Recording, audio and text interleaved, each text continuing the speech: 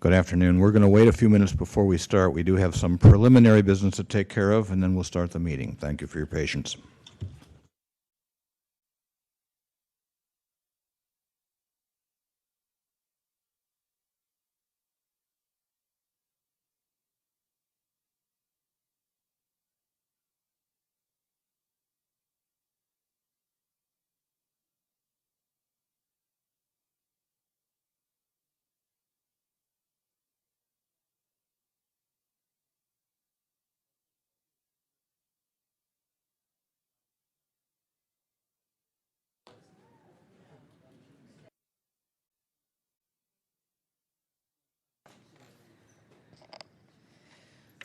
Good afternoon, Madeline Licavoli, Deputy Clerk. I apologize for being late. That's all right. Okay, if you'll raise your right hand and then repeat after me, and state your name. I, Nick Goldman, I, James Kneber, Do solemnly swear do solemnly swear that I will support and defend that I will support and defend the Constitution of the United States the Constitution of the United States and the Constitution of the State of California and the Constitution of the State of California against all enemies, foreign and domestic, against all enemies, foreign and domestic, that I will bear true faith and allegiance that I will bear true faith and allegiance to the Constitution of the United States to the Constitution of the United States and the Constitution of the State of California, and the Constitution of the State of California, that I take this obligation freely that I take this obligation freely without mental reservation or Without- purpose of without evasion, mental reservation or purpose of evasion, and that I will well and faithfully and that I will well and faithfully discharge the duties discharge the duties upon which I am about to enter, upon which I am about to enter, and during such time and during such time as I hold the office of as I hold the office of member of the Sunshine Ordinance Task Force member of the Sunshine Ordinance Task Force of the City and County of San Francisco. of the City and County of San Francisco. Thank you. Congratulations.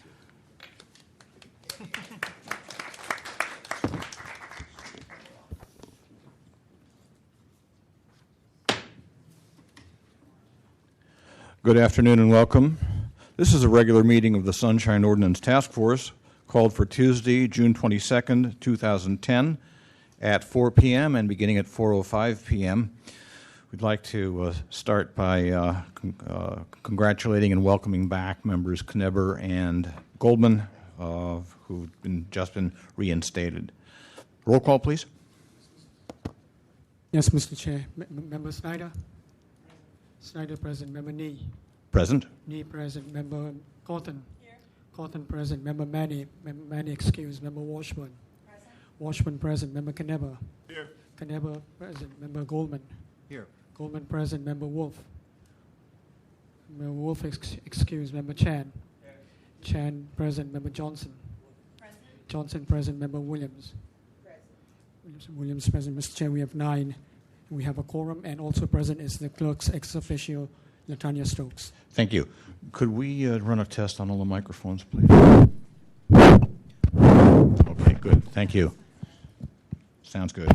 Before we begin, there are some agenda changes.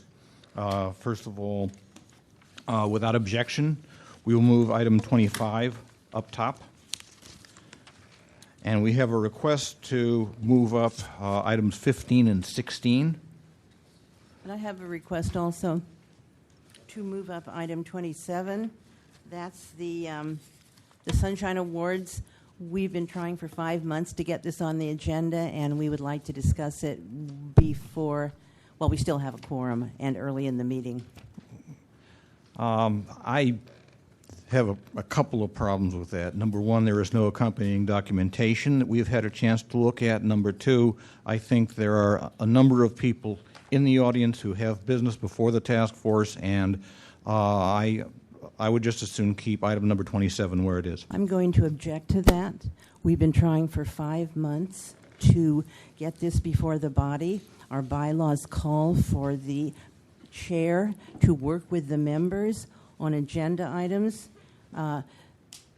Former Vice Chair Craven said back in March that this should be put on the agenda.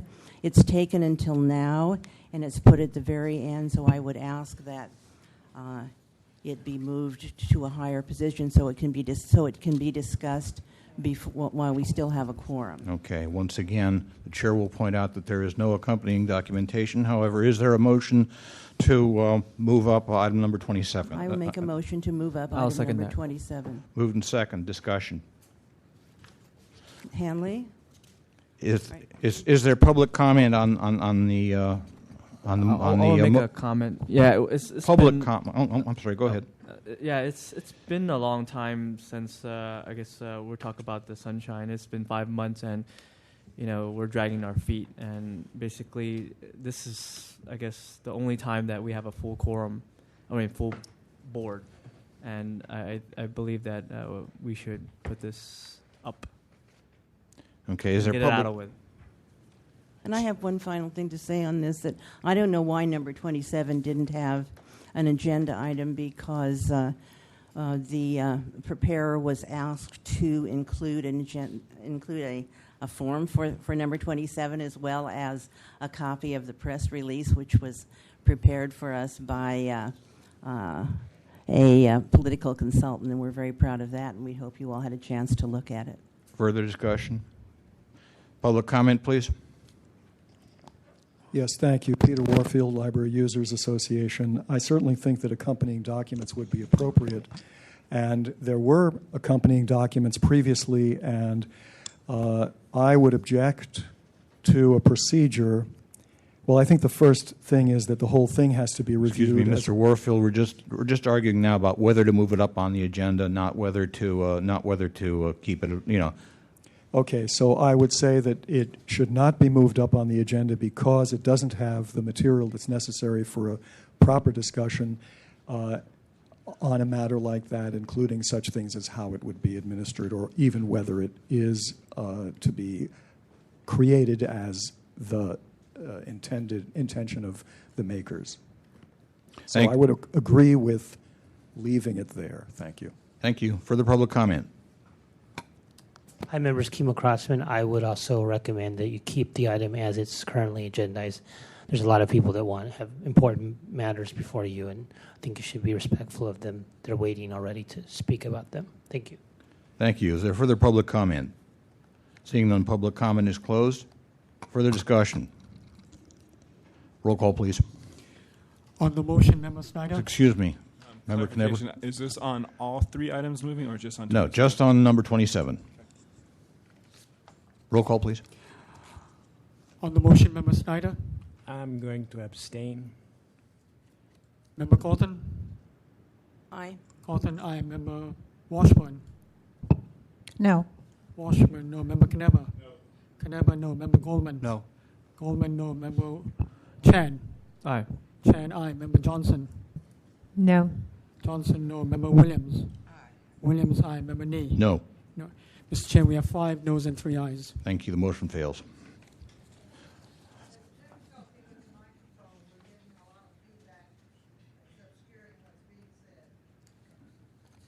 Thank you. Thank you for letting us know that. All right. In that case, the first order of business then will be item number 25, after which we will have the approval of the minutes, or action on the minutes, or items 1 through 5, and then item number 6, and then items number 15 and 16 will be moved up to just past item number 6.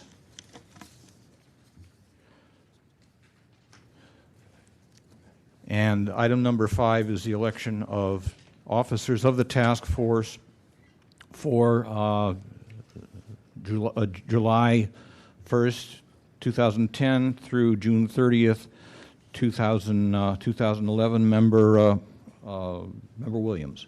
Yes, I would like to know how would this work, because the member that I would like to nominate is not present today.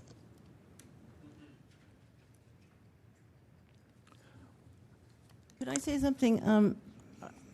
In many Member cases, Cawthon.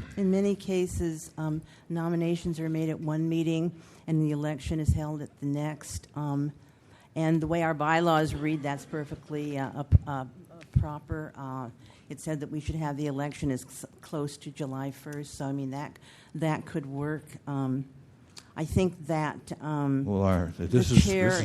chair remains in office until someone is elected to replace him, so it wouldn't affect our deliberations at all. So I would suggest that we have the nominations today and the election next time. Well, next time will be well past July 1st. This is the closest date to July 1st. Let me ask Member Williams. Have you approached this member about serving as chair? No, I haven't. Well, then we have no way of knowing whether this member wants to serve as chair. Well, if I'd got this package on time, I would have approached him. When I did get it, it was late last night, and I did approach one member, and he declined. So I had two people in mind that I wanted to nominate. What the chair I would got in touch with one of them. Okay. The chair will recommend the following. We take nominations, we take a vote. If the vote is not conclusive, the nominations will remain in place and the vote will be taken next month. Agreed? I have a Member suggestion. Cawthon? I think we should have a little discussion first. I would suggest that I have a couple of questions I would like to ask. So I would suggest that before we vote, we open it up to discussion by members or Q&A by members. Member Cawthon, what is your Q&A? I first would like to know who's nominated. Well, that remains to be seen. Let's have after we have the nominations. We haven't had nominations. After we yet. have the nominations, I would suggest that there be some time reserved for members to question the nominees. That's normal procedure. That's normal procedure. Any further comment? Okay. The proper procedure is that the administrator, the clerk administrator, preside over the nomination and election process. So at this time, I would like to ask Mr. Rustum to take over that function. Thank you very much, Mr. Chair. Member Snyder, who would you wish to nominate as chair and vice chair? Well, excuse me. The nominations are made separately for chair and vice chair. Yeah. What you would do is say, is there any nomination? The nominations are now open for chairman, for chairperson, and then members of the task force make their nominations. Okay, Mr. Members' nominations are now open for chair and vice chair. Member Goldman. I nominate chair, Member Nee for chair. Is there a second? Second. Other nominations? Are there other nominations? Yes, I Member nominate, Williams. Bruce Wolf for as chair. Is there a second? Is there a second? I'll second that. Other nominations? Are there any other nominations? Seeing none, on the first nomination for chair as Member Nee, and for vice chair, Mr. Goldman. No. Suggesting. There are two nominations for chair, Member Nee and Member Wolf. Right. Okay. Both nominations have received a second. On the first nomination. No. We now open for discussion. We now open it for discussion on the first nominations. Well, I can't ask Mr. Wolf because he's not here, but I would like to ask the nominee who is present. I'm a little concerned about the direction that our body is going. We really need to get our body of amendments through. It will, every day that we don't have the amendments in place, the public is deprived of a more user-friendly ordinance. We failed to get the amendments through on the ballot in 2008. We have failed to get them on the ballot in 2010. I have suggested that perhaps we create some kind of a project plan with internal deadlines so that we can make sure that we are on track insofar as getting the amendments to the supervisors in enough time to give them the opportunity to vet it, to come back and disagree with us so that we can discuss it. And I think that if we do what we have been doing, which was that we spent 6 weeks meeting every single week, and we proceeded from 67.23 to 67.24 and back again, I don't think that's a good way to move things forward. I think we need some internal deadlines. So I'm wondering if the nominee is willing to create some kind of a project plan so that we can make sure that we're meeting our goals. Well, Member Cawthon, first of all, we had a project plan. We had internal deadlines. The special meetings were all part of that. And one of the, we had a number of things that slowed us down, not the least being that at some meetings, not enough members were present. At some meetings, we started out with a quorum, and then the meeting had to be adjourned in very short order because a quorum disappeared. And as a matter of fact, if memory serves me correctly, and I don't say this disparagingly, but as a matter of fact, Member Cawthon, you were one of the people who frequently... I think you should refrain from ad hominem attacks. They're totally uncalled for. I'm not attacking you when I point out that you were one of the people who frequently had to leave early because of other obligations. That is an inaccurate statement, and I ask you to Oh, ma'am, refrain it from is personal accurate. Comments. It's very unbecoming. Well, ma'am, the record will show that I'm correct. But however, as I said, my attention to your attendance was not meant to be disparaging.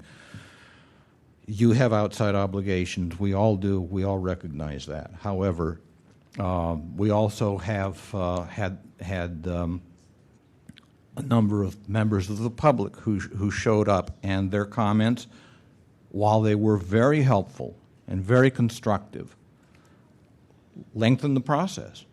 And, we had the project plan where we brought a complete package to the task force, to the full task force. That package came from the Compliance and Amendments Committee, which held numerous public hearings to bring the package to the full task force. Then the full task force, with as much as its time and resources would permit, move the package as far forward as we could. Unfortunately, we could not do it in time to get it on this November's ballot. That's, it's not a fault of anybody on this task force. It's just the way things worked out. And in going forward, the chair will again start to have special meetings to complete it so that we can get it to the supervisors on time for the November 2011 ballot. Does that answer the question? I have another question.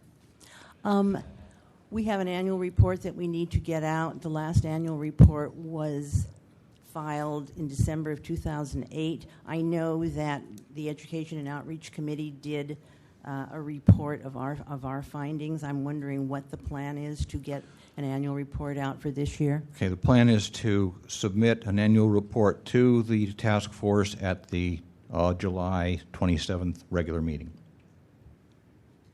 And then once we get it nailed down, send it to the Board of Supervisors. Are there any other members who wish to comment on this? Seeing none. On the member Nee's nomination? Excuse me, what I believe would be appropriate, we have 2 nominees, so the appropriate way of doing this would be each member will call out, when asked, will call out either Member Nee or Member Wolf. On that, Member Snyder. Member Nee. Member Cawthon. Excuse me. Public comment has been asked for, and let's have public comment. I apologize, my mistake. Let's have public comment, please. Members Kimo Crossman, I want to speak in support of Mr. Nee on this matter. He's a longtime advocate of Sunshine. He's on the Society of Professional Journalists, and I think his heart is in the right place. As Mr. Comstock said when he was chair, the role of chair is a very difficult role, and you have to support your chair. I've think that on balance he's done an excellent job, and I would strongly support his renomination for this position. Further public comment? So I'd like to add, I believe Member Nee has done an excellent job. And someone mentioned earlier the turn of the task force, and I think the turn, in my perspective, has been a positive one, moving more into the support of Sunshine and the openness of government. So I would definitely encourage continuation of Richard Nee as chair. Okay. Further public comment? Good afternoon. I support Ms. Director Lee as continue to be the chair. I have seen some email, the public member public email to him. He has taken the time to respond. I think I appreciate that. I want he continue to be the chair. Thank you. Thank you. Is there further public comment? Peter Warfield, Library Users Association. I would speak in favor of member or chair Nee retaining his position. I think both of the nominees would be good as chair, but I think Mr. Nee has a longer history, has a more continuous history, brings a great deal to the job. Certainly we don't agree on everything and at every point, but that's not necessary, and I think he has been on the whole, judicious and diplomatic and effective as chair. The particular things that were spoken about by one of the members, I might say, are not ad hominem. Neither was the reply to talk about particular performance things or attendance or whether or not something came out is appropriate to the substance of the discussions, but I think that quite appropriately, the chair, with respect to the amendments, was concerned to produce a good product and not just put something out the door for the sake of putting it out. And I appreciate that, for one. It certainly was not a perfect process as far as I'm concerned, but that it was a lot better than it might have been otherwise. And I also appreciate the way that he ran some of those meetings and allowed more comment from the public than what might be considered the absolute minimum required. I think that was appropriate, and I think that was a good call. So I support continuation of Chair Nee. Thank you. Thank you. Is there further public comment? I'd like to speak in support of Mr. Nee. For my limited experience with Sunshine, he's been spot on. Thank you. Thank you. Further public comment? Seeing none, public comment is closed. The chair would like to report that Member Wolf has entered the room and is now with us. Member Wolf, as you know, you may have found out, you have been nominated for the chair of the task force. Is there any comment you would like to make, any questions you would like to ask? Well, I appreciate it. Thank you very much all for your thoughts in nominating me. I kind of half hoped that it would have remained at the time that was located on the agenda, because it's pretty well known that I do come late because of my travels from San Rafael on Tuesdays. So, but I have, I am more than happy to step aside and support our current chair, and I have let him know personally that if he wanted to continue, I would be happy to do that. But I'm also happy to serve in the role if that's the wish and the desire of the body here today. And I feel plenty confident and competent in to do it, and I will make every effort to try and change my schedule in order to accommodate it. It will take a little doing, but I think I can manage to be able to do that, and also be able to bring the needs and the leadership that we all currently enjoy, and that I can continue to move our agenda forward. Okay. Earlier on, the members of the task force were given the liberty of asking questions of the nominees, and you were not, Member Wolf was not here at the time. So what I would like is if any member of the task force has a question for Member Wolf. I will just a brief, Bruce, on what happened. I seconded the nomination, by the way. I expressed some concern about the fact that we haven't been able to get our amendments on the ballot, and I suggested that perhaps we have some kind of a project plan with internal deadlines so we could make sure that we get it on the 2011 ballot. And I know that you had said earlier that you thought one good way of making sure that we get everything done is maybe focus on the most important sections in the remaining ordinance. So I'm just wondering how you would feel about having some kind of a plan, a schedule, like a critical path schedule, so that we could make sure to get it to the supervisors in time to get it on the ballot in 2011. Sure. I've been of the very consistent belief, even from my serving on this body years ago, was that the items that were easy for the supervisors to swallow and that they're able to actually take action on because of the existence of the ordinance already, that those things we should push forward. A lot of them are clarifications, some typos here and there, grammar, that kind of stuff. But it gets them with the kind of into the motion of working with this this document again. They haven't seen or worked with this document in a decade. It's time for them, because as we know, we need some updates to it. And the hard ones we would put on the ballot, but that we try to put the ones that are on the ballot that we know that the public could easily swallow also, and the ones that would provide us with the best amount of additional either authority or additional transparency or whatever more that we want out of the ordinance itself. And I think that that's the best way to do it, and that it's doing an all-at-once kind of amendment, I think, is really hard to swallow for the public.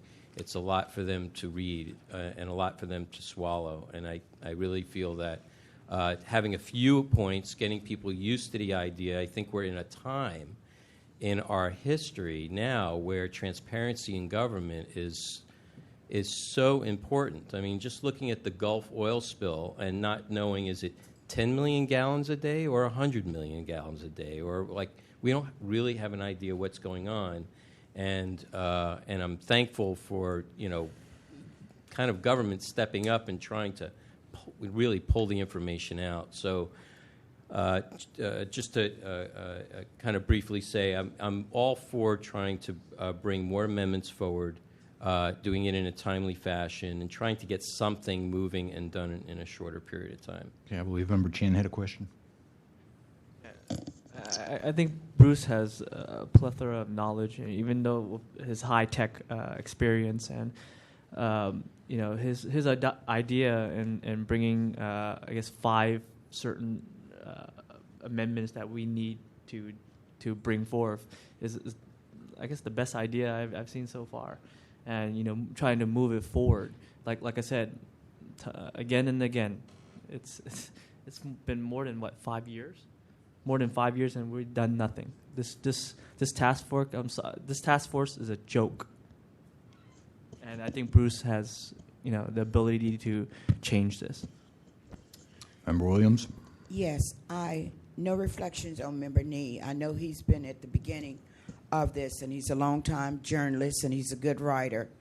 And in fact, I nominated him 2 years ago for president, and he he didn't decline. But what I see in Member Wolf is a new change. He has for one thing, I see the compassion, the sensitivity, how he sits back and thinks, how he reads over everything, and he's so knowledgeable. His communication skills and his technology. And I think this could have been moved much, much faster when you have that technology and that skill. And I'm just so glad to have brought him back. So either way that it goes, I really would like to see Member Wolf with brand new ideas he brings. And in the words, we need a change. This has been too long going on. I've been on this board 12 years. And I don't see too much of a change going on. I see what the members are saying out there, but I haven't seen too damn much of change going on with this board. And I won't change. Thank you. Further questions or comments? May we have the roll call, please?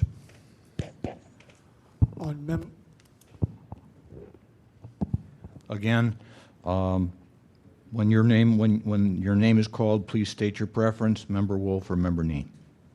Member Snyder? Member Nee. Member Cotton? Wolf? Member Washburn? Member Nee. Member Knebber? Nee. Knebber Nee. Member Goldman? Nee. Goldman Nee. Member Wolf? Pass. Member Chan? Wolf. Chan Wolf. Member Johnson? Member Nee. Johnson Nee. Member Williams? Member Williams Wolf. Member Nee. Nee. Member Wolf? Not myself. Mr. Chair, Member Nee has collected 6 votes and Mr. Wolf has collected 4 votes. Thank you.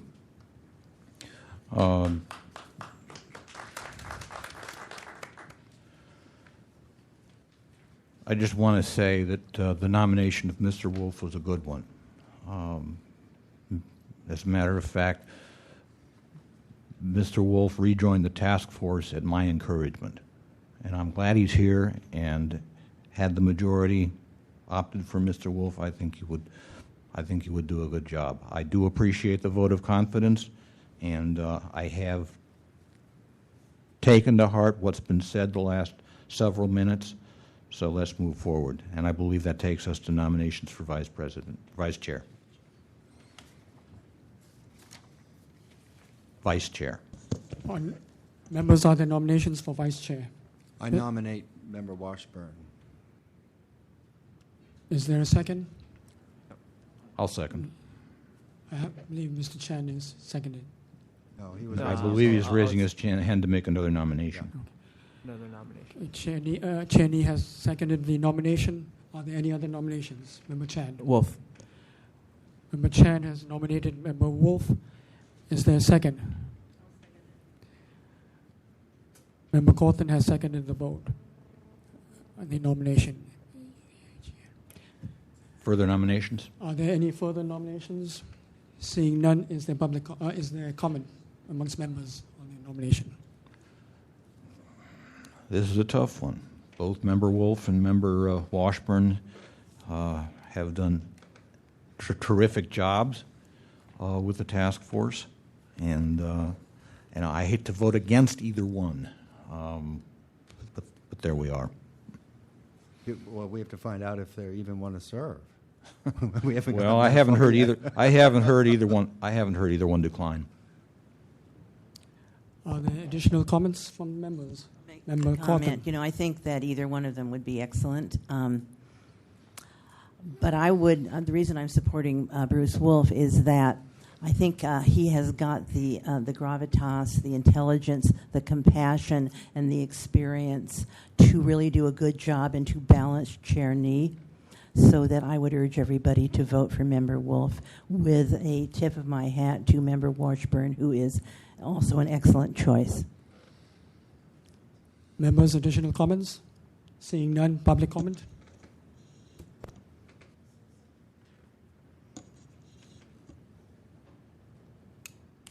Peter Warfield, I think both would be excellent choices. I think both are intelligent, they're qualified, they have quite a bit of experience here. And to quote the chair, that's a tough one, and I think both of them, or either one, would do an excellent job. Thank you.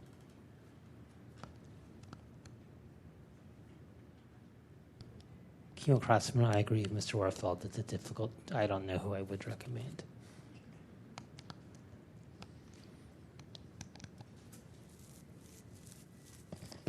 I support both, and if you can have two positions, that would be great. Thank you.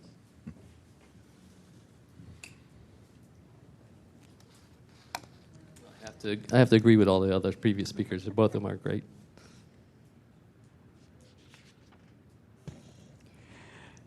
Seeing none. Members, any additional comments? Okay, members, could you please state the first nominee would be Member Washburn. The second nominee is Member Wolf. Member Snyder. Member Wolf. Snyder, Member Wolf. Member Cawthon. Member Wolf. Cawthon, Member Wolf. Member Washburn. Member Washburn. Member Washburn, Member Washburn. Member Caneba. Member Caneba, Member Wolf. Member Goldman. Washburn. Member Goldman, Member Washburn. Member Wolf. Member Wolf. Member Wolf voting for Member Wolf. Member Chan. Member Chan voting for Member Wolf. Member Johnson. Member Wolf. Member Johnson voting for Member Wolf. Member Williams. Member Williams voting for Member Member Wolf. Member Nee. Washburn. Member Nee voting for Member Washburn. Mr. Chair, Member Washburn has collected 3 votes and Member Wolf has collected 7 votes. Thank you. Congratulate both Member Wolf and Member Washburn. I think, again, both of you are well suited to the task, and I look forward to continuing to work with both of you.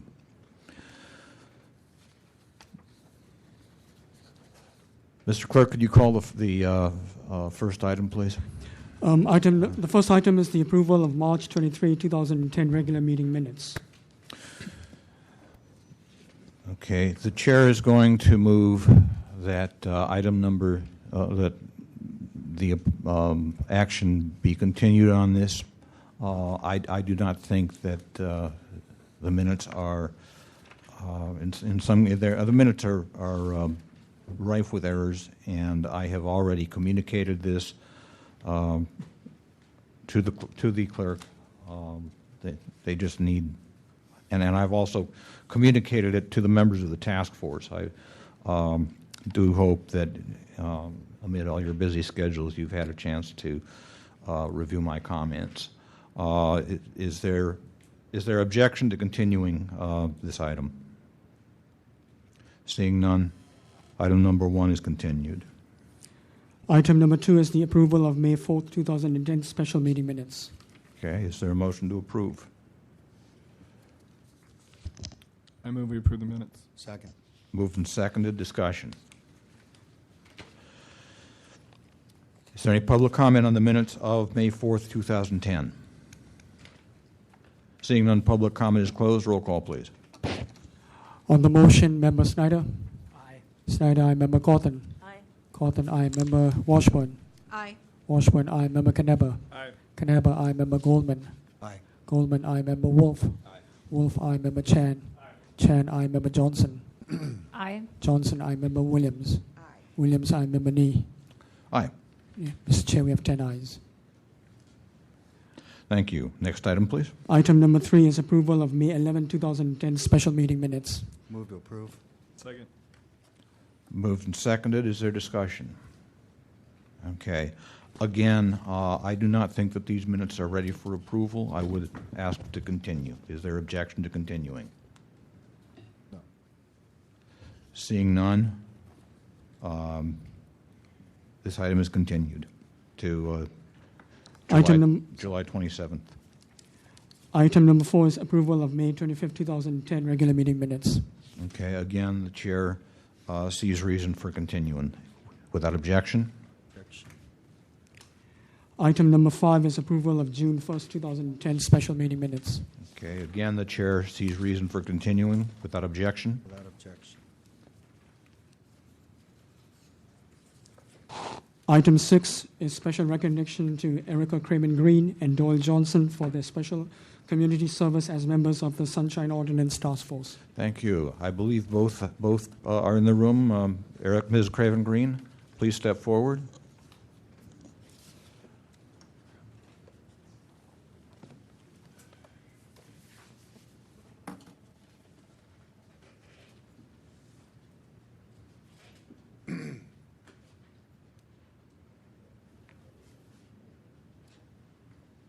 Welcome back to both of you. Let me take the microphone here. Microphone, please.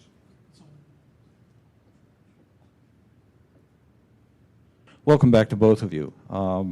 This is our opportunity to thank both of you for the contributions you've made to the task force and to Sunshine in general. Both of you did superb jobs while you were here, and we wish to give each of you a certificate, and we'd like to see if you have any thoughts you'd like to give us, and we'd like to give members of the task force the opportunity to add their thoughts as well. Member Craven Green, former member Craven Green, former member Johnson.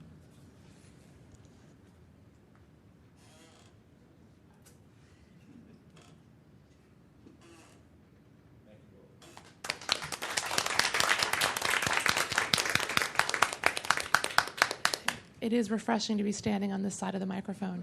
But I just want to say that my 6 years with the task force were very important to me as an open government advocate, applying what I learned in my private practice on behalf of media entities to the folks who came before us, citizens who undertook with enormous courage and time and commitment to apply the Sunshine Ordinance and to seek the records which they deserved, and also serving with each of you in hours and hours-long meetings, getting to the bottom of various complaints whose facts or law were not always clear, provided a challenge, but also a great reward. And was just very happy that I could serve the city and county of San Francisco and its citizens, and I wish you all the best in your future endeavors. Thank you. Thank you.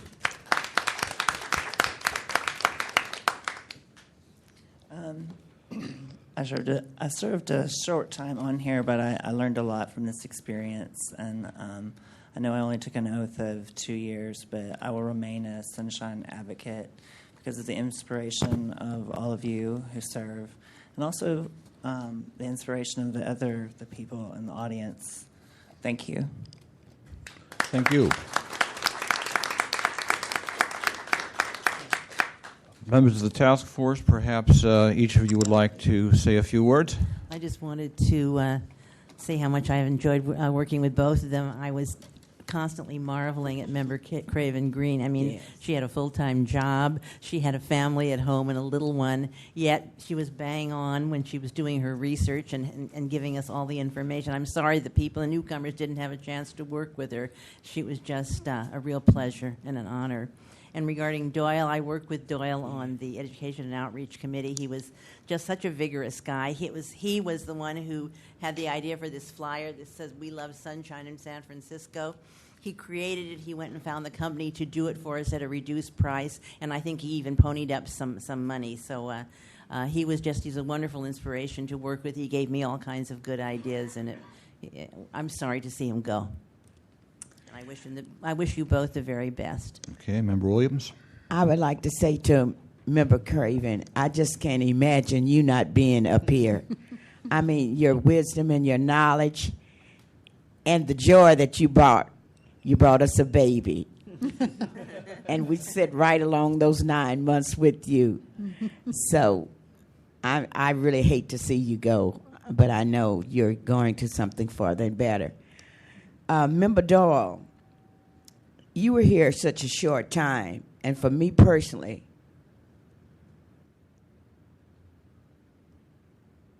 I have never been affected by anyone on this board as much as I have you. You came in with a disability, and through my tragedy, you always held me up. You had confident words to tell me to hang on in there. Put that cane down. You're going to walk. You're going to be all right. And that's something that I hadn't heard from a lot of people. And you're a very sensitive man. You're a very giving man. And when you paid for these things your own self, it showed where your heart was. And plus, you're a Sagittarian, just like I am. So it's just something, a bond that I had built with you. And I wish you the best of everything and the best of health. And I want to thank you personally for bringing me through my tough times, because you really understood, because we talked in private about a lot of things. So thank you. Member Chan? Yeah, I just want to echo what I guess my colleague says. Erica, you've been really good and knowledgeable in this task force, and you should have been chair. I don't know why keep on saying, nope, I don't want to be chair. But you should have been, and you would have been a great leader. And for Doyle, you were chair for a moment, and you would have been a really great chair. And I think Sue and Member Williams said it all, that you're in top of the game. Member Washburn? Of course, I echo my colleagues, and just a few brief words. Erica, I learned so much from you. I came on this board knowing, really very little about the ordinance, other than an informed layperson, and I learned more about the ordinance, but also how this all works. And it's been a fascinating journey, and I hope to see you again in the future in some way. And Doyle, you made contributions way beyond your brief stay here, and I was amazed at how you jumped in with both feet. I mean, you were on all the committees and contributed so much, and I really admire you tremendously. The very best to both of you. Member Wolf? I also can't imagine you not being on here, Erica. This is, you're like a rock, at least for me in my time here, and lots of great debates, and I learned a ton of very interesting ways to think about the law and about this particular law. Even though I've spent a lot of time reading it, there's still lots of stuff to learn from it, and you really brought a lot of insight and foresight for me on that. And Doyle, I don't think we've ever met, but I got to tell you, from all the members, what they've had to say about you and your departure, that you were just a really great member, and some of the words that were said during the Rules Committee when we were all being reappointed at the same time. So I really wish you the best, and hope maybe you can find your way back sometime. Member Johnson? I haven't really worked with either of you, but everybody loves you so much. I wish you the best of luck. And I'm sure I'm going to be hearing Erica's name repeatedly because it comes up all the time. Member Snyder?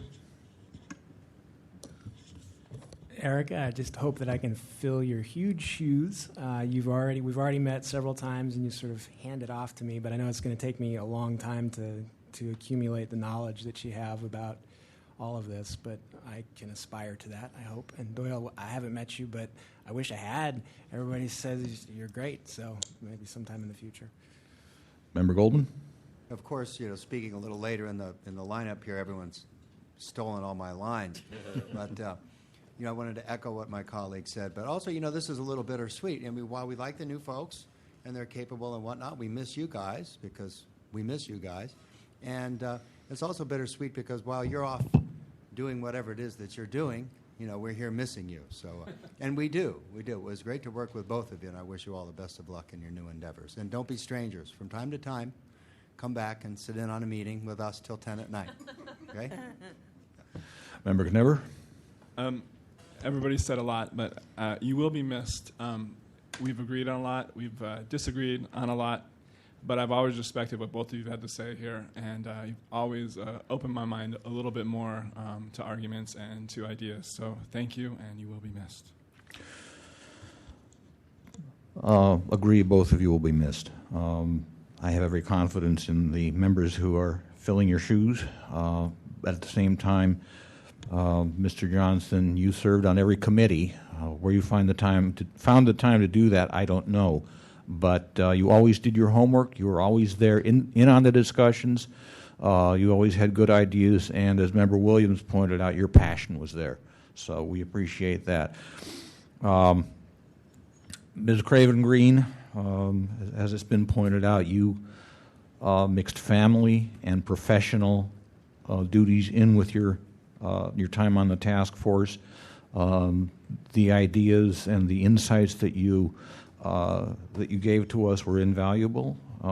You and I didn't always agree on things, but at the end of the day, we knew that what we had done here was for the good of Sunshine. I hope that both of you will remain active on Sunshine.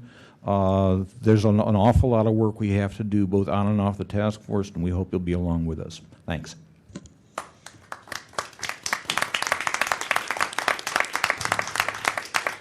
Public comment? Say something real quick. Remember, Jan? I think, we're I guess missing a comment from Ms. Strokes. I mean, I think we a lot of times leave her out, and I think even though she's executive office, we should give her some. Thank you. say, I regret right? the oversight on my part. Ms. Stokes, do you have anything you'd like to add? During the short time that I have been a member of this task force, I can just say I've been impressed with everyone's knowledge about Sunshine. And I think you guys are losing two incredible members, but I trust that both of them, with their background and experience, will still be involved with Sunshine to some extent. So I can say I don't know them both personally, but I can concur with the comments from the members. Thank you. Public comment? Kimo Crossman, I wanted to thank Doe Johnson for his extraordinary efforts, both word and deed, on the task force, and I think it's a real loss for the task force that he's no longer able to serve. Thank you. Further public comment? Yes, Peter Warfield. First of all, I'd like to make an oral immediate disclosure request for the wording of the recognition, which unfortunately wasn't read. I'm partly joking. There is no such thing as an oral immediate disclosure request, I know. But I think it would be wonderful if I might see it. I'd love to read it if nobody, or have somebody else read it. I appreciate very much the tremendous work that I think has not been mentioned here, and certainly for the longer-serving member, it was a reading of thousands and thousands of pages, and for both, always, I think, a conscientiousness of their effort. I don't think that either one ever didn't, to my knowledge. I think that there wasn't a sense that they didn't, well, they did, it seems to me, go through a lot of material, and that effort alone is very, very worthy and commendable. I know that you all have the same job and the same effort involved, but I think it's difficult. You have had, at one point, a 600-plus page agenda. All of your agendas are quite considerable, and just to do a conscientious job is quite a commendable effort. I also think that both brought a considerable knowledge and brought to bear their considerable knowledge, and particularly former member Erica Craven Green brought also a tremendous experience and intelligence, not all of which I personally agreed with at all times, but nonetheless I appreciate it very much, and I would wish both former members the very best for all of their future endeavors. Thank you. Further public comment? Seeing none, public comment is closed.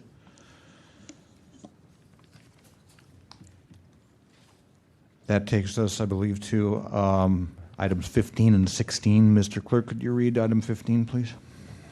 Item 15, Mr. Chair, is determination of jurisdiction on complaint filed by Alvin X against the Children and Families Commission for allegedly violating Sunshine Ordinance Sections 67.27, 67.31, and 67.35. Members, I move that we find jurisdiction on this item. A second. Moved and seconded. Discussion? Is there any public comment on the question of jurisdiction? Seeing none, public comment is closed. Roll call, please. On jurisdiction, Member Knebel. Member Snyder. Aye. Snyder, aye. Member Cawthon. Aye. Cawthon, aye. Member Washburn. Aye. Washburn, aye. Member Knebel. Aye. Knebel, aye. Member Goldman. Aye. Goldman, aye. Member Wolf. Aye. I'm sorry. Wolf, aye. Member Chan. Aye. Chan, aye. Member Johnson. Aye. Johnson, aye. Member Williams. Williams, aye. Member Nee. Aye. Mr. Chair, we have 10 ayes. Thank you. That takes us to the substance. Is the complainant present? Mr. X? Is there anybody here to present facts and evidence in support of the complainant? Seeing none, is the respondent present? Is there anybody here to present facts and evidence in support of the respondent? Seeing none, Chair would move to table this item. Without objection, this item is tabled.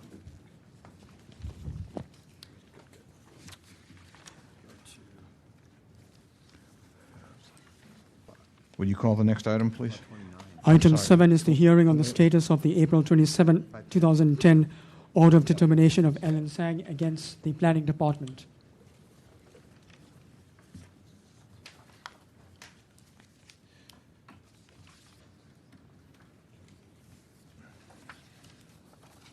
Saying.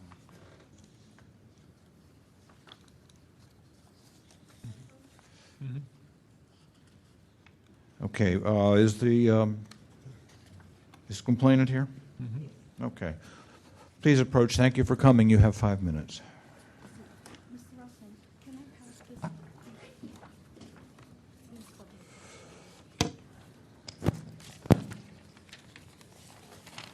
Before you begin, the chair would like to point out that in items 7 through 10, their question is no longer whether we agree with the decision of the task force, because some of us did disagree with the decision of the task force. In this case, in all 4 of these cases, there were orders of determination that were issued. Decisions were made, orders of determination were issued. And the question before us now is whether those orders of determination were met. Those are the only questions we're considering here. Ms. Chang, please proceed. Okay. My complaint was determined. There's an order determination issue. I was asking the planning department, because the planning department make a complaint to the building department against the 769 North Point storage shed. I will ask them the day of the complaint, where the complaint was originally generated, and description of the complaint, etc. As of today, Planner Jonas stated that he was the one who made the complaint. He said that 2 years ago he made a site visit to 2642 and 2644 High Street, and 2 years later he made his complaint. As today, he did not tell me the name of the planning staff whom he made a complaint to, the description of his complaint, the time and day he in fact made the visit to 2642 High Street. Last Thursday, it's 4 days ago, and the planner in planning department handed me a blank form, which is I handed to you. It's the planning department complaint records, which is asking for those information, exactly what I've been asking the planning department to give me about this complaint. The planner told me the planner make a complaint against the property for violation must fill out this form, no exception. This form was withheld from me. I did not have any knowledge when I asked those questions, when I filed the sunshine complaint, and they know that this record exists and withheld it from us. And the worst thing is that this shed actually was abated 2004 by the chief building inspector. I also attached the document to you. The planning and building both had those records, but for whatever the reason, I don't want to get into that, and they still doesn't want to dismiss the complaint, doesn't want to tell me anything about this complaint. So I would like, this record exists. They are willfully violating your order. I want you to fight the willful failure and official misconduct against the management level employee in the planning department. The planner, senior planner, Jonah Ionian, and he is the senior planner and also handled this project, and also he is the custodian of the record of the planning department. That's all. Thank you. I'm just saying that they did not satisfy the order, and then they willfully withheld this document from me. Thank you. Thank you. Is there anybody here to present facts and evidence in support of the complainant?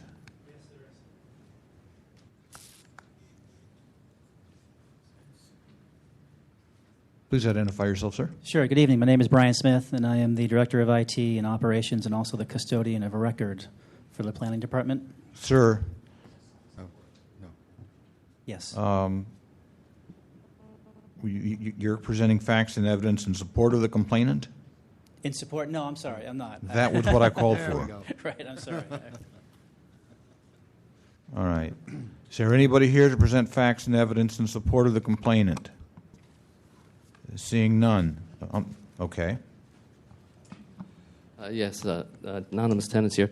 I'd like to support Ms. Sang. Planner I own, and he's continually holding records on us. Not only him, as many people in the planning department hold records. So this is a continuing saga. 2 years ago when we had a case, they held the records on us, and it took us 9 months to get the records.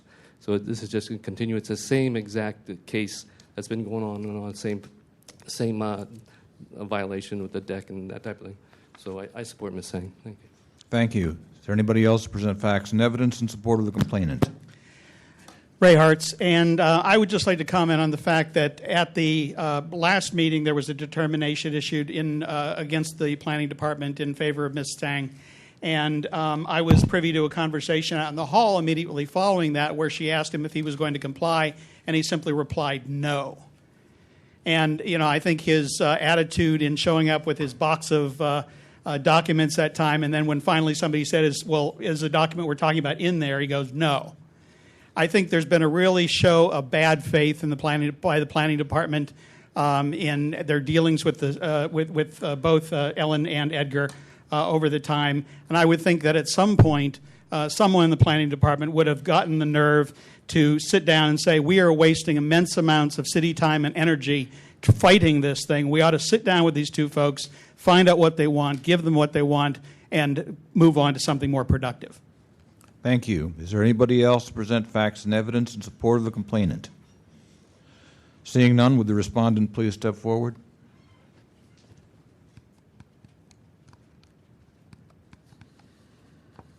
Okay, I'm back.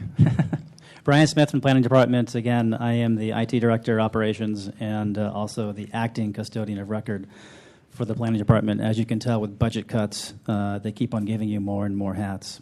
So just wanted to respond to this complaint with the emails. There was an email to Miss Agnes Lau dated on 3/24, and then another email to Agnes Lau, and Agnes Lau only. We were here about 4 months ago for a similar request, and the body found in our favor that we had provided the information for them. And with that, with Ms. Sang just emailing Ms. Lau and nobody else when she knew she could email myself or Jonas Ionin or any other planner, and just emailing her seems a little funny. But the reason why it wasn't immediately responded to was because Ms. Lau was on vacation from 3/17 to 4/16. When she did come back on vacation, saw that the email addressed only to her, she forwarded that to Jonas and myself. Jonas then replied on 4/23 and said, Ms. Sang, please find the requested records attached in a PDF document. Also, please excuse the late response. Your original request was sent only to Ms. Lau, who was out of the office. We hope this satisfies your request. And there is a reply from Ms. Sang saying, now that even though they were late, I have them, and then asking for more subsequent material moving on yet again. So that pretty much covers the planning department's background on that request. The materials were forthcoming once we realized that they were requested, and that's our email track as well. Thank you. Is there anybody here to present facts and evidence in support of the respondent? Seeing none, the matter is with the task force. Is there anybody who wishes to ask a question of either the complainant or the respondent? Member Washburn. I have a question for Ms. Sang. Yes. I just want to make sure I understand the situation completely. So you have a storage shed that was signed off on by planning 6 years ago. Okay. That's what the job card shows. The job card is saying the job card is for something, but this is the inspector, Chief Inspector Lowry, inspect the shed and said the shed is in compliance. So that's, you can see what he handwriting. So that was concluded, and then for whatever the reason, obviously I filed sunshine complaint about planning, and then Mr. Planner Jonas stated 2 years ago he made the visit to the neighbors, and then 2 years later he filed a complaint, and he has refused. You have the order. He still refused to tell me whom he make the complaining to. What is the description of his complaint? And just and I provide all those documents to him, and in fact he has them. The planning and building both have this record, and for them to make an unfounded complaint, I think this is beyond my understanding. But yeah, the shed was in compliance, not changed. For them to make a complaint, and then because I'm the trustee of the Arthur Trust, who's the owner of 769, I have the legal obligation to find out what is going on. What can we do? It's in code compliance. When the city used the power to make a complaint, and then we have, I just don't know what is going on. So I ask those questions, and it's like pull the teeth to get who make a complaint. Finally, Jonas said, "Oh yeah, I make a complaint, but I don't have it. I don't remember anything. I don't have it." He make a complaint in February 10, according to him. I'm just asking the question immediately. I mean, he said he can forget about anything, and this is the form they withheld it from us. It must fill out. A planner cannot use the position just to make a complaint without any records, like he is complaining. He's claiming now. Yeah. So there was a shed in place in 2004, and it was judged to be in compliance. Yes. And then a number of years later, someone makes a complaint against the same shed saying that it's no longer in compliance. Not somebody. It's the planning department. The planning department decides that it's not okay. Yeah. And this type of matter there should be a form filled out with the complaint. Yeah. And no exception. And and so you gave us an example, and this was never provided to you. No, never. I did not even know this official form exists until 4 days ago. The planner handed to us and says that the planning department, any planner makes a complaint against the property, against the private property, must fill out this form as no exception. Okay. I was so shocked, and that's the question I actually asking. It's actually more than I asking. I asking them how to generate what they was. But actually, they asking more questions, in front and back. So I think that the city do have the system. I believe that. But planning just don't withhold this record and doesn't provide it to us until today. This is what they said is actually it's nothing to do with the order. Actually, okay, that's already okay. Decided. So this particular form is what you had asked for, although you didn't know that it was this. Yeah. And so you haven't received any written documentation of this complaint that the planning department made against the shed. Yeah, okay. Exactly. All right. Thank you. Yeah. Thank you. Thank you. Ms. Tsang, is there anybody else who has a question? Ms. Tsang? Ms. Tsang? Member Wolf? I don't have a question for Ms. Sang, but I have a question and a statement for the... Okay, I do have a question for Ms. Tsang. as of right now, are there any documents that you requested that you have not received? I have not received anything except that one email says that Jonas Ione said, "Oh, I am the one make a complaint, but I don't have a record. I don't remember anything." So, and then I just don't believe that. Then finally, I find out they do have the system. And then when you make a complaint against the private property, you have to fill the form. The form exists, was never produced.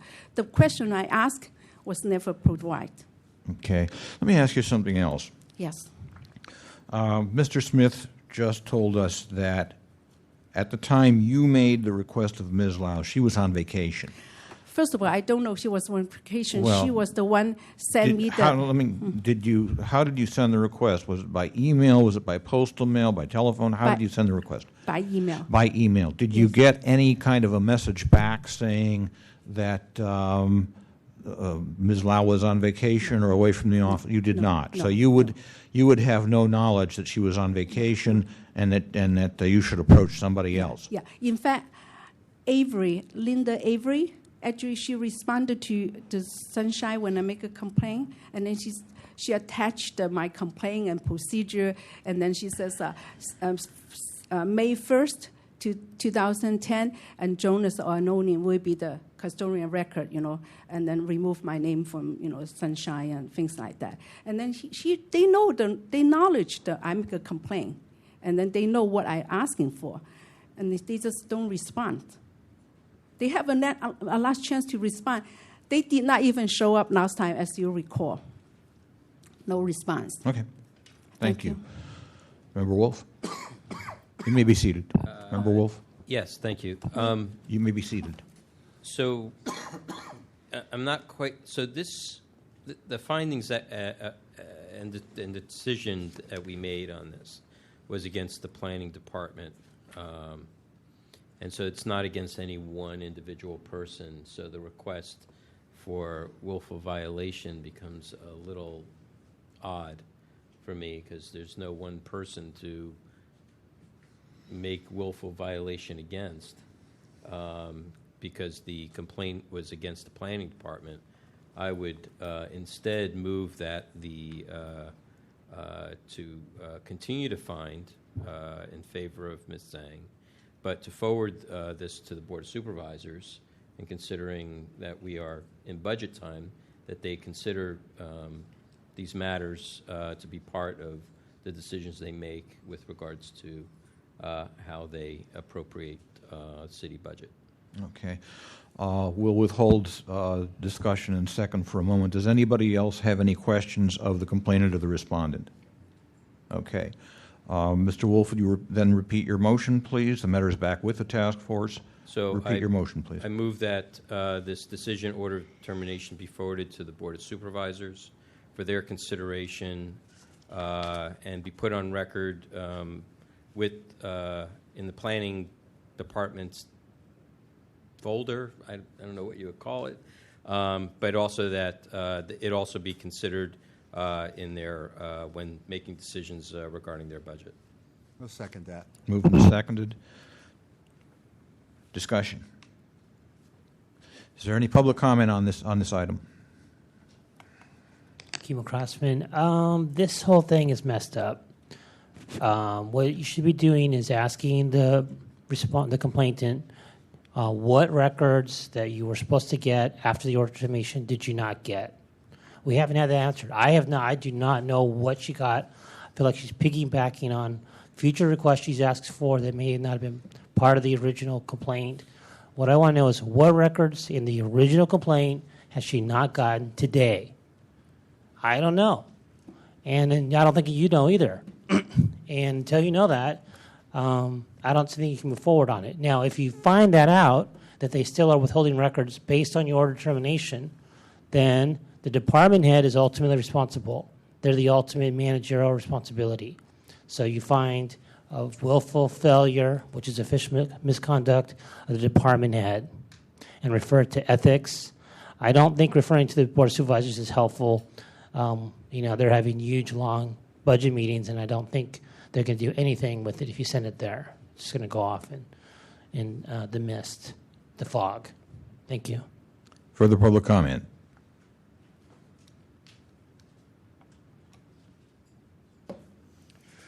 Peter Warfield. I am not particularly familiar with this complaint, but I also agree with the previous speaker that it's not clear to me from what's gone before here whether or not Ms. Sang received what it was she complained that she had not received. I think I heard her say that she hadn't gotten what she asked for.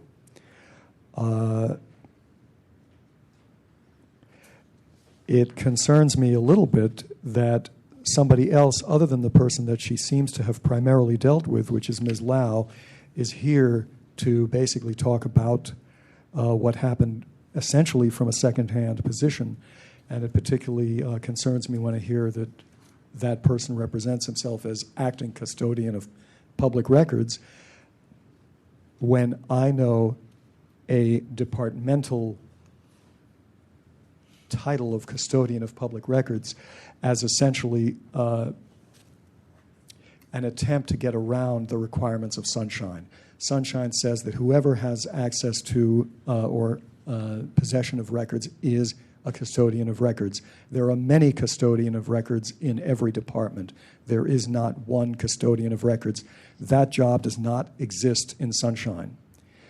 So that concerns me as well. It also concerns me when the folks that weren't directly involved come here because the representatives may know some things, but they certainly don't necessarily know what has happened with the specifics at the time that they happened. And it's clear from this order of determination that the dealings were with Ms. Lau.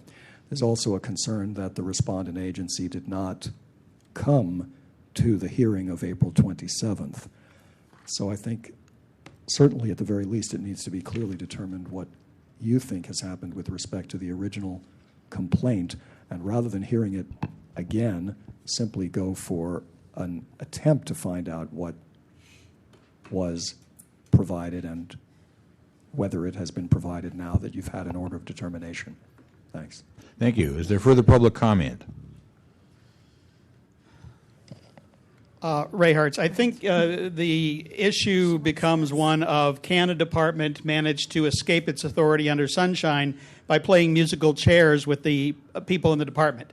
Bottom line, I think the law requires that if the custodian of records is not there, then someone else has to take that responsibility during the time of their absence. If a department member is gone, any well-run organization is going to assign someone to take responsibility for any actions that need to be taken in that particular area of responsibility while that person is absent. I have been CC'd on many of the interchanges between the building department and Ms. Sang, and basically they keep switching people, saying, no, you talk to this person, no, you talk to that person, no, and then she sends the email to that person, and they say, well, why are you talking to me? You should be talking to this person. They continually do this, and in addition to that, they're very evasive. Mr. Smith, who is here speaking on behalf of the planning department, I myself sent him an email one time asking him for the name of his immediate supervisor, and he refused to give that to me. He simply told me that he was going to not acknowledge my email because he considered it to be junk mail, and I sent him an email saying, look, that's not junk mail. You sent me an answer telling me it's junk mail. I want to know who your boss is. Tell me. And finally, at that point, he did tell me. Unfortunately, if he is the person representing the department, I certainly don't have a lot of faith in what he says. Is there further public comment? Seeing none, public comment is closed. Excuse me, sir, please be seated. Member Chen, and then Member Snyder. And Member Cawthon. And then Member Cawthon. I got a question for Ms. Sang. Ms. Tang, please approach the microphone. Did you get all your documents? No. No. I just get two things. One is the planner Jonas Ione. He is the one make the complaint. And then he told me that 2 years ago he make a site visit to 2642 and 44 High Street. That's caused him to make a complaint 2 years later against the shed. So the description, what's the basis, what's the facts? No, none. And he cannot even tell me what time and what day he did in fact make the visit or not.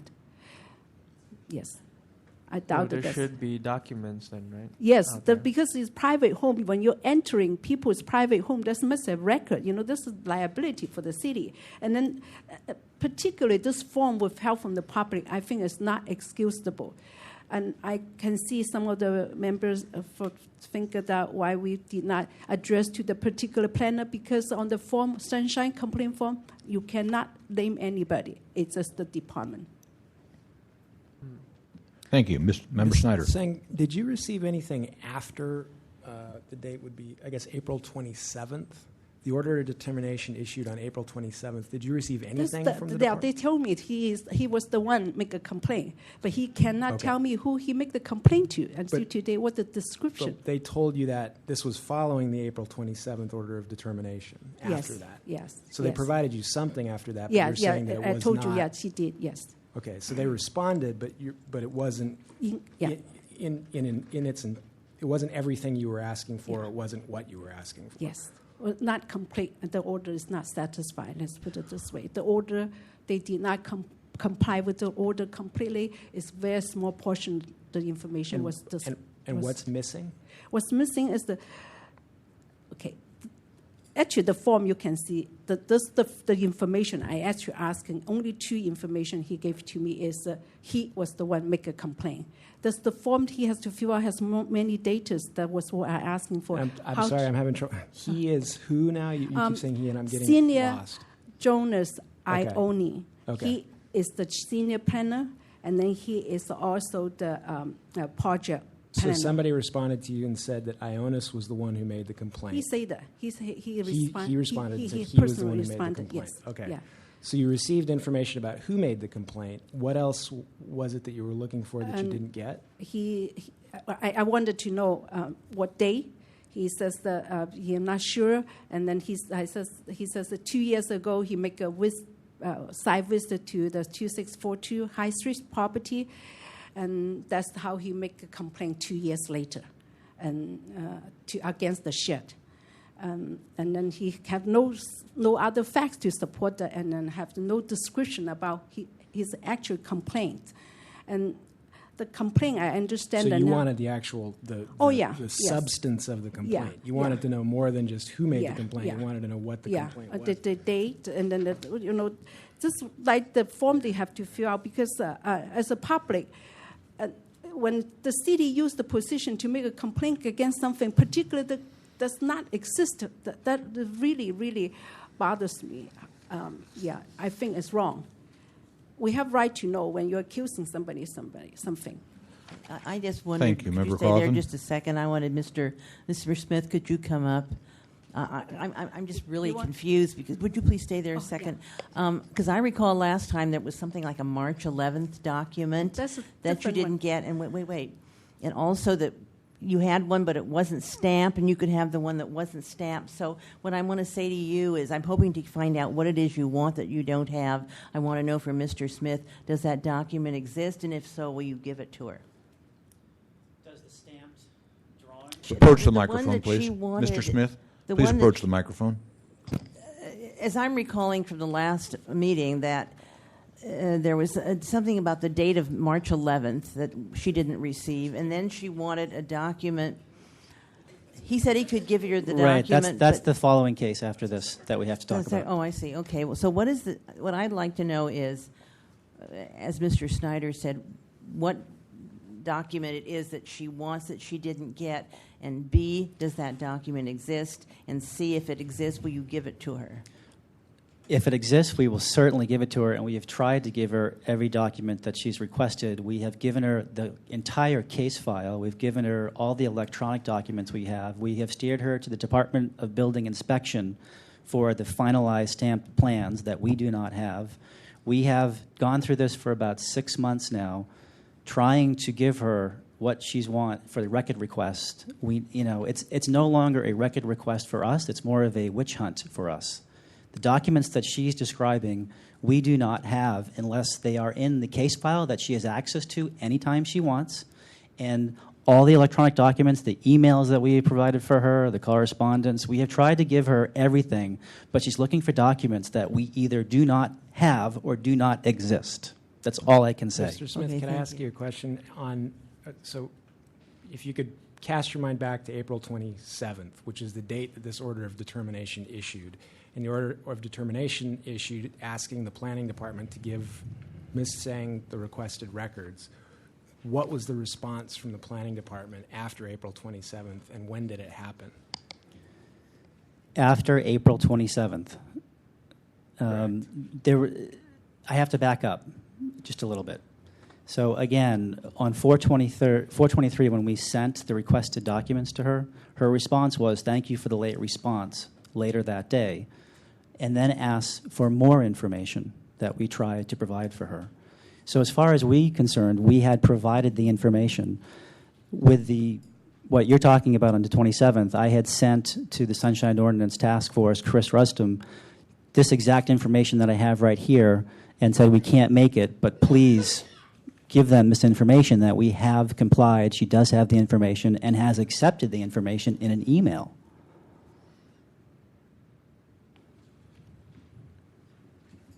Member Knebber? No further questions. You're fine. To me, this case is about... Please be seated, both of you. Ms. Tseng doesn't feel she got the information that she wants, but the planning department says that information doesn't exist. This form that we got, she just found out 3 days ago or 4 days ago, is supposed to be a form filled out whenever a complaint's made. So now she's saying that she wants to see this form. I think at times, she just asked about information on this complaint. They sent what they had on information. So I think it's kind of, we're at a place, we're at a standstill here. She's thinking something else exists. They're saying they gave everything that they know. Yeah, my understanding is Member Snyder, and then Member Johnson, then Member Wolf. Somebody please correct me if I'm wrong, I'm new here, but my understanding is all we're deciding right now is whether or not the city, the planning department complied with the order of determination. Right. The order of determination issued on April 27th, and I haven't heard any facts that allow me to decide whether we even know what it was the planning department was supposed to give and whether they did so after April 27th and within the prescribed time.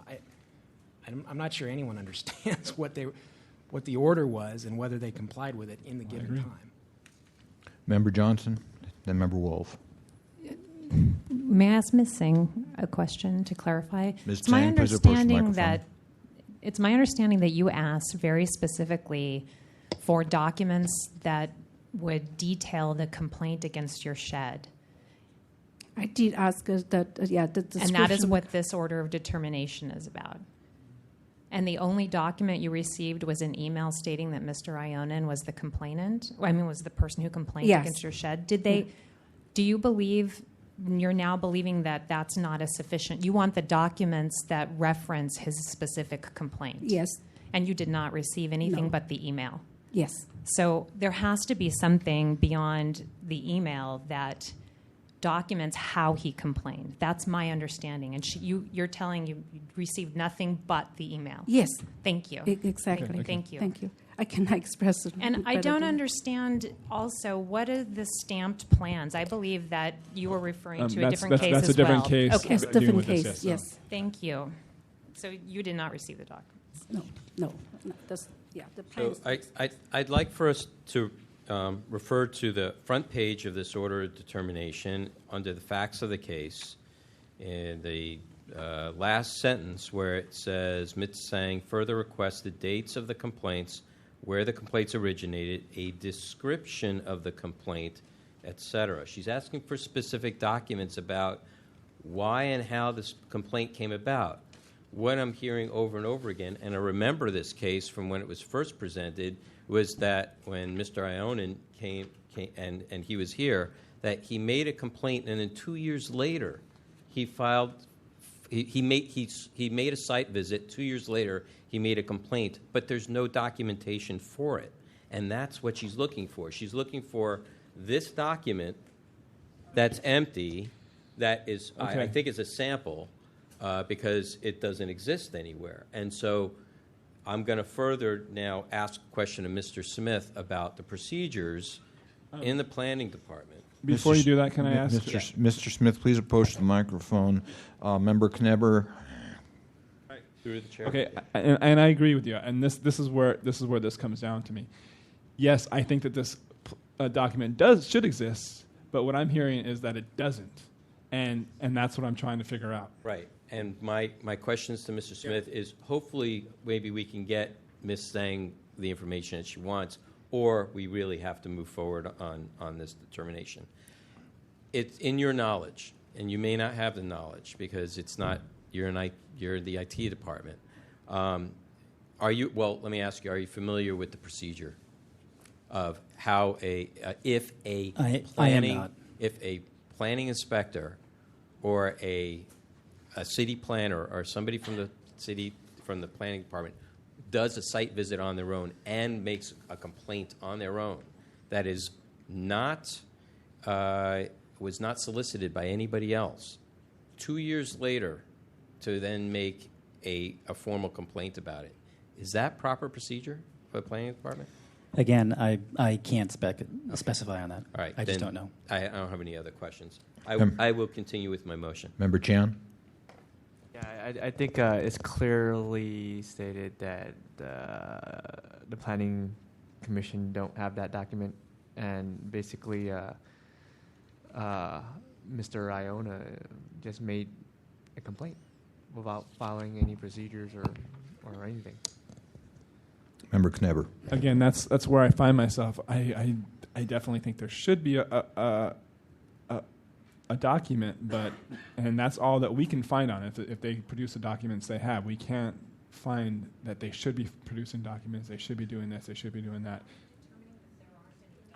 Member? Well, just from the information we have so far, but from the information that I have, I don't know. I'm not ready to dismiss the case or anything. I'm just saying that's where I'm at right now. Member Chan? I think clearly Ms. Tseng should go to the planning department and ask what is the procedures and for a planner to make a complaint. If a planner needs to make a complaint and needs to write that thing down, is there any rules on that? I think that's what she needs to. Okay. Okay, there's a motion on the floor. Was there a second? Could you read the motion again? Refer to supervisors. The motion is to forward this case to the Board of Supervisors for consideration when the budget issues come up. Okay. Further discussion? Member Washburn? Yeah, I don't think this is the right way to go with this, at least not at this time. We have the budget debate going on right now, so timing is a problem. But I think that we don't have enough information now to do anything today because no one can tell us whether this document really exists or not. And if we could be shown that it doesn't exist, then I think there's another problem that I don't know that we can say anything about, since we're about providing documents that exist, not these documents should be produced by the departments. Member Wolf? Just to follow up on Member Washburn's statement, these documents exist. They have to be filled out. That's what seems to be the case, and that it doesn't exist. Somebody didn't do their job. So the document it's not producible because it doesn't exist. Doesn't mean that it's not supposed to be. So she didn't get the document that she was asking for, which means that now she can take the order that we are putting forward and go to maybe a court of law or to some other place where she can say that there was a body that adjudicated based upon a request of information, took the local formal process, and be able to do something with it. If we don't do anything with it, then I think we're not doing our job. Anybody can show up, any department can show up and say, well, yeah, there's supposed to be a document, but we don't have it. Okay, well then we can't make a determination on it. I don't get it. So unless DCA 3 can maybe wants to chime in and help me out. But if there's nothing else to say, I really think we should move forward. I do also want to say, considering some of the public testimony about who do you point a finger at, yes, ultimately it is the department head that is responsible. If somebody wants to make an amendment to do that, I'd be open to doing that. The reason why I push this to the supervisors in the budget, because this is also another purpose of Sunshine, to create a record and a history for departments' violations, and they can be held accountable by having their budgets held, or the threat of doing so. Shape up or ship out. Mr. Threet, do you have any comment? Mr. Threet, then Member Cawthon. Through the chair, Deputy City Attorney Jerry Threet. Member Wolf, the task of the task force is to determine whether there was a document that existed and whether it had been produced. If you find that there was such a document and the planning department did not produce it, then they have not followed the order of determination, and you should proceed from there and decide how to deal with that violation of the order. However, if you find, based on the evidence that's presented here, that there was no such document, then there is not a violation of the order. And however much the department, task force members may feel they should have created this document, if it doesn't exist, then it doesn't violate the order. Member Cawthon? Yeah, that would be my position. I mean, I'm really confused. Mr. Smith says he doesn't have the document and he doesn't know if it exists. Ms. Sang says it should exist. We wish it existed, wish we knew it existed, but I mean, I don't think I wish that Mr. Ionin had come back. And it seems to me he's the one who should know, if anybody, if there is a document. So I just don't think maybe we should continue this and ask Mr. Ionin to come back and tell us if there's a document, and if there's no document, they can't produce a document that doesn't exist. So that's where I am. Member Williams and then Member Wolf. Yes, I've seen complaints like this before, and this blank piece of paper from the planning committee record, these are usually filled out in the front. And we get a blank piece of paper here. I mean, and then this could have been just Xerox lately. I don't know. I'm confused too. Because when the planning department comes into somebody's residence, just like she says, it's a liability, they talk to you and they start filling out the date, the complaint. They let you know, and let you know the statement of facts. And they have much more writing on these, and we simply got a blank piece of paper. This is the first time I've ever seen one blank like this. Member Wolf? Yeah, I just want to say I'm not out here looking for a witch hunt. That's not my interest, and that's not why I'm here on this body. I'm looking to do the business of the public and make sure that they're getting their needs met. My concern is if there's a process to be done, and if documents like this one exist for other people, and for this particular person it doesn't exist, isn't it willful failure for them not to have done the process and produced the document? I mean, that's otherwise. Then again, nobody should be filling it. I would then say we should all go home because and I'm sorry, this is rhetorical, but we should all go home because every staff person in the city should not fill out any document at all, because then there'd be nothing to produce. So there'd be no work for us to do. So I'm a little confused with regards to how we adjudicate this. I mean, and the fact that we came up with a determination that the document had not been produced. Well, if he in his job didn't do his job correctly and didn't produce a document, then the document didn't get produced. Doesn't matter if it doesn't exist. It didn't get produced, and that's what is being asked for by the complainant under the Sunshine Ordinance. The ordinance doesn't say necessarily, it does talk about the existence of documents, but it talks about people asking for documents to be produced also. And so these documents exist. It's one thing to say, well, I want to see this email of something that was written. Well, we've checked our records, we've checked our backup copies. That particular email just doesn't exist in the world. Nobody wrote it. Okay, that's one thing. But here you have a particular process that happens every single day of the week in the planning department. A complaint was made. She's being harmed by this. She's asking to get the documents, and she's either not getting them or they don't exist and thus are not produced. So I don't know. I feel that there is some value to this determination. Member Snyder. So to go back, the question is, did they produce the record? Is the determination that we're supposed to make right now. And we know from the facts and evidence that have been presented that there is some sort of process by which complaints are filled out. And we know that a blank form was provided, which again suggests that there's some kind of process by which complaints are filled out and filed. That creates, in my mind, a presumption that there should be a document and that there was a document.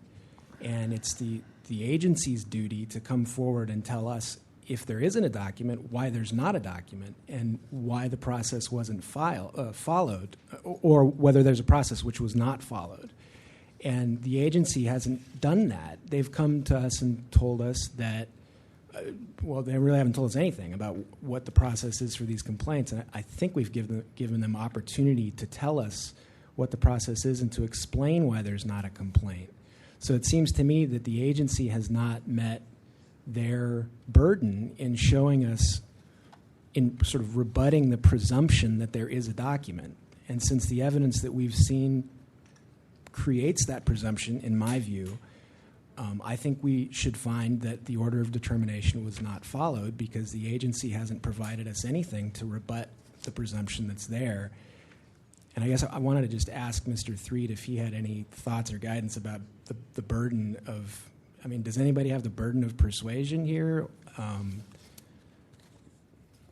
Through the chair, Member Snyder, what you ask is a difficult question. That the ordinance does not lay out the burden. Typically, the burden in adjudications is on the complainant. That's what I can tell you. Also, just as a point of information, I think that if you review the findings of fact and conclusions of law and the order, and I was not here during this particular hearing, so I don't recall these matters, but the order says that there was some dispute on whether all requested documents had been produced. It appears to me from reading the order that there's not a conclusion that they had not been produced. It appears that the task force was unclear on the record whether they had or had not been. And then the order goes on to find that there was a failure to timely respond and other things, but I'm not seeing a finding that there was all records were not produced. Perhaps it was unclear, and the hope of the task force was that any remaining records would be produced, if any. I'm not sure how that clarifies or doesn't clarify the matter for you, but that is in the order. Member Wolf? I would just say, through my memory, when Mr. Ionin came and brought a box of documents, Ms. Tsang had testified that that the documents that she was looking for were not in a different case. Member Wolf, that was actually a separate case. That was, sorry.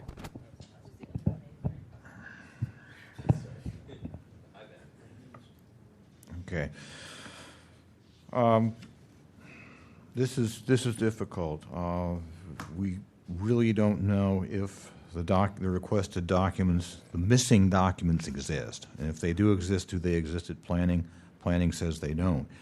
I'm not comfortable that there is enough evidence that the requested document does exist. I think that if it does not exist, I think that does not speak well of the planning department. There is, I think, an obligation on the part of every department here to keep records in a business-like and professional manner. But that's not part of the order of determination. The order of determination does not find whether the order of determination does not address that particular point, and therein lies the difficulty.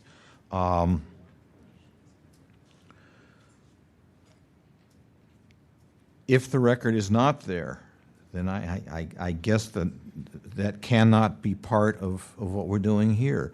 However,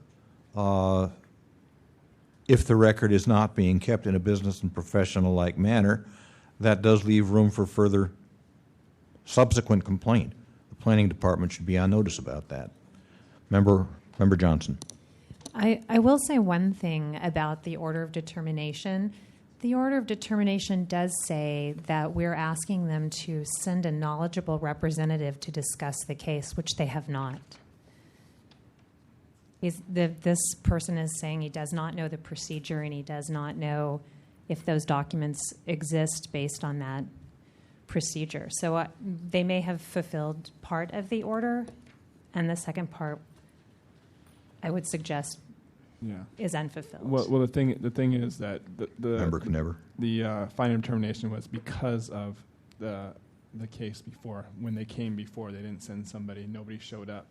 So that was already found. What the going forward was about any other information that was available in a timely manner to be produced, not about who was sent or whatever. Now, I agree with this person. They didn't know. I mean, they thought they were probably sending somebody knowledgeable because we're talking about documents and retrieval, not about. They had no idea that we would want to know about the process. So.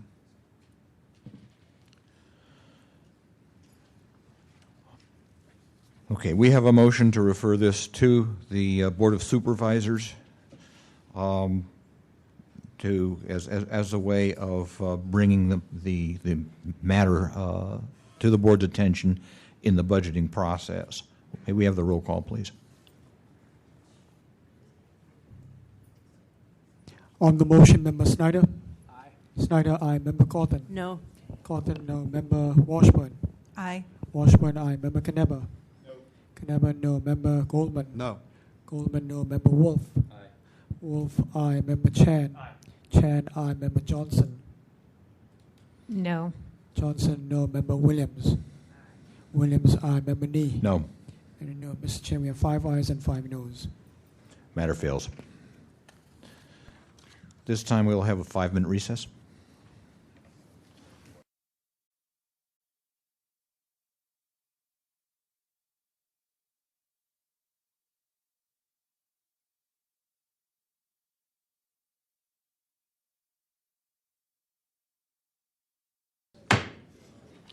We are back in session. At this time, microphone please. We're back in session. This time we are going to take public comment on items not on today's agenda. If anyone has general public comment, please step forward. Thank you, sir. Each speaker has 3 minutes.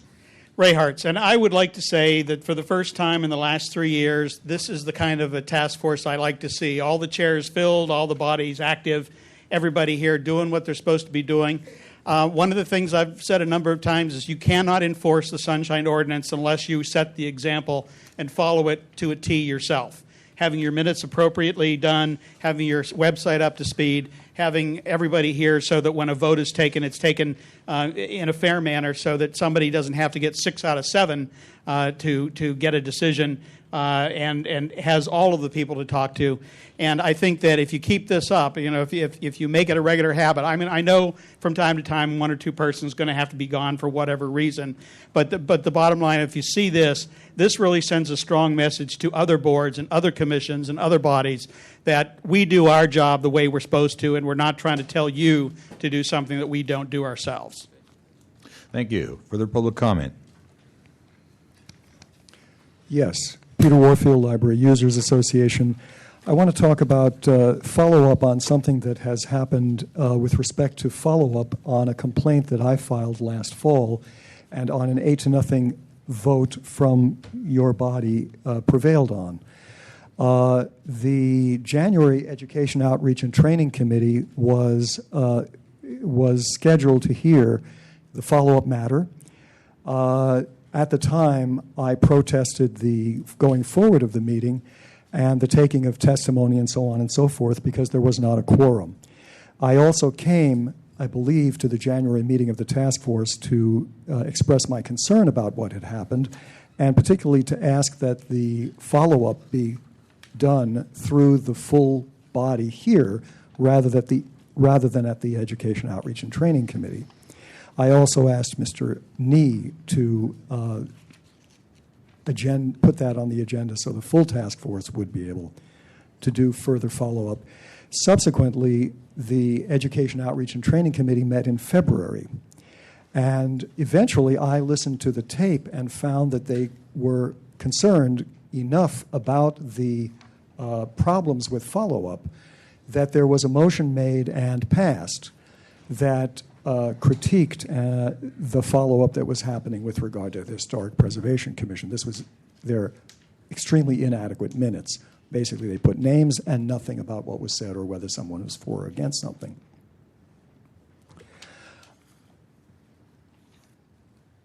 There are a couple of questions that I think are sort of muddled and unclear.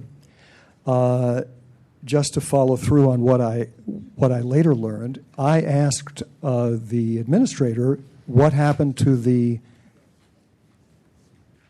resolution or motion that had apparently been voted at the February EOT meeting and was told that nothing had been documented nor sent to the Historic Preservation Commission with regard to the concerns that were expressed there. And I, at this point, haven't heard anything further. So basically, I would like to have a better understanding and would like to ask, first of all, what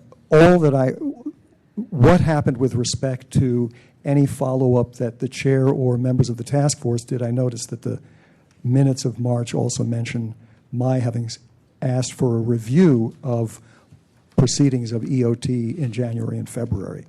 So I'd like to know, first of all, what happened. Second of all I heard was that the chair was replaced. So I'd like to know what happened there and why. And finally, what happened to the resolution that I understood had been passed there in February critiquing the compliance of HPC.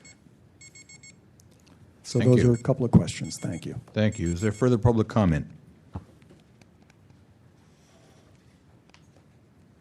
Hi, members. Kimo Crossman. I just want to talk to you about what I see as some confusion about how to treat disputes over access to records. My feeling on that is that when someone requests records and they feel that they have not received them, if they can prove to you that the records exist in the department, they have a strong, they got the records from other source, or they, there's a business process in place that would have a strong indication that the record exists, then I would say it's likely that you should be able to find that records were not provided.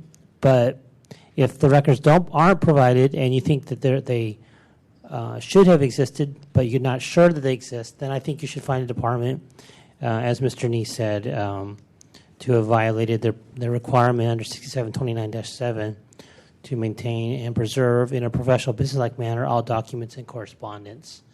I don't think you should just let things fall on the floor and just, there's no reason you can't amend orders of determination with new failures that you've identified. It's not doesn't have to be a one-shot process. I definitely don't think you should make a complaint and go all the way through on the facts again. And if the knowledgeable people aren't here, then I would recommend that you postpone continue an item and ask the knowledgeable person comes to it. So I just think that after a complainant goes through all the trouble of going through and presenting their case, to let things just fall on the floor in the end is not justice served. Thank you. Further public comment? Seeing none, general public comment is closed.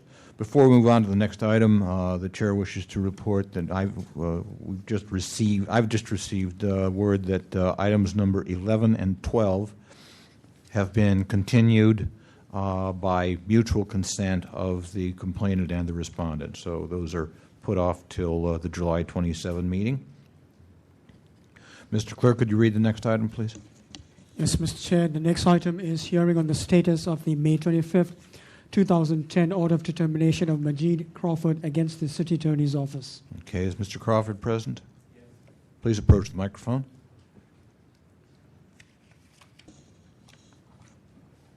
Thank you for coming, sir. You have 5 minutes.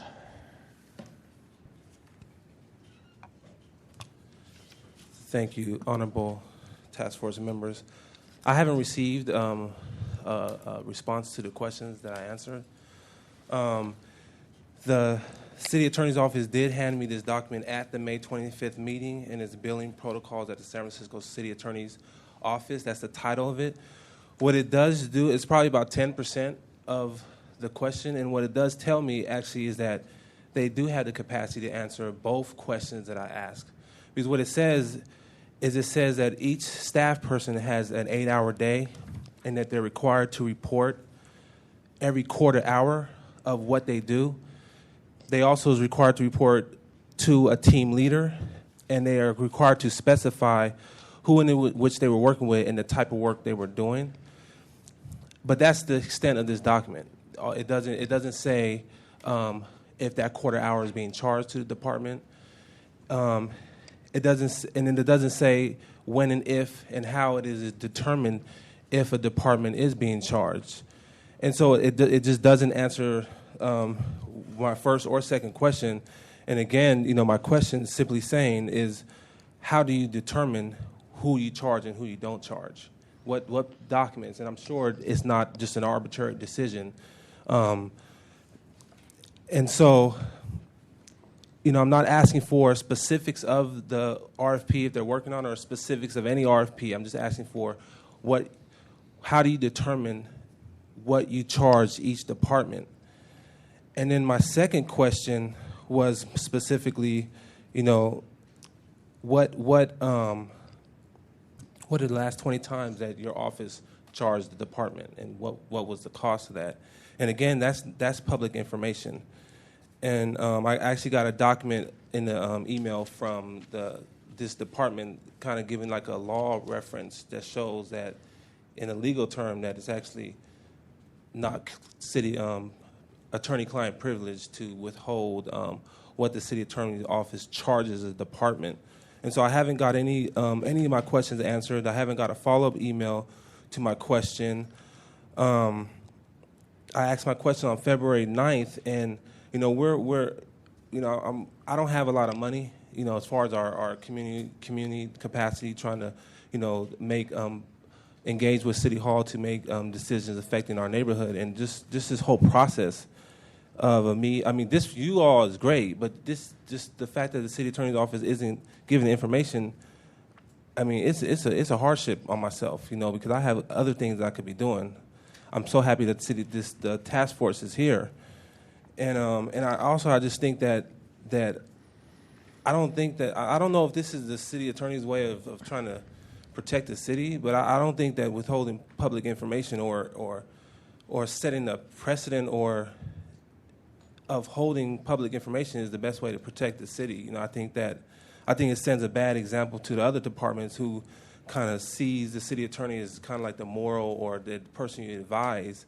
And so I really need this information. I think it's dangerous that, that any department could just arbitrarily charge other departments without any recourse, without any policy. The city attorney office has to have policy that determines if one department is being charged versus another department is being charged.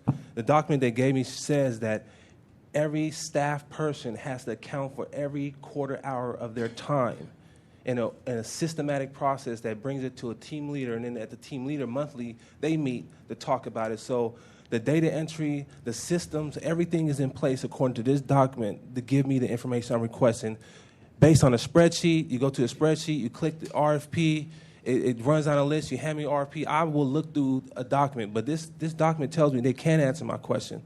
This document in no way answers my questions, but it says that they had the capacity to answer my question, and they haven't. And so if I would love for this to be sent to the board of supervisors, or whatever else you can do to help out in me getting this information. Thank you. Thank you. Is there anybody to present facts and evidence in support of the complainant? Seeing none, is there city attorney's representative present?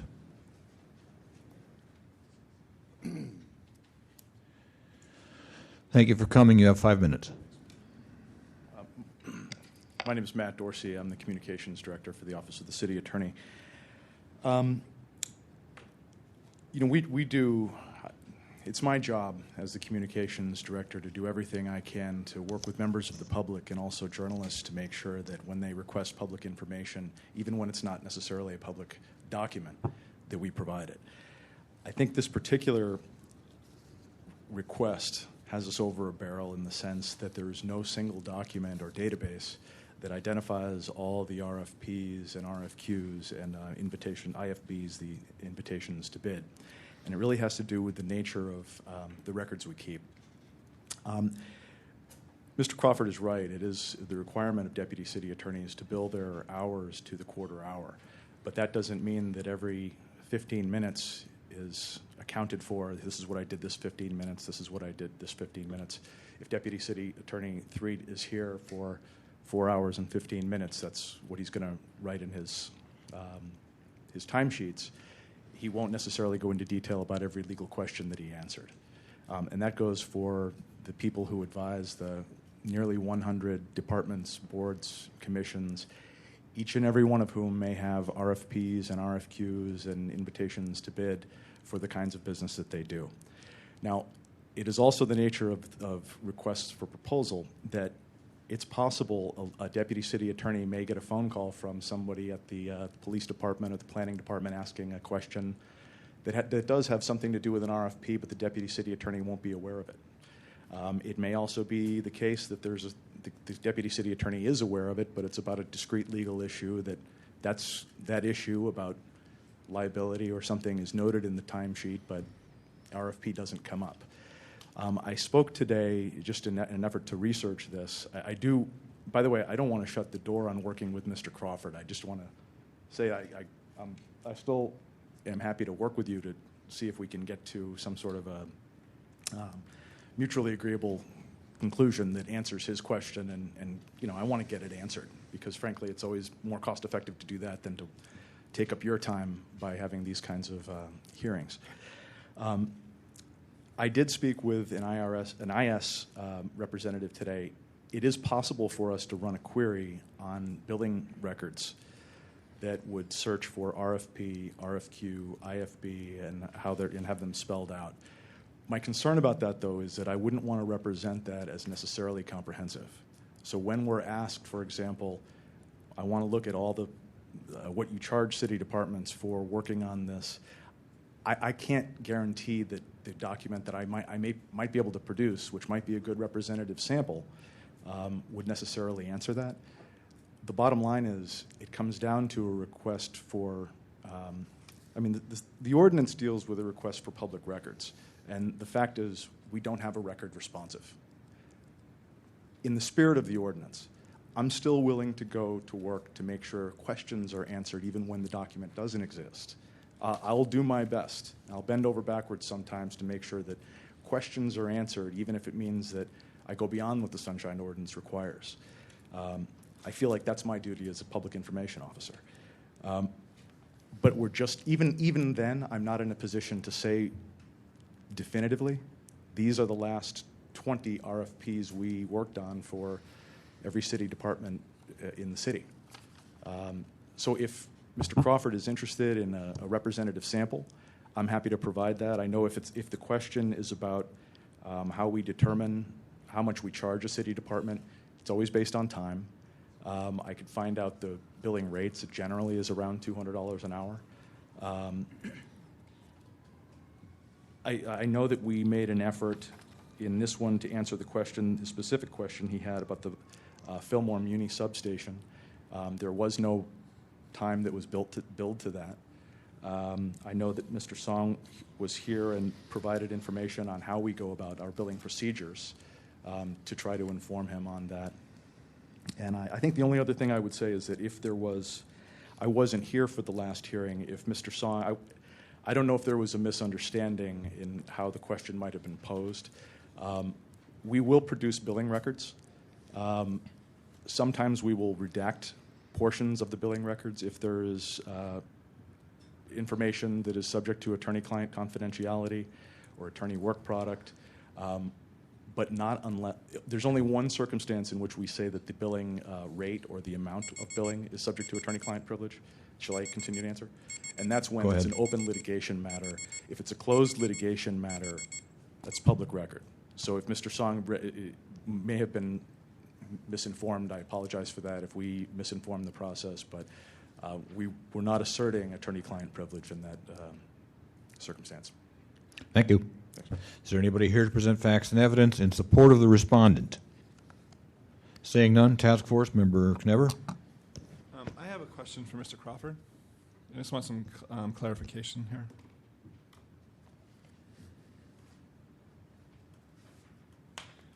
Right.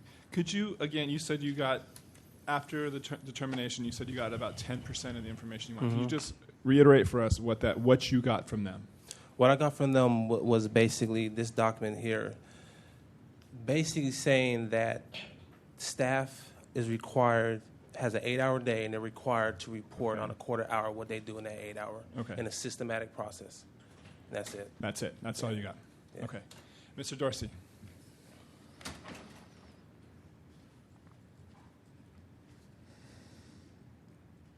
So in Mr. Crawford's complaint, he not only asked for how much deputy city attorneys charge for these RFQs, but he asked for a fee schedule and how that fee schedule is determined, meaning, like, is it charged per project? Is it by size? All that kind of stuff. And I'm not hearing that there was anything provided to him or that was even addressed, even in your comments. Is there a document that lays out the way the city attorney's office determines fees per project?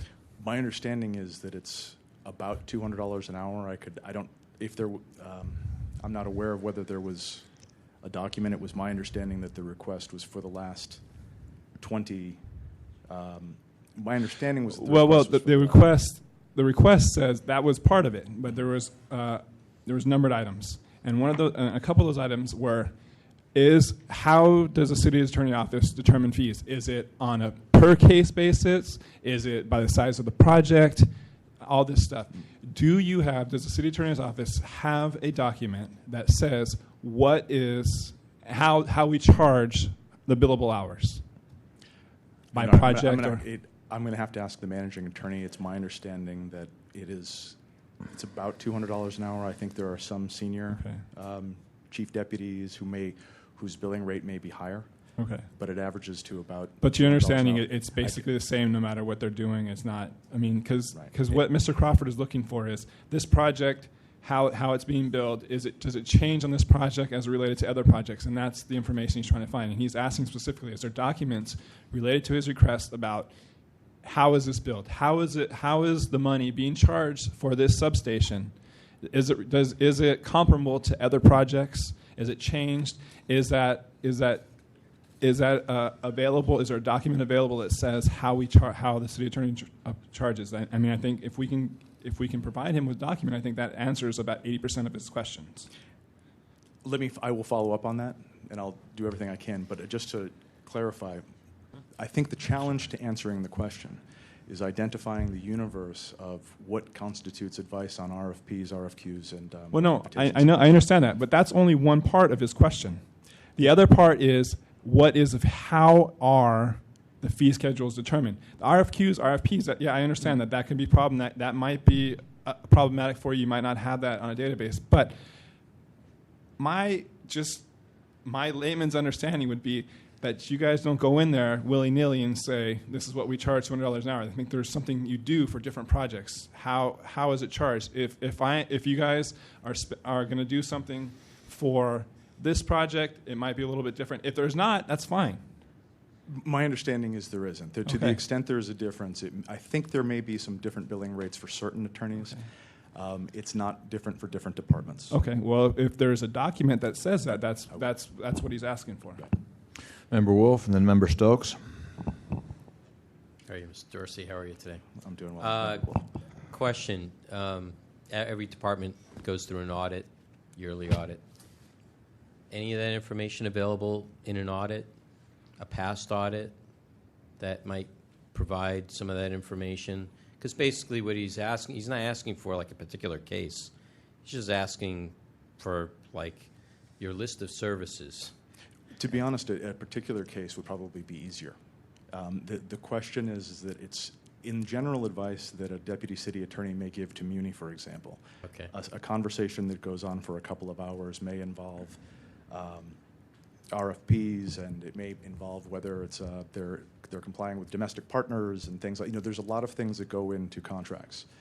There's a lot of aspects of legal advice that may be noted within the billing record or not. And that's just for Muni. I know every department is different. How does the city then determine whether you're spending the money correctly or not? I mean, how does it know what you're doing with the money? Well, most of our budget is actually through interdepartmental recoveries. Right. So when we give billing, and we also provide quarterly reports to clients. Right. Now, presumably, when we're asked for legal advice, we're working directly with a client from the city department who's well aware of what we're working on. The purpose of billing records is to make sure that the client is apprised on a quarterly basis of what they're spending in their legal budget, what they're going to have to provide to the city attorney's office so that we can pay our salaries. And so is that like a quote to them? we provide a general idea of how much you should put aside every year? I'm not to sure do that business with us. We're probably getting into a budget area that I'm not familiar but that's with. exactly what he's asking for, and that's what I think that's what and he's and that's what's of really interest to us, because as a taxpayer, I want to know where my money's being spent and how it's being spent, sometimes to a granular basis. So here he's asking like a whole department, just like, how do you go about doing your business, and asking for certain things, like if the fee is on a case-by-case basis, it's really a yes or no question. If the fee is related to the size of a project, it's like a yes or no. If the fee is related to the size of a project, it's almost a yes or no question. So, it's that's what makes it, I think, a little bit difficult. I will concede I'm coming in a little bit late to this. Okay. In my experience, and I've been with the city attorney's office now 9 years, I realize this often has a lot more to do with diplomacy and listening rather than just saying. And to the extent I can offer Mr. Crawford my services in doing that, I want to be a part of this conversation, and let's get to yes and let's solve the problem. I think from the perspective of our office, the real challenge is when you get to a level of, I want to know the last 20 RFPs. That's just it. I don't know how we answer that in a way that we represent it honestly. I mean, one of the things that I have to be aware of when I'm answering a question for a reporter is when I'm giving the answer, is it right? It's not, these are the last ones I can find. If we're being asked, what are the last 20 RFPs you worked on, I don't know if I can competently answer that question simply because it requires such a granular level of detail. And there are deputy city attorneys who work for one client, and there's not a lot of detail in their billing records. It's 8 hours to the Board of Supervisors, general advice. So there may be questions that have to do with RFPs and 100 other things. That's what makes it a challenge. So I think that was the initial thing. If I'd had a chance to get involved in this earlier, I think I might have tried to explain that let's see how we can get I know sometimes the ordinance doesn't like us to ask, what are you looking for? But sometimes you really need to do that so that we can get to, I want to be helpful. I'd like to think that our office has a good reputation for trying to answer questions, and it's something that I try to work at. Because, again, I think sometimes if you can just get past those initial questions, we can avoid this and we can save you guys some time. Member Stokes? Good evening, Mr. Dorsey. To kind of piggyback off of what Member Wolf was asking, are you effectively saying that there's no technology or an audit trail that exists within your department that would allow you to provide that information? Because from the time of origination of an RFP or an RFQ or IFB, there should be a paper trail effectively so that if you were audited, you would be able to provide that information. So if the question was the last RFPs that the city attorney's office put out for the services that we seek. And I think we may do this once every couple of years for bond counsel, for example, where we will put out a request for qualifications for independent bond counsel because that's how bond counsel work. I could absolutely provide that, how this works. But the question was a broader universe. In other words, it's asking the last 20 RFPs, RFQs, and IFBs that we've worked on. The city attorney's office advises every department, board, commission, task force, all of whom could have these documents, all of whom could involve questions to a deputy city attorney, and some of them don't. Some of them are so cookie cutter that they're put out and they don't really need the advice of a city attorney.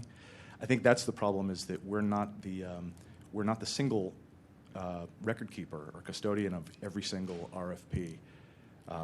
We may look at a lot of them, but we may not have the records of them. And certainly in terms of the billing records, or one document that just records all that stuff, we just don't have it. It doesn't exist.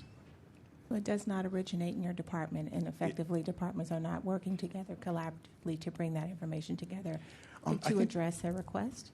The purpose of billing records is so that the city attorney's office can account to its clients how its work is being done. Different departments have different requirements for that. Some want a lot of detail, some don't. Some need a lot of details, some don't. And as I was trying to explain earlier, the question about an RFP is at a level, is a granular level of detail that I'm not even certain how we would go about researching it. Now, one thing I could offer, as I said, was I could talk to our MIS department. I could ask him to query our database, our billing department, or our billing records for all instances in the last 2 years, say, of RFP, RFQ, IFB, and then request for proposal, request for qualifications, so that we could get a universe of it. It would at least be a representative sampling. What I couldn't do in good conscience is represent that as this is all of them. If you were an auditor, if you were the city controller, say, and you wanted to take a look at every RFP that the city did, what you do is you would go to every single city department. Now, the controller, there are people presumably in city government who do that, the controller, but we're not in really a position to do that. Member Johnson, and then Member Knebber. Hi, Mr. Dorsey. How are you? Good. How are you? I understand, having worked in the legal department at AT&T, I understand what you're talking about. All of the RFPs are kept by the people or the departments who actually request them. But during this conversation we had about the complaint, the representative for the city's attorney's office had promised Mr. Crawford that he would be able to receive a listing of some sort of itemized listing, whether you redacted the specific names or not, of the of rates charged by the various attorneys, even though you had not charged anything to the Fillmore Muni Station. Mm-hmm. Is that something that you're saying now may have been? He may actually be more informed about it than he's on vacation, so but I can follow up on that first thing in the morning. He has, Mr. Crawford, did you receive that? No. Okay. So he had promised it that it's a month now. It's 30 days. So. Member Knebber. Thank you, Mr. Dorsey. For the task force, the issue here is, a lot of people are talking about the RFQs just because it's the first item on here. To me, that's not as important. Mr. Dorsey has said that, to his knowledge, it's basically the same rate no matter what they do. It's not. He didn't say that. He said that it varies for the different levels of jobs. Okay. It's my understanding. But what I'm saying is, but the different levels of jobs, there's going to be levels. But what I'm saying is that also part of this request is just a fee schedule. If it varies, it's got to be written down somewhere. There's got to be a document you can produce that says, this is what we charge based on these levels of jobs. I don't think that's too much to ask for as a response to this request. Yes, if you can't get specific about RFQs, and they all fall under a specific type of job. I think that's what I just asked him for, a schedule of specific fees, even if it meant redacting the specific names. And he had said that he had asked again after receiving the Sunshine, they had originally told him he could get no documents. And after receiving the complaint, he had gone back to the city attorney, whoever, I'm not sure who he spoke to, and said he could get this document. So this will be the third time that your department has said that they could get that fee schedule. Even though it's a different person, that's not Mr. Crawford's fault necessarily. Then I apologize on behalf of the office. If it exists, I'll get it, and if it doesn't, I'll make it. This time I'm sorry, Member Williams. Microphone, please. Mr. Dorsey, Citizen John Doe is really getting concerned about, as he said at this point, James is saying it's not that important, about RFPs and where money is going and how the city is spending the citizens' money. And are you telling me, so I can be clear in my head, if we want to know about how much each department is sending out, I know all RFPs come from different departments, we would have to go to every different city department that sent out that RFP to get the money amount that has been allocated. In terms of contracts? Yes, in terms of contracts. The advice, if a reporter were to ask me that question, Yes. my advice to the reporter would be to go to the city controller's office, because they're the ones who are the city's bean counters, and they're excellent at tracking money. In terms of the amount of money that we bill, that's all public record, except in the rare well, I shouldn't say it's rare, because we have a lot of the open cases. When there is an open litigation matter in which telling opposing counsel, for example, how much we're spending on a case, that may put the city in an unfair litigation position where somebody will know what to come at us with a settlement offer, for example. We owe it to the taxpayers to keep that information confidential, because the people of San Francisco have the same right to attorney-client confidentiality as the people who are suing us. But once that case is closed, it's public record. So you have absolute confidence. You should have absolute confidence that the money can be fully accounted for. What I can't say, what I can't do through one office, is say that this is all the money that we're spending in 15-minute increments on RFPs or any granular legal topic. It's just not the way billing records are kept in our office. One more last question. Mr. Song said, in the last time he was here, that the CAO does not keep a list, a log of the number of RFPs or RFQs in its reviews. The city or the city attorney? The city attorney. Your office does not keep any list. No. And again, it would just go to the nature of legal advice. There are lawyers who go in, and there's a bunch of legal questions. Sometimes they may be getting questions that they're not actually, it may be a discrete legal question that has to do with an RFP that's dealt with, but the deputy city attorney may not be aware that it relates to an RFP. A lot of these are handled. I mean, these come from the departments themselves. Okay. Thank you very much. Well, Thank you.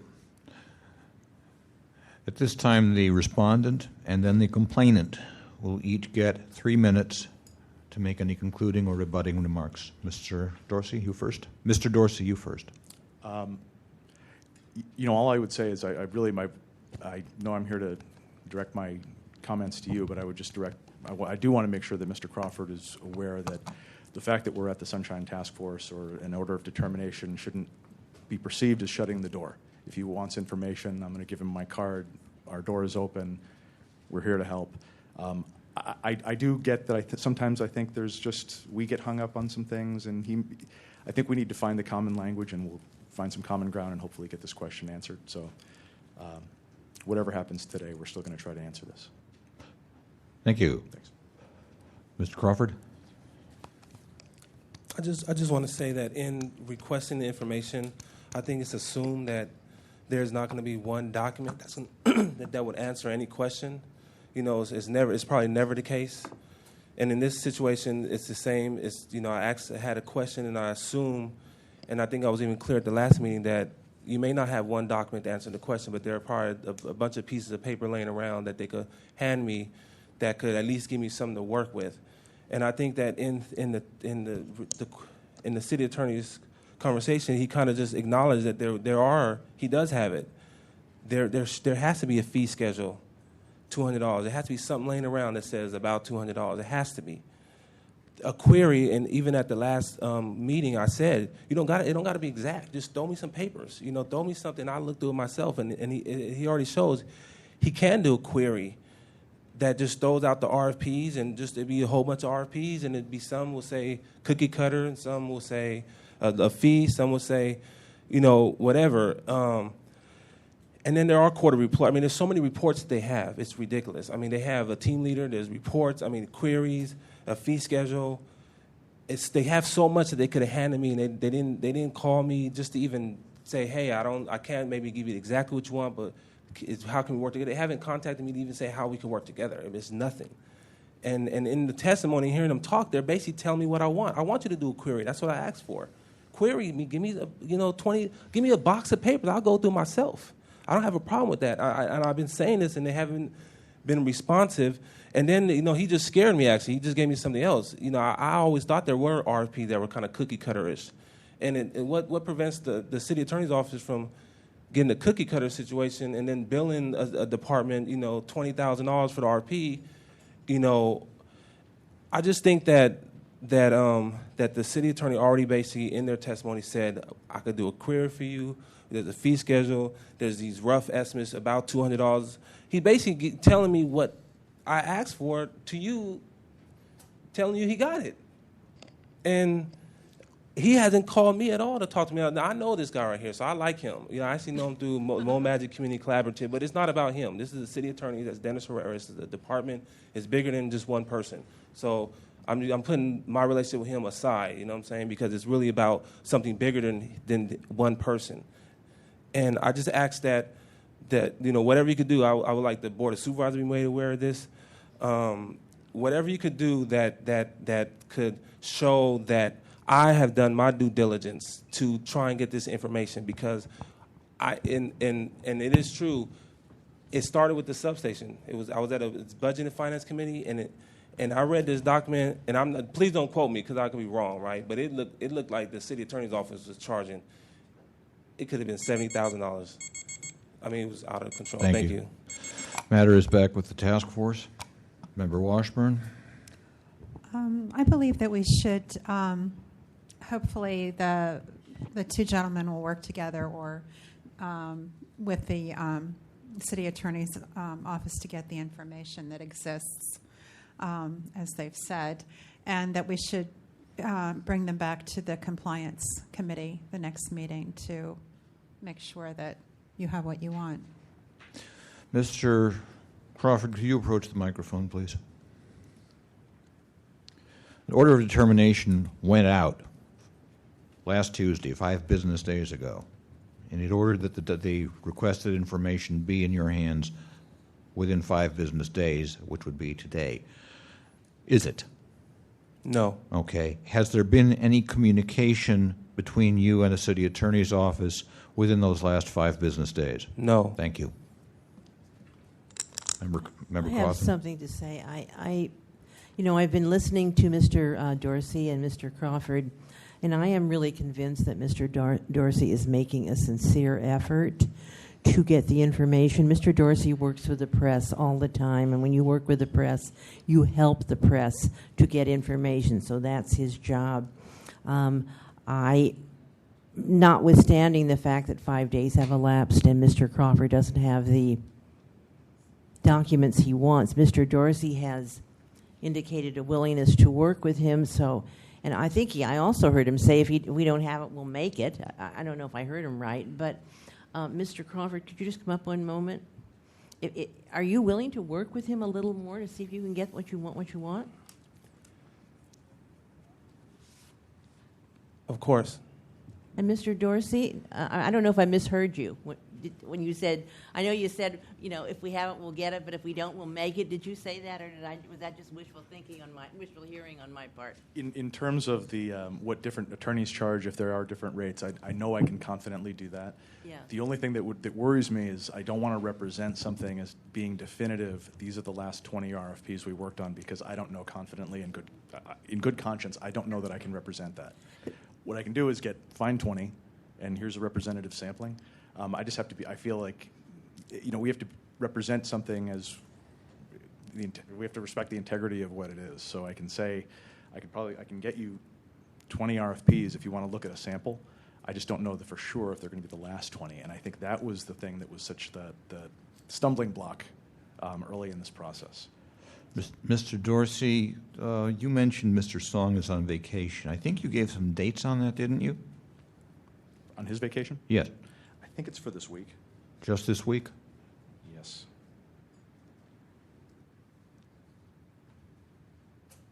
Are you asking when he's coming back, or No. when he's left? I want to know when he went on vacation.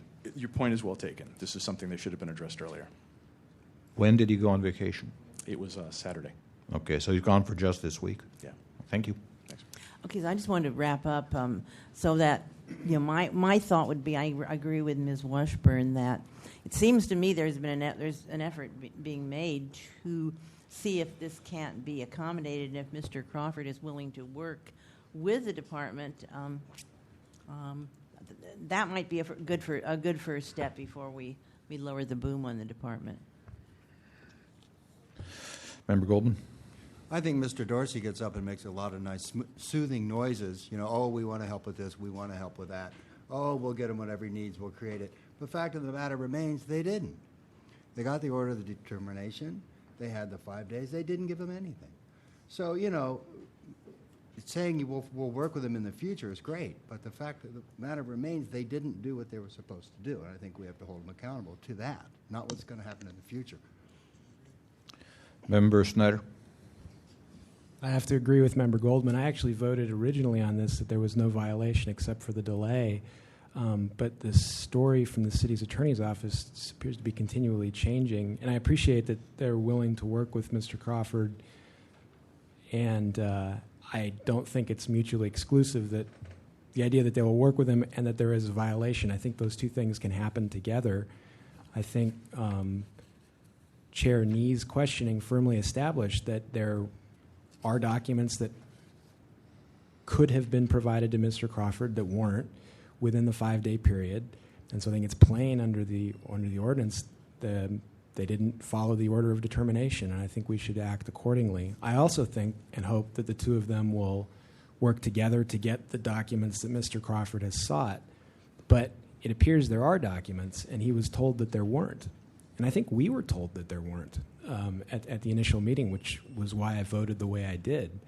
Now it appears that there are documents that are responsive to Mr. Crawford's request, and they haven't been provided to him.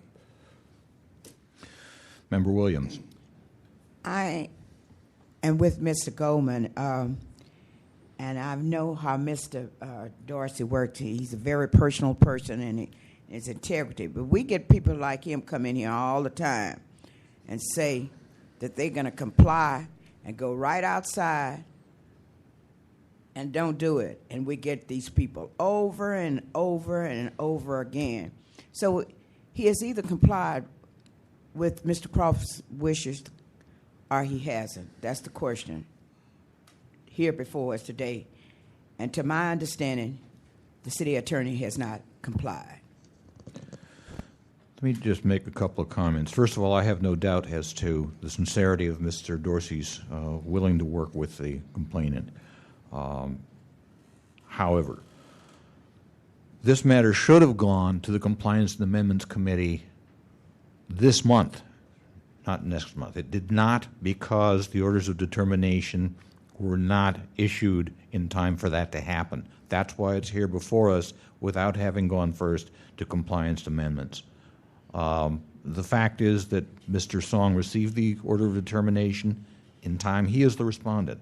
He received the order of determination in time. If he was going to be on vacation, he should, and not able to comply on time with the order of determination by the end of last week, he should have handed it off to someone else and said, here, we need to get this done by next Tuesday. That didn't happen. And as far as I'm concerned, this matter should be referred, whether it's to ethics or somebody else. I think that's for the task force to determine, but this matter should be referred for willful violation.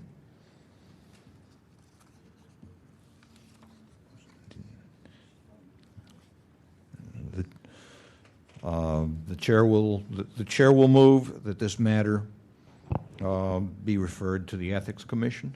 And I'll second that. Moved and seconded. Is there discussion? Okay, is there public comment on this motion? Ray Hartson, this is an issue that I've raised before. Bottom line is if I run a department or I run any sort of a business, whether it's in the public sector or the private sector, when I get a complaint from someone, that gives me my first notice that there's something not wrong here, and it gives me my first opportunity to do what they call recover. In other words, I can say to that person, I'm sorry, I didn't know this happened. What's going on? Tell me what's going on. Let's see if we can resolve it. When there is a complaint committee hearing, that's another notice. When there's a notice to come to the meeting, and when there's several meetings, I mean, at some point it's like, okay, you can't wait until the very last minute when somebody's going to say, oh, now we're going to find you in violation, and say, okay, now we'll cooperate. And that's what this is happening here.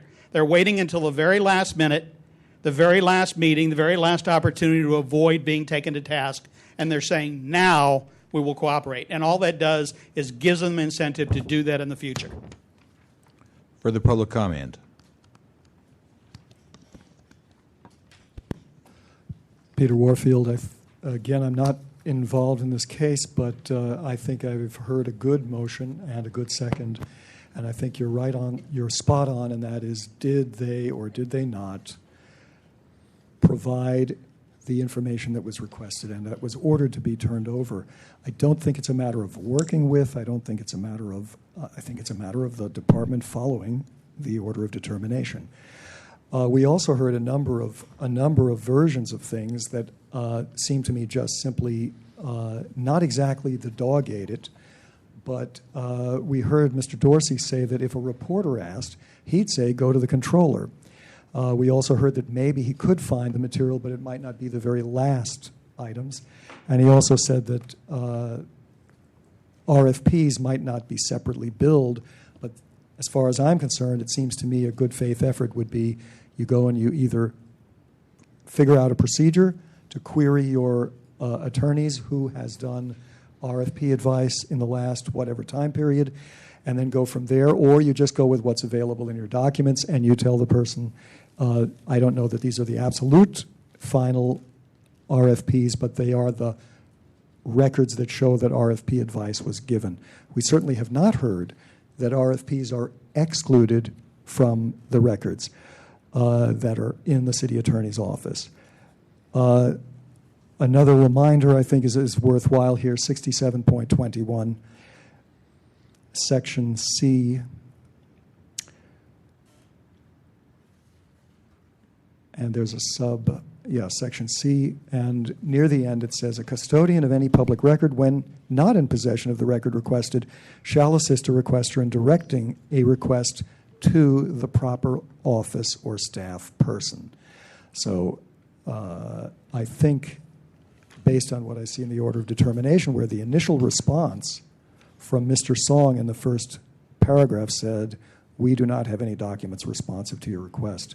I don't mean to retry this, but I think that was a pretty serious violation.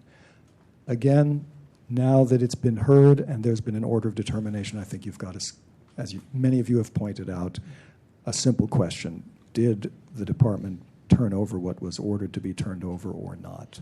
Thank you. Thank you. Further public comment? Seeing none, public comment is closed.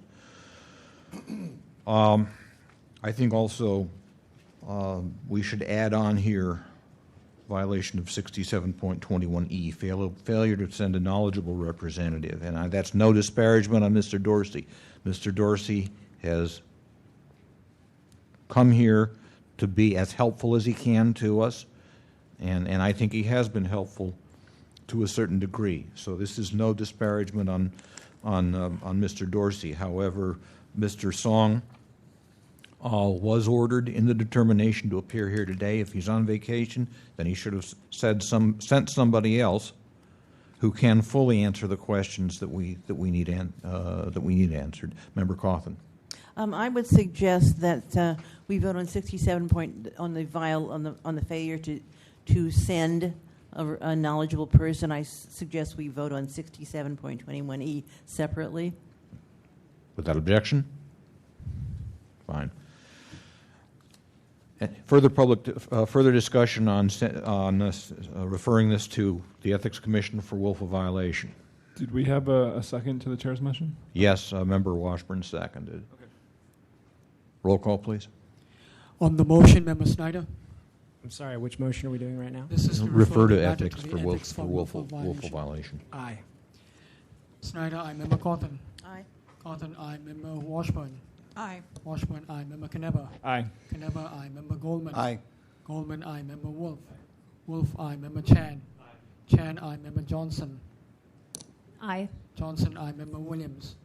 Williams, aye. Member Nee. Aye. Nee, aye. Mr. Chair, we have 10 ayes. Thank you. And on Chair, did we have a second on your motion? on 67.21E? Did we have a second? I'll second it. On that motion, Discussion. Is there public comment on the motion to find violation of 67.21E, failure to send a knowledgeable representative? Seeing none, public comment is closed. Roll call, please. On the motion, Member Snyder. Hang on. Member Snyder.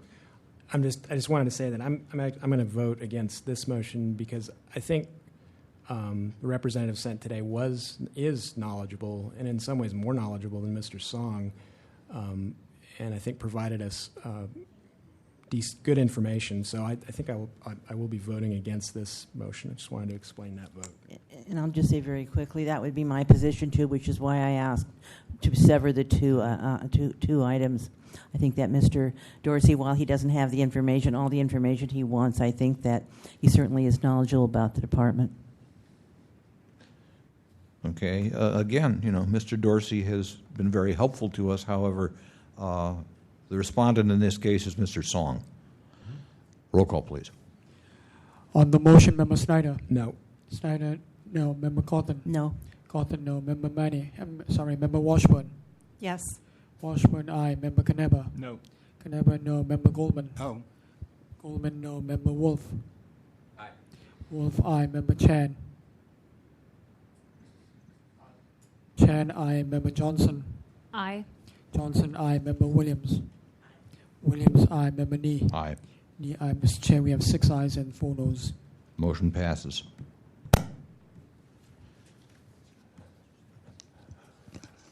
Thank you. Thank both of you for being here. Mr. Clerk, could you read the next item, please?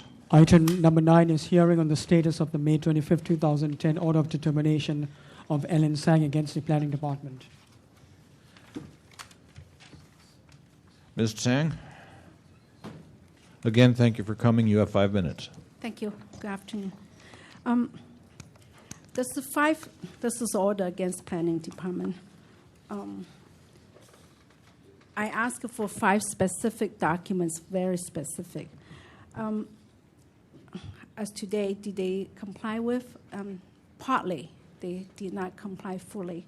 Number 1, for the plans, this project have 11 revisions, as the last time the planner told you. He claimed that the plans are all submitted to the building department, so they no longer have them. Even though I know them, every file, the planning proof the plan has a master plan, but that's what their position they don't have. Number 2 is the photos that he says that they do have for now. In fact, in the past, the planning department's position, particularly the planner handled this project, is again senior planner Jonas Ione. He says that only the number one for the plans was for the planning building department. That he has the rest of that, but he claimed that he already provided to me. But that's not the case. And the photos now he says he has them. Number 3 is the legal description. He did provide a copy. Number 4 and 5, the cartoon of the architect's plot plan with the dimension Jonas requested he has not produced. As number 5, as well as the second floor plan with the dimension of the balcony provided to the planner Jonas Ione has not been provided. So the order has been partly satisfied and it's not completely complied with.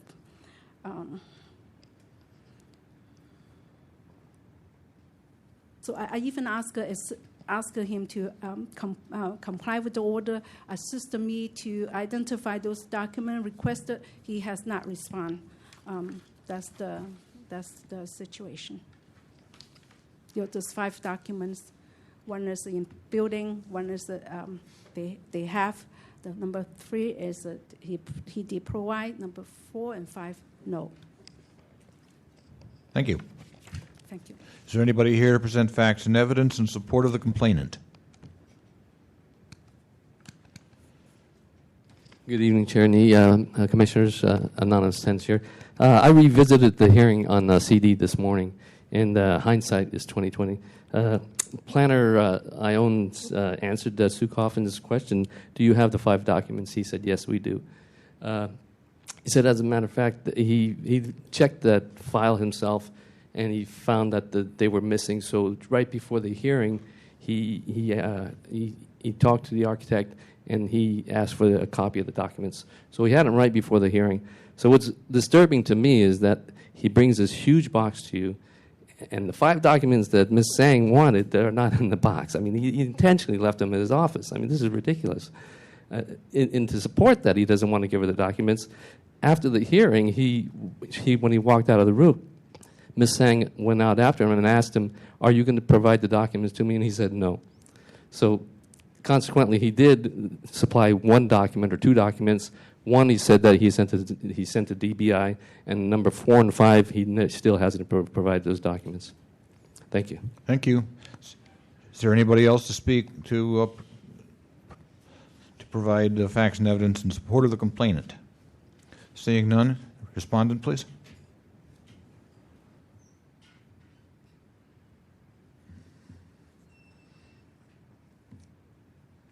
Hi, Ryan Smith again for the Planning Department, and just wanted to, again, go specifically for the order of termination for June 14th and follow the email request from Ms. Sang and from Mr. Ione. And again, I am relying on specific names, dates, and emails, and I don't think we have yet to hear from Ms. Sang anything concrete. It's all kind of, well, Mr. Ione said this, or didn't send this, or delivered this, or didn't deliver that. And again, I am going through the context of the emails and the back and forth and the attachments to the emails as well. So this starts in 524 with Mr. Ione responding to a request for Ms. Sang for those 5 items. And as we progress, Mr. Ione on 528, they kind of go back and forth, and he does reply on Friday, May 28th. It says, Item 1 may be reviewed at the Records Division of the Department Building of Inspection. Item 2 may be reviewed here at the Planning Department with the case file. Items 3 and 5 have been made available for you to pick up at the 4th floor reception area. So he does say that they are here at the Planning Department and available for her review as part of the case file, case record. And he does attach 1, 2, 3 files for her that were electronic. Again, we're requested to forward any electronic version of the document as well, so they don't have to come in if we have them in electronic form, which he had these in electronic form. So she replies saying that that it's still incomplete and she's looking for more information. On June 1st, they go back and forth again, and Jonas Ion again, as I've explained to you, I do not have the final revision plans for the building permit application. A copy is retained by the Department of Building Inspection. You may request to review them at the Records Division at 1650 Mission Street on the third floor. And it continues again. I think there are two more emails that talk about other things now, not those 5 requests. And in ending on 6/1/2010, again, I do not have the final revision plans for the building permit application. A copy is retained by the Department of Building Inspections. You may request to review them at 1650 Mission on the 3rd floor. And again, he attaches the 3 documents that we do have that she is requesting. So again, we're giving her what we have. We're trying to be helpful. I would love to resolve this and be able to provide the exact documents that she's seeking if we can. I do feel that even if we sat down with her, with Jonas, myself, the box of records, the electronic documents that we have, that it still just would not be enough. You'd still walk away there and think that we had documents that we don't have. Unfortunately, that's that's the way I see it anyways. So, again, we're responding to her requests in a timely manner or trying to. Every time we respond, it's either not the right document, it's not good enough, she goes off onto something other than the initial request. And it's something that we would like to resolve, give her the documents that we have. Hopefully that would be enough, and then we can move on. But again, I don't think it'll ever be enough because she's looking for documents that we just don't have, and DBI may have, especially when it's the stamped plans. We do not have a copy of the stamped plans. We're giving her the copies that we do have. We've given them to her multiple times, and we're trying to help and comply with her record requests every step of the way. Thank you. Is there anybody here to present facts and evidence in support of the respondent? Seeing none, the matter is with the task force. Mr. Smith, could you approach the microphone, please? I have a question for you. You refer to a series of emails back and forth between Ms. Tsang and Mr. Ionin, is that correct? Correct. Okay. Did you... What was the dates when those started going back and forth? Well, they started going back, and I have the emails back in my chair prior to the record request. There are about 3 or 4 emails that go back and forth. After the record request. Sure, but just to get to the state of it, that he was trying to comply prior to this complaint. And then there's this complaint, and but since the task force ruled in this matter 4 weeks ago, when did those emails start back and forth? It says 5/24. 5/24 at 4:54. Well, the task force's meeting in May was, I believe, on the 25th. Okay. Now, have there been any emails back and forth since May 25? Yes. Okay. Reason I'm asking is it would have been helpful to us if when your department was alerted that this matter was back on the docket for today, if you had sent those emails to the clerk to be included in the information packet, because this sounds like information that would be very helpful to us in reaching a decision. Absolutely, and I apologize for not doing that. So, in the future when things like this come up and there is correspondence and documentation, emails, et cetera, et cetera, et cetera, really good idea to let the task force know that they exist and provide copies to us. Absolutely, noted. Thanks. Mr. Smith, I have a question. Member Snyder.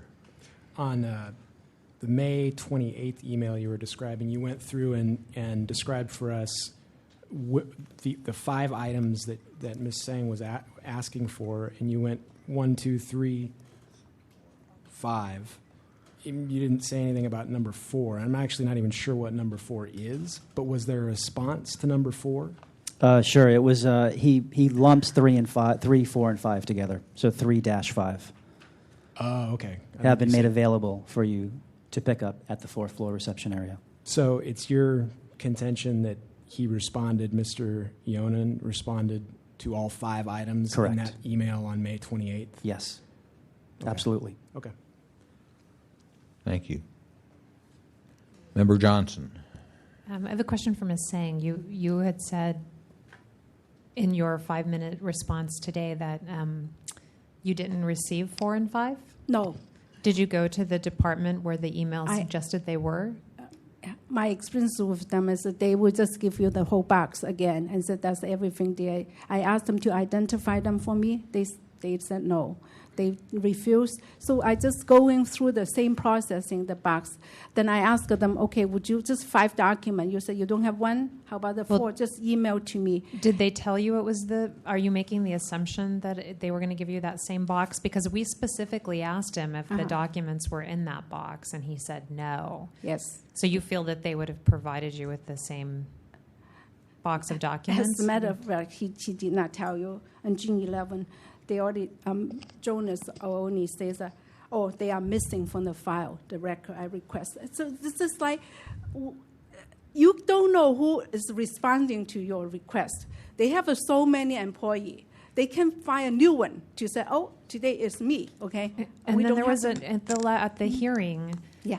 Mr. Ionen had said to us that he was going to contact the architect. Yeah. Did you receive the documents that he said he was going to get from the architect? Okay, actually, he says that he already contacted the architect. The file shows that on the day before the hearing, I requested him, I said, would you please just don't wasting any more taxpayers' money and time, just provide it to me. And then he said, he did not say anything, actually, okay? Did you receive them or no? I don't mean to cut you off.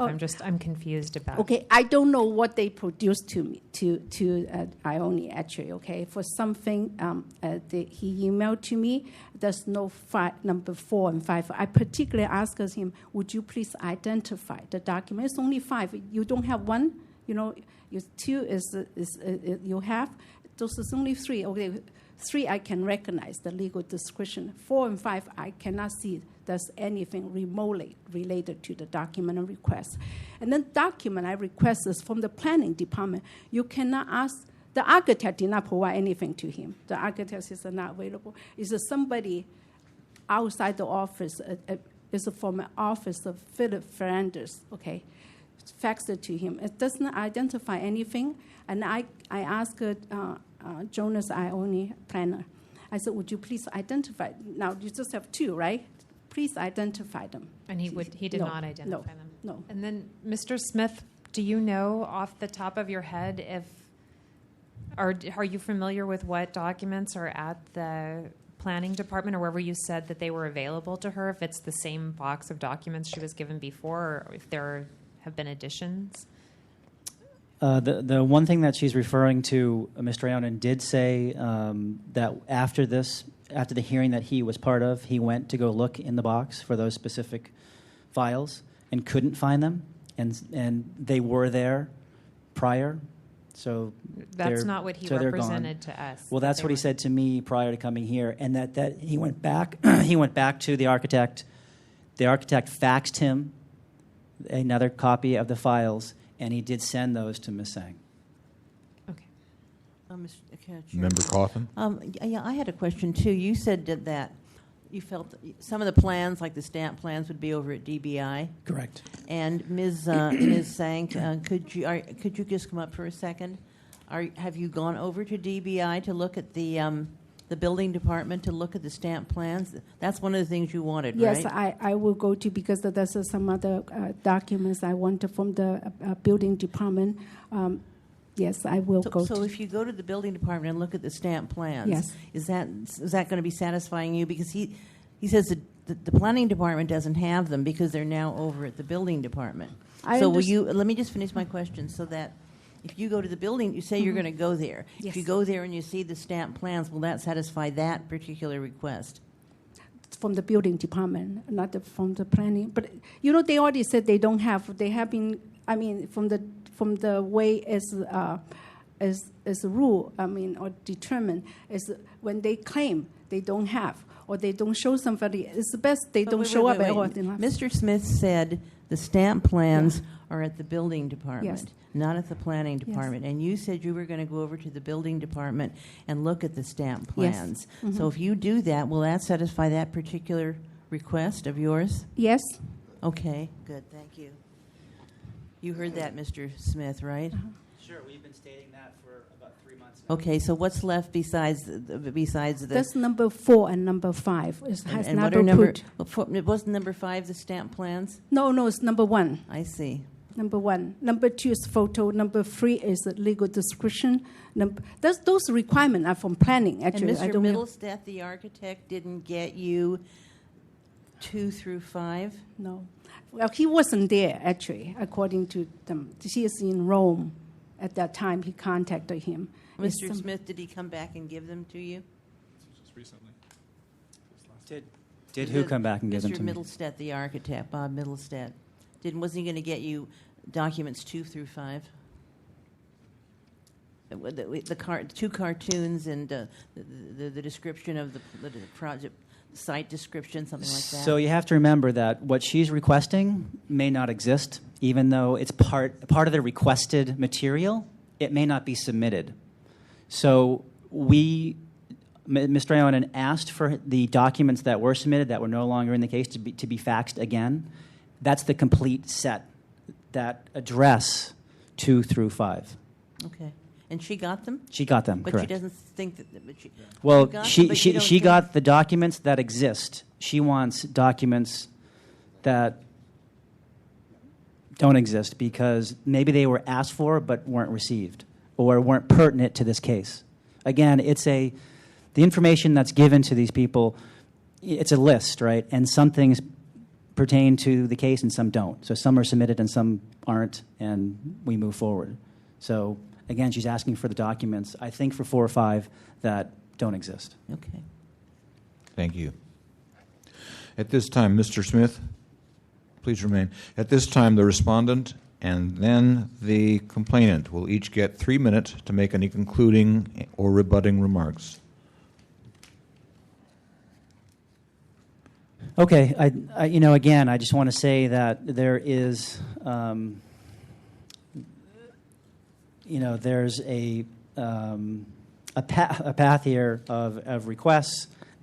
Excuse me. and also on our part, trying to seek resolution to the information that we have and providing that in a timely and efficient manner, whether it's the case file being available for her review to come in, whether it's electronic documents that we have that are requested. And we've complied to do that to the best of our ability.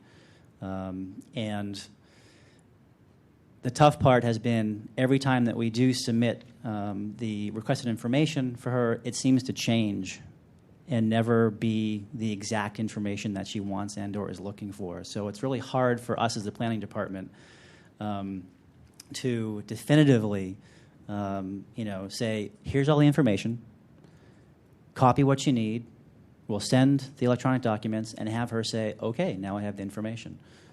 Especially when she's looking for documents that we don't have or DBI has. So it's been tough for us as well. We've probably spent 100 hours of time so far on this, and to the tune of maybe even tens of thousands of dollars trying to get to the requested information that she's looking for, and going through this process. We're not trying to deny her anything that we don't have. We're not hiding anything. We're not trying to keep anything. We're not occluding to keep anything. Mr. Ionen is a senior planner, a respected planner in the department, works on numerous development projects and neighborhood planning projects for the planning department, deals with many other requests that all seem to go fine, including myself. Big projects down in the city, small projects. This project happens to be, I think, a 6x9 terrace on her neighbor's property. And again, we're trying to comply, and we usually do a very good job doing that, and I think we have here as well, but there seems to be tension now on both sides and asking for information that we just don't have, and we're trying to give her the information that we do have. Thank you. Ms. Tang?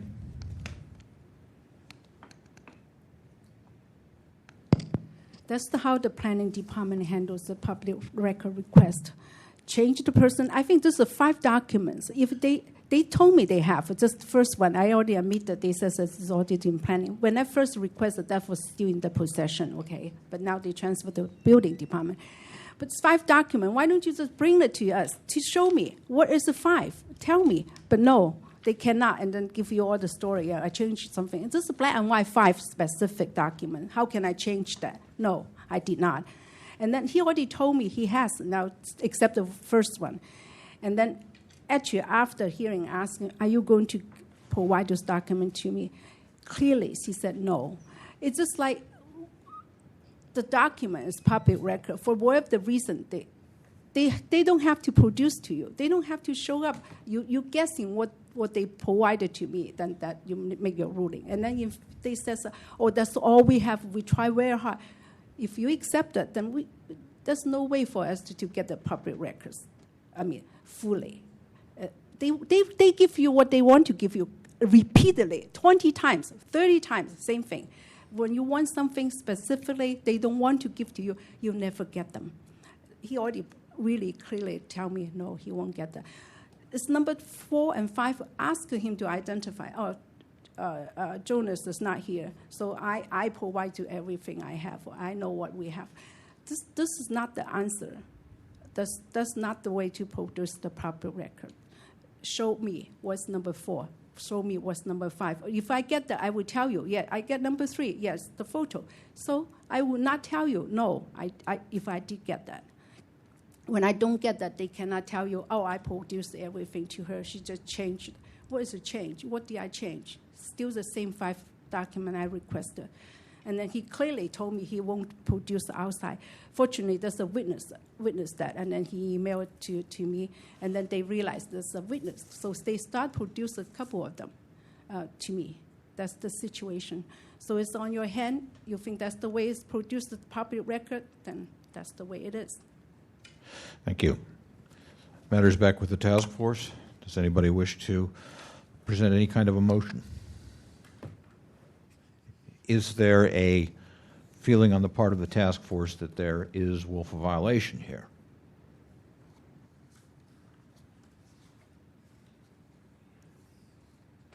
Member Wolf. I would just like to say what I'm a little concerned about is the admission from the department that all the documents are available for her to pick up, and that we're here today that they could have brought them, which is what she more or less just requested. And I'm not quite sure that, because she hasn't gotten them or she doesn't know what they are, that the order has been fulfilled yet or not. So I'm in more or less at this point in favor of moving in violation because I'm not sure if the documents exist or not at this time.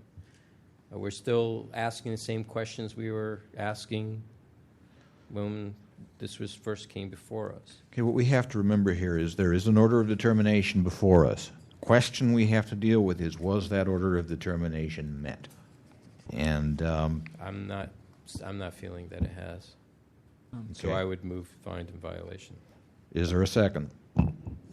Okay. Well, you moved to find violation. We've already found violation. Right. Are you moving to refer this to an enforcing authority?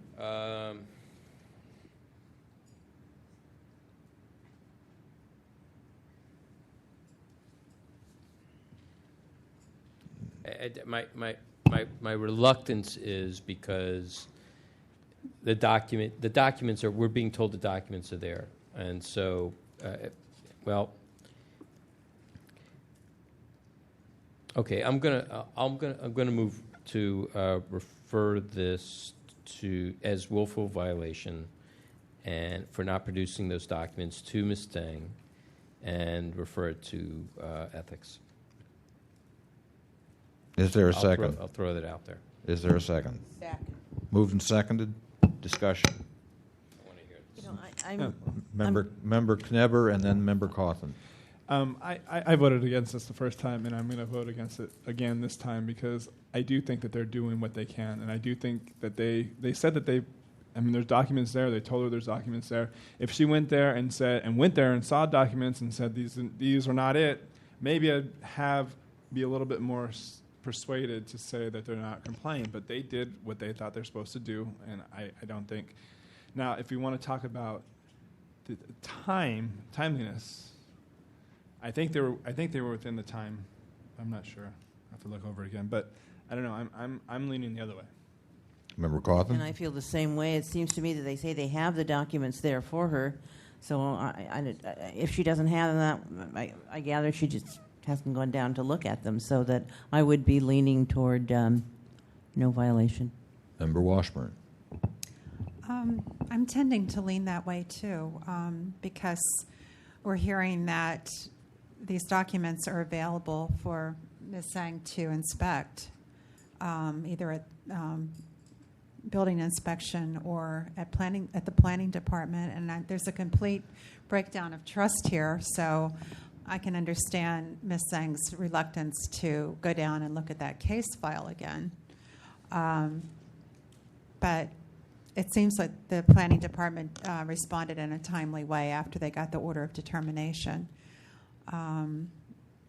So I don't see a willful violation here. I don't, until Ms. Sang goes down and looks at those documents, there's no way of knowing whether there was noncompliance or not. Member Golden. This is not the first time that a complainant has been dissatisfied with documents provided to them by the department.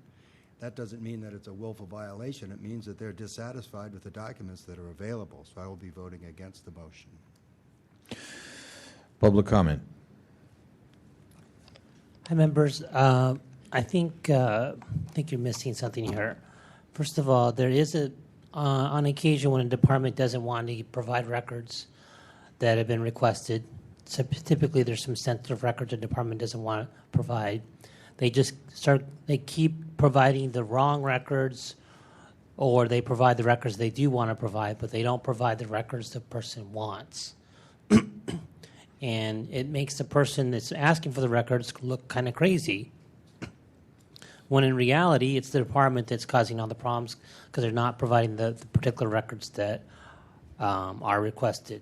It's my understanding from what I heard today that these records do exist.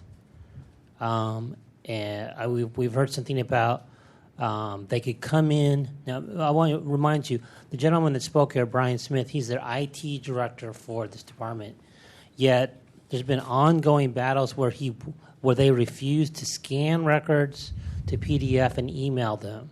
Instead, this is another tactic departments use where they say, oh, sure, we have the records, you have to come in and get them, rather than scanning them and emailing them. You guys have, on multiple occasions, found that was unacceptable, that the provisions for electronic access that are in the ordinance require departments, if they have scanning copy devices, to scan records and email them at no charge, rather than requiring people to come in and giving them a whole big box and say, well, the record you want is somewhere in there. No, that's not how the Sunshine works. They have to scan the ones they have and send them if that's requested. So I would say that they have not. He said they can come in and copy the records. That's not what they asked for the records. They have not been scanned and sent to them.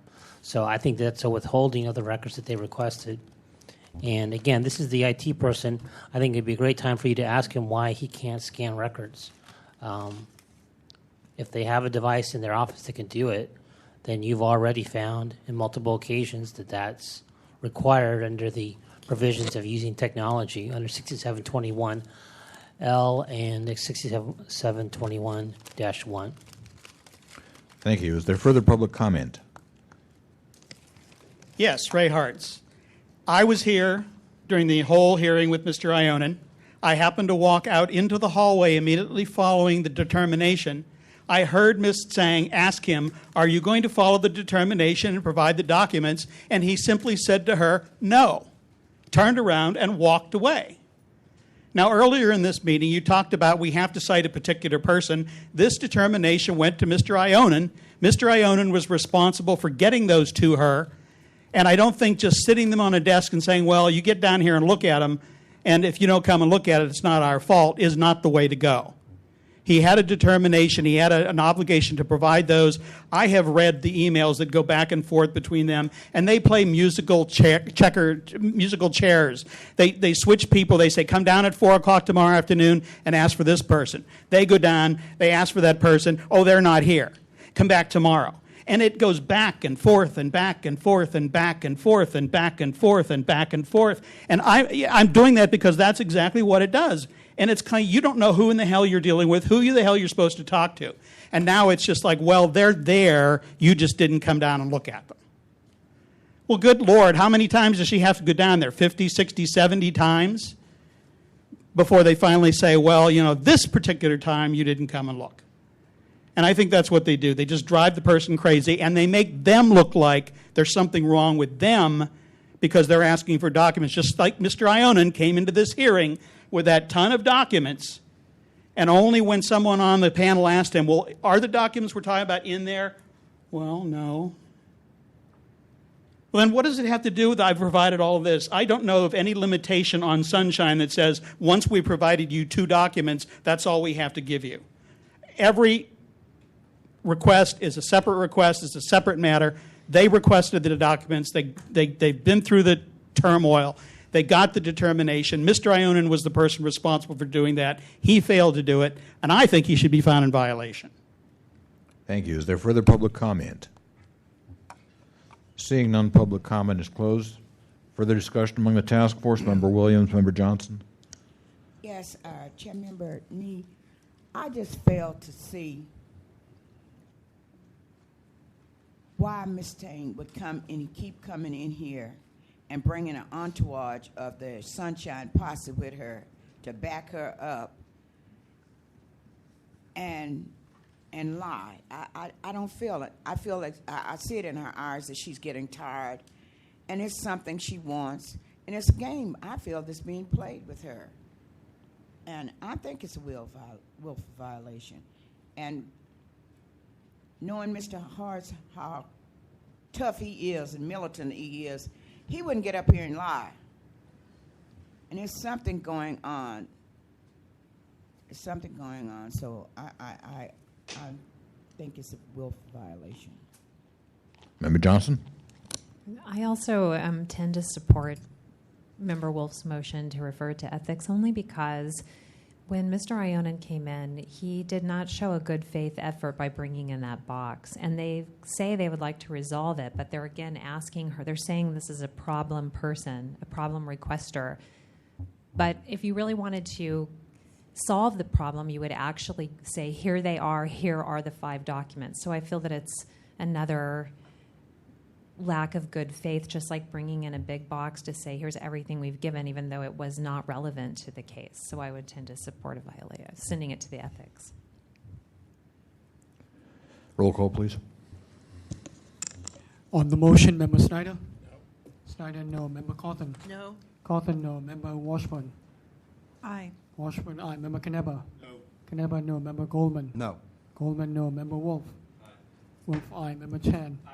Chan, aye. Member Johnson? Aye. Johnson, aye. Member Williams? Williams, aye. Member Nee? Aye. Mr. Chair, we have 6 ayes and 4 noes.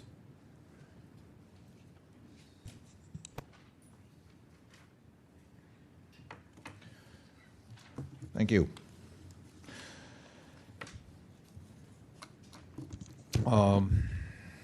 Just to both parties, Mr. Smith, You have indicated a willingness to continue working with Ms. Tseng on this. So even though this is going to ethics, the respondent in this case is Mr. Ionin. I would say that the decision today does not conclude this matter really. If and when Ms. Tseng comes to the planning department office or the building department office or whichever office to retrieve those documents, we will want to know going forward the level of cooperation. Thank you both.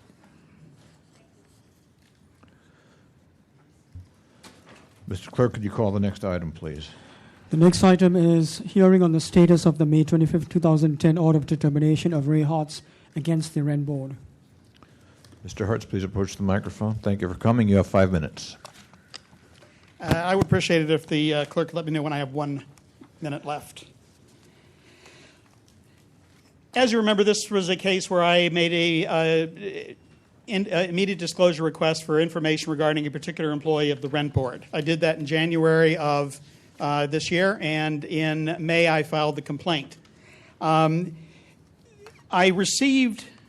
There were 2 basic issues. One was I wanted to know the exact compensation that this employee made, including not only his base salary, but all of the city-paid benefits that he was entitled to and the city paid for. The second was I was provided one sheet of information, which was supposedly his entire application for employment with the city, and I felt that that was unreasonable, and you found that agreed and issued the letter of determination.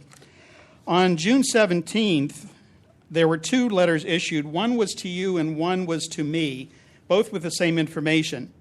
And the only difference was that the letters on the surface were different. One of the things that I would ask you to simply note on what they provided with me, there are multiple pages there with the city application, references, letters asking about the job and things like that, which would typically be what I would have expected initially. Now, the interesting thing is the letter that was sent to me includes the following phrase, and this is from their custodian of records, Robert Collins. Attached is the employment application for Rent Board hearing officer of A.L.J. Berg, which was recently discovered. This is dated June 17th. So I make an application in January, and in June they discover what I'm asking for. Up until that point, they say, nothing but 1 page. Okay. Now, the second bit of information, I did get a call this afternoon at 2 o'clock from Mr. Collins at home, and he said, I have the information about the salary, and I will try to get that to you this afternoon. And when I walked in this afternoon, Mr. Rustum did have the information. So bottom line is, as of today, at the very last moment, I got the information that I had asked for. Now, one of the things that I would like to talk about, though, is the fact that I was dealing with the executive director of the Rent Board, not a clerk in the front desk or anybody like that, the executive director, the person in charge of that agency. I was also dealing with Mr. Lee, who is here tonight, who is an attorney for the Rent Board. And I do believe, and I don't think it's an unreasonable belief, that throughout this entire process from January until now, they knew that what I was asking for was something I was entitled to and could have at any time provided it. And I have also mentioned prior that we have been in the same room on multiple occasions. They have had my name, my address, my email address, my telephone number, multiple ways, and they did not make one effort up until today to ever contact me to clarify questions they had regarding what I was requesting and so forth. So for them to come in, and one of the things they also did was made multiple protestations to you, both orally and in writing, stating we have no idea what Mr. Hartz wants. So really what I'm saying is I feel that I could ask for you to find a violation for just willfully not responding and failing to provide the assistance which is required by Sunshine. Although I'm not going to do that, and I'm not going to do that for one simple reason. One of the things that they did do was send a letter to Mr. Nee which basically said that even though it's been decided we do not have to record our meetings, we are going to make an effort to do so. And also, the issue of putting in a 150-word statement, they have agreed to start doing that also. And they did put one of my statements in the April meeting. And I feel it's a wash. So as far as I'm concerned, they have made some efforts to move into Sunshine. And as a result of that, I've gotten the information I feel I'm satisfied with. I feel the complaint has been met. But I would like to make it a matter of record that should I go to them again and request further information, I would not like to have it take 6 months. Thank you. Is there anybody here to present facts and evidence in support of the complainant? Seeing none, would the respondent approach, please? Thank you for coming, sir. You have 5 minutes. Timothy Lee for the San Francisco Rent Board. My understanding, as Chairman Nee said, that the only issue before you is whether the order of determination has been met. I'm happy to hear that Mr. Hartz confirmed that the order has been met. I won't go into a blow-by-blow account. Let me just say that the statement that we had these documents and could provide them at any point in time is simply untrue. If he told you, if you look at the documents that we did provide, we didn't have the documents. Admin Services, who does our payroll, has the documents. They had some of the documents. They didn't even have all of them. Department of Human Resources had some of the documents. And finally today, for the city paid benefits, we were able to obtain something from the Controller's Office that actually had the only documents with regard to the city paid benefits. But given that it's resolved, I just ask that you close the case, and thank you for your time. Thank you. Is there anybody here to present facts and evidence in support of the respondent? Seeing none, task force? Okay, at this time, if they wish, the respondent and then the complainant will have 3 minutes each to make any concluding or rebutting remarks. Mr. Hartz? One of the most interesting things about dealing with city agencies and dealing with government in general is that sometimes they're hoist on their own petard. In other words, they have their own rules which they're supposed to follow, and if you play the game and learn the rules, what you can do is outmaneuver them.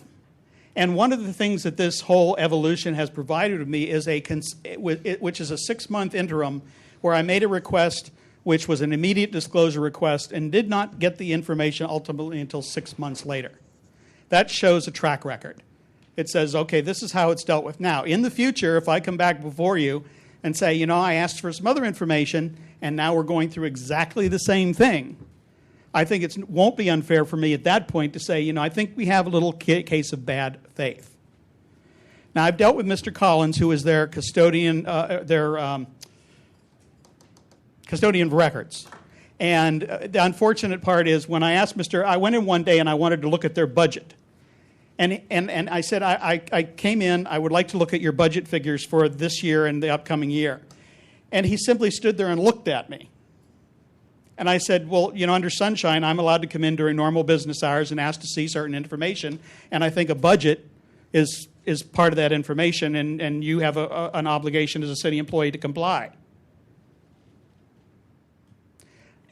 You're the custodian of records. I don't understand why you won't do this, and you won't even respond to the fact that you're supposed to do it, and I'm asking you why you won't, and you simply stand there and look at me.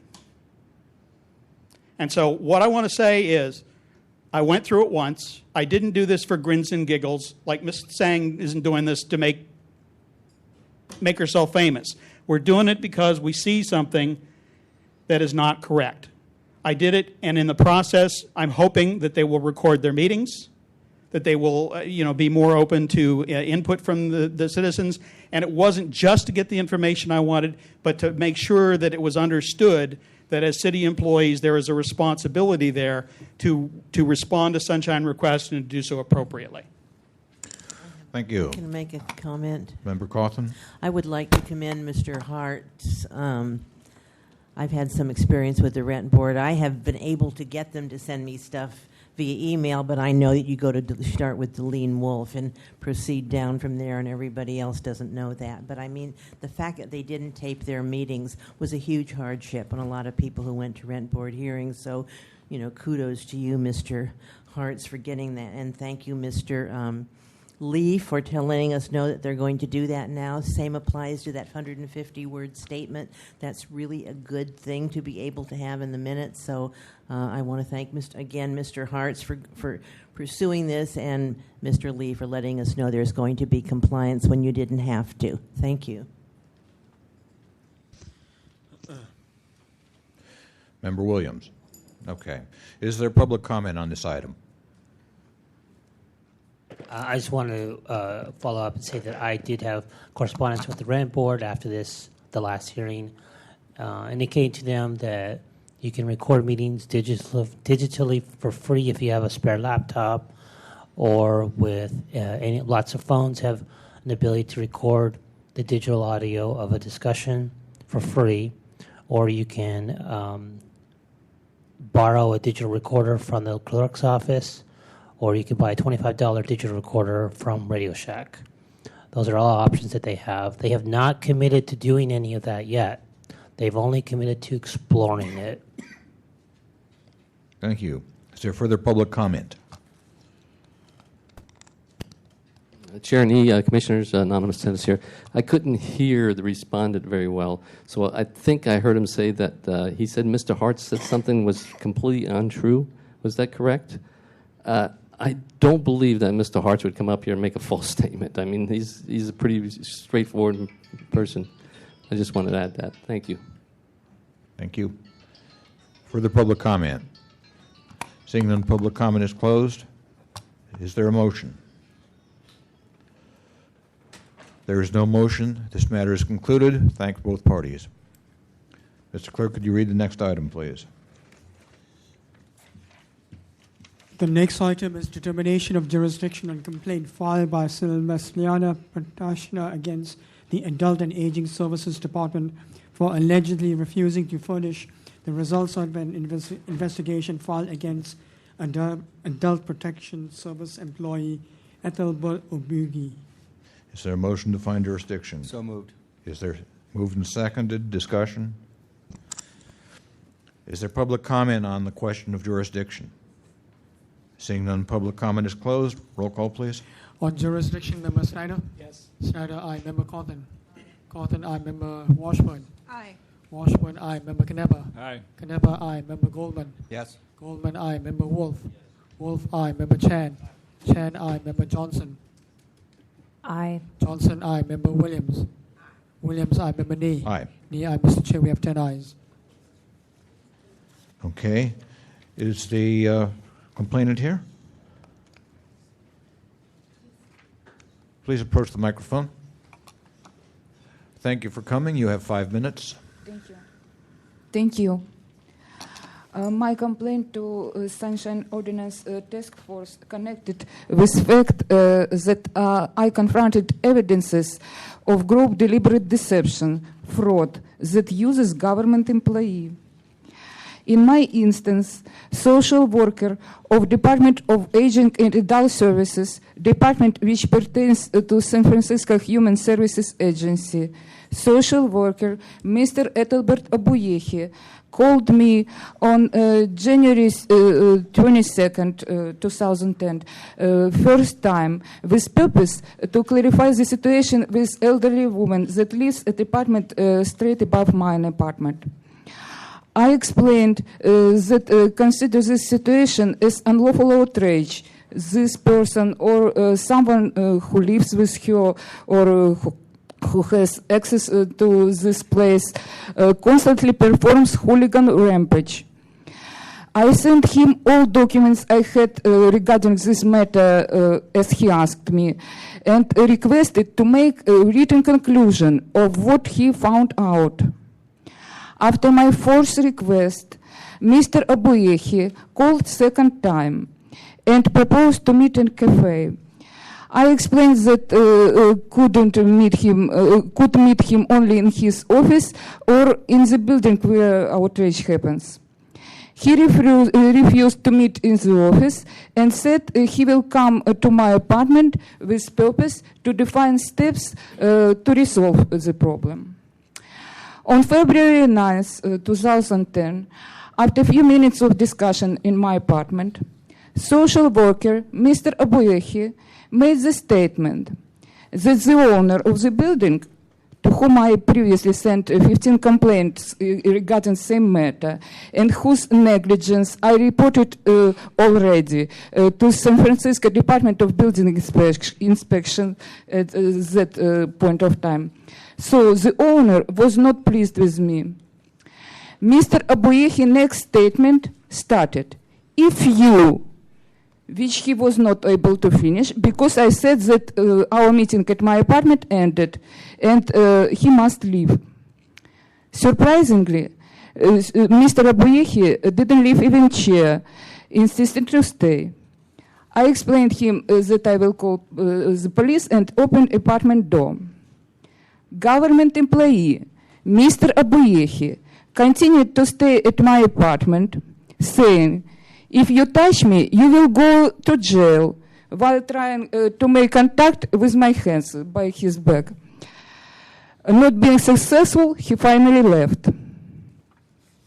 On February 11th, 2010, I sent request to Adult Protective Services, part of Department of Aging and Adult Services, to provide investigation of the attempt of open harassment made by social worker Mr. Abuyehi at the time when he performed his duties as a government program employee.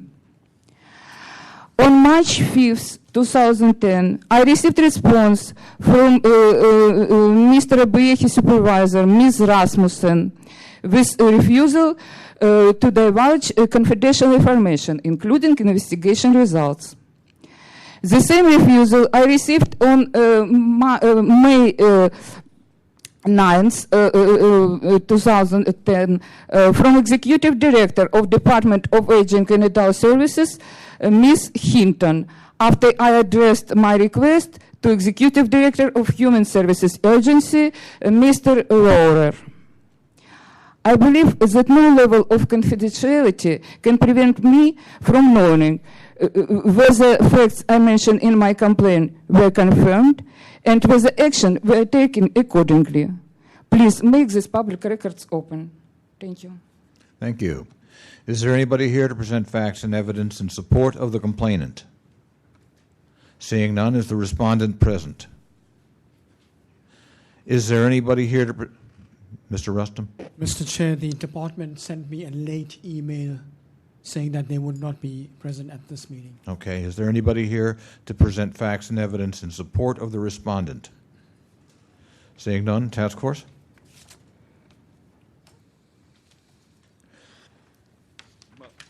Member Kneber?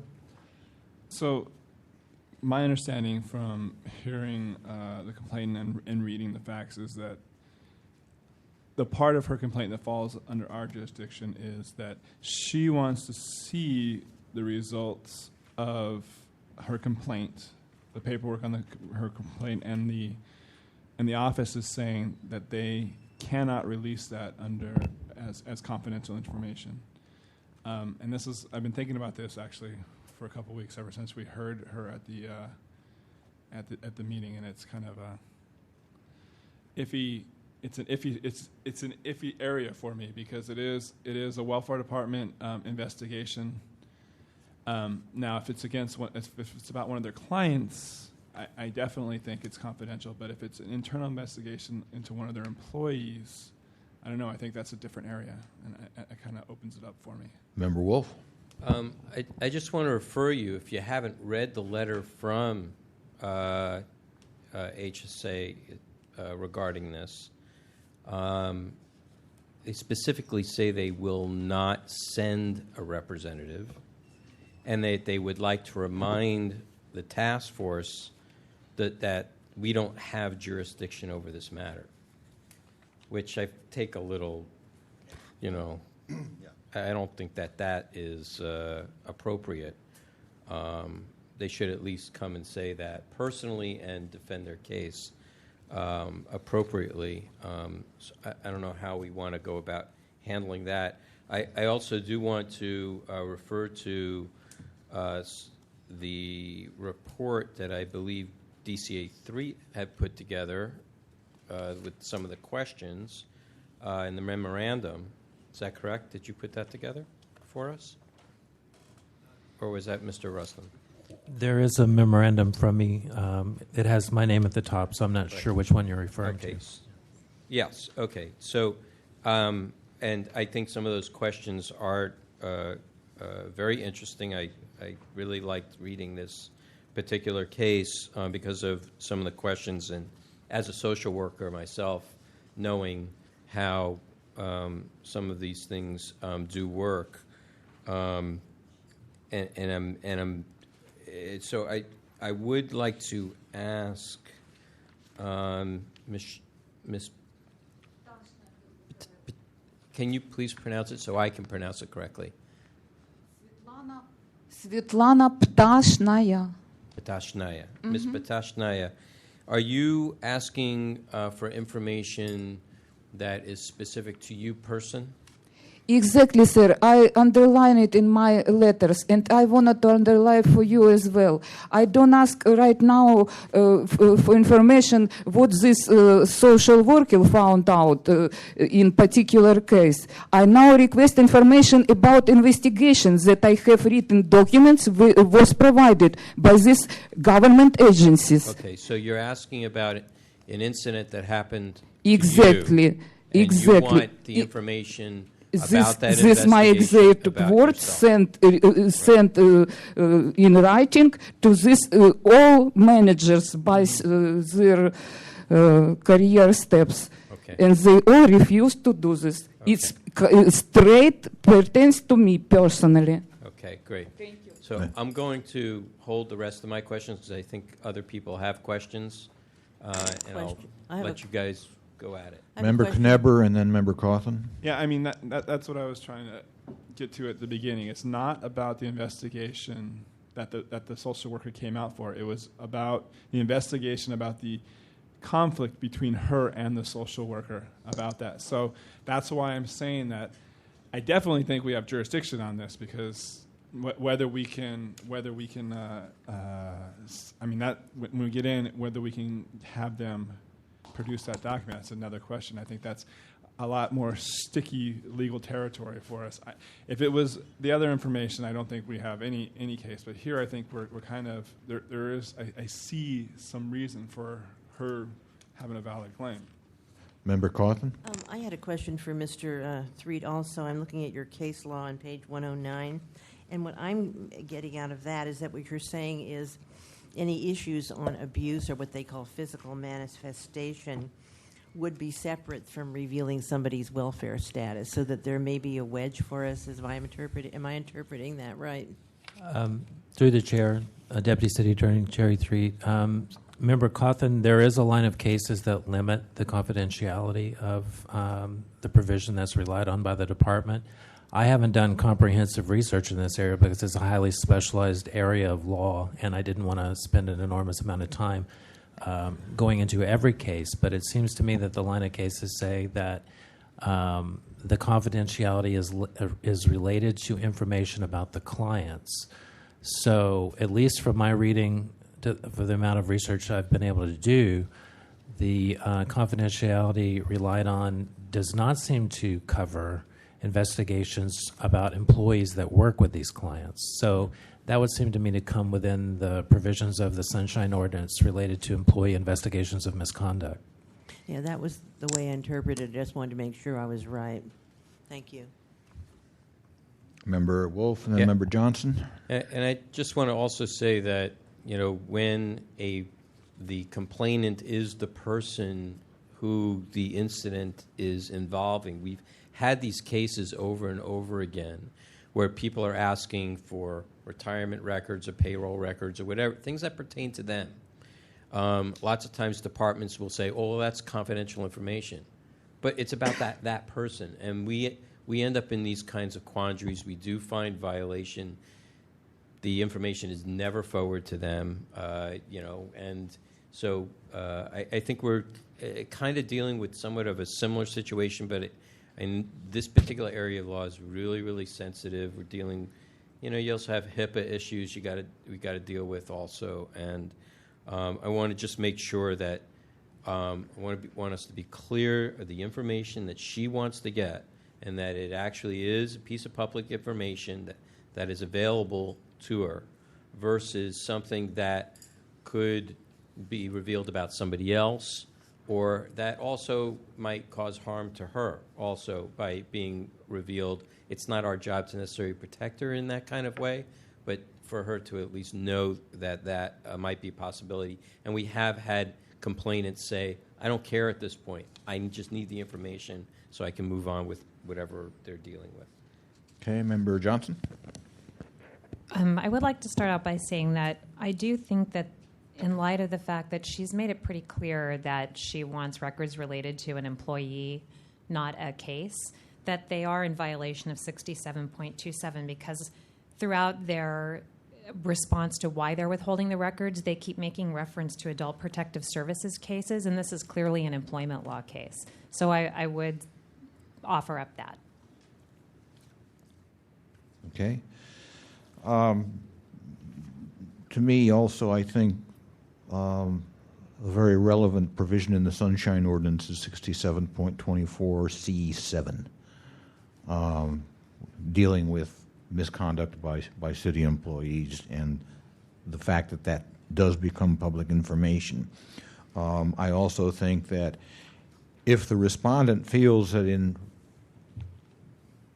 providing that information it will compromise information relating to a welfare case, then it's up to them to redact whatever information is not disclosable. At this time, the complainant, if you wish, you have 3 minutes to provide any concluding remarks.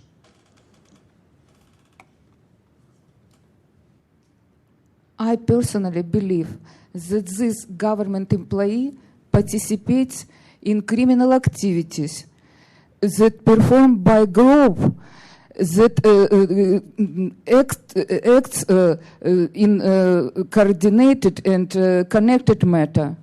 And I am sure if this Department of Aging and Adult Services would conduct this investigation according to law, it would prove what I am saying.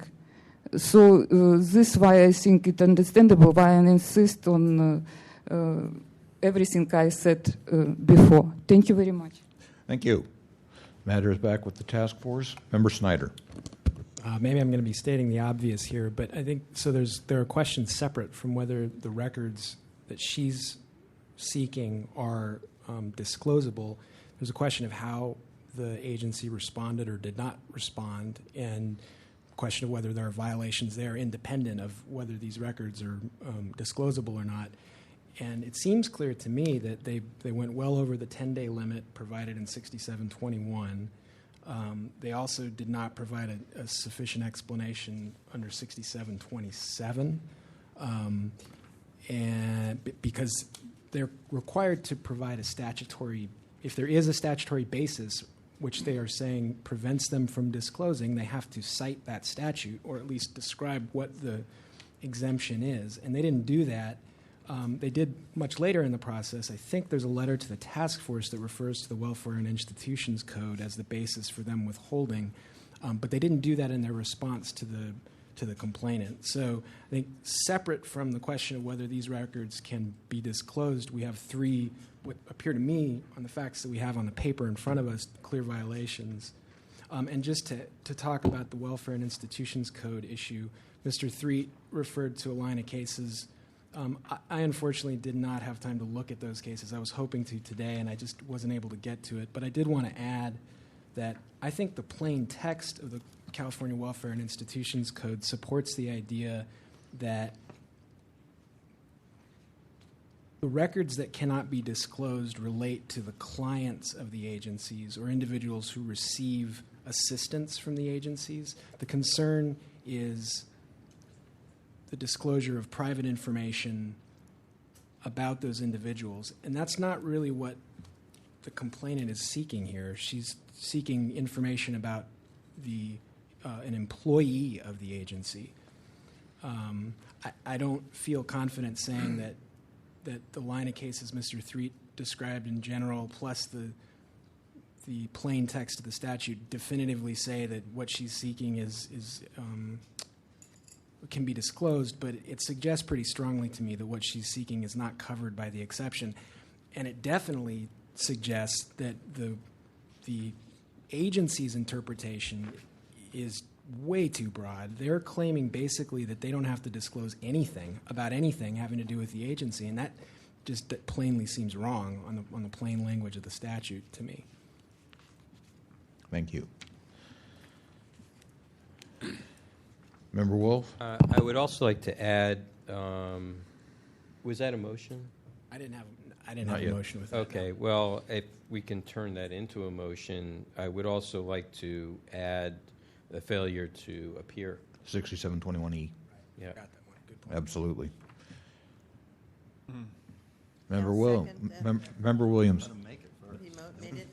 Well, I will move whatever he said. I will second whatever he So said. just to clarify, we're talking violation of 6721 E 24C7 6727 And 21. And 6721. Yeah, and 67. Did you do 24C7? Yes. You got Yes. that? Okay. Yes. So 21, 6721, 6721E, 6724C7. Yes, okay. And 6727. Okay. Is there a second? Second. Moved and seconded. Discussion. I believe Member Williams, you had. No, I was just, you had added about the willful conduct of a city employee, and that's what I was thinking of when I read this. And I just want to say, to who's ever doing it, Education Department and Outreach, this is one time that I am really glad. People are really coming forward, and it's going out in all languages, and I'm just so pleased that people are stepping up and knowing that they have the rights to come here. Okay. Is there public discussion on this matter? Members Kim Crossman, I agree, except you said 21E. Those kind of overlap. I would suggest maybe 21C and 21E on top of the other 24 provision as well. I guess the only question I have is if it's criminal, well, I'm assuming this is an administrative investigation, not a criminal investigation. That's the one thing I'm thinking about. But it does remind me of when we were trying to get records from the district attorney, and they said, even administrative records were not disclosable. It reminds me of a similar kind of line of reasoning that this agency is trying to use, which you rejected. So I would speak in favor of this motion with the changes I have suggested. Thank you. Further public comment? Seeing none, public comment is closed. Further discussion? I would go ahead Member Wolf? and add that the public comment to notate that it's 6721C and E. Okay, and does the second accept that? Second accepts.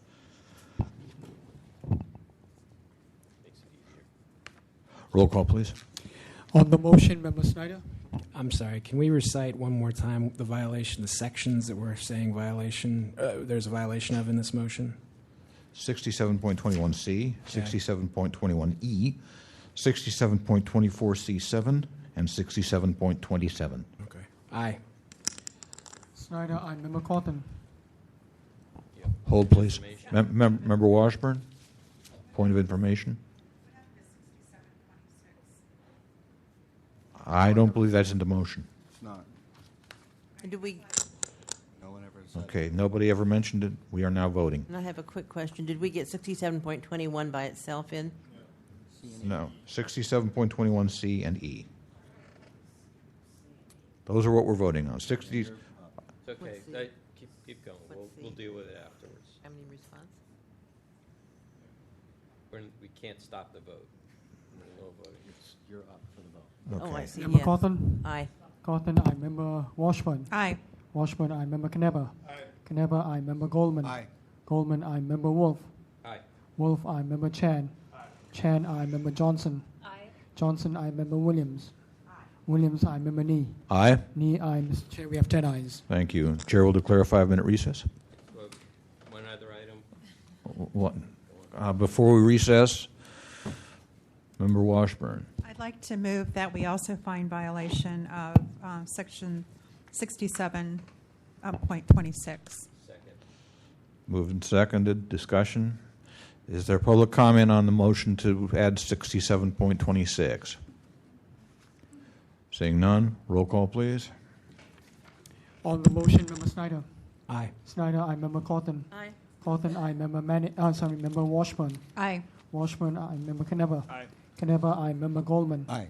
Goldman, aye. Member Wolf. Aye. Wolf, aye. Member Chan. Chan, aye. Member Johnson. Johnson, aye. Member Williams. Williams, aye. Member Nee. Aye. Nee, aye. Mr. Chair, we have 10 ayes. 5-minute recess, please.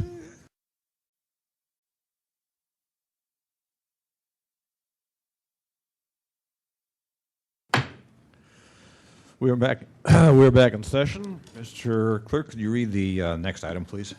Yes, Mr. Chair. The next item is determination of jurisdiction on complaint filed by Suzanne Dumont against the Recreation and Parks Department for Members. allegedly refusing to adhere to a public records request. And members, I move that we find jurisdiction on this item. Second. Moved and seconded. Discussion. Is there public comment on the jurisdiction of this item? Seeing none, roll call, please. On jurisdiction, Member Snyder? Yes. Snyder, aye. Member Cawthon? Aye. Cawthon, aye. Member Washburn? Aye. Washburn, aye. Member Knepper? Aye. Knepper, aye. Member Goldman? Aye. Goldman, aye. Member Wolf? Member Wolf is excused for the moment. Member Chan? Chan excused. Member Johnson?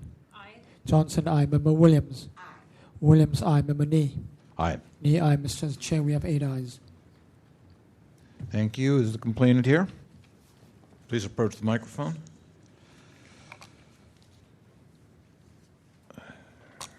Thank you for coming. You have 5 minutes. Thank you. Good evening. And thank you all for your hard work on this most important panel that makes our city a whole lot better for all of us.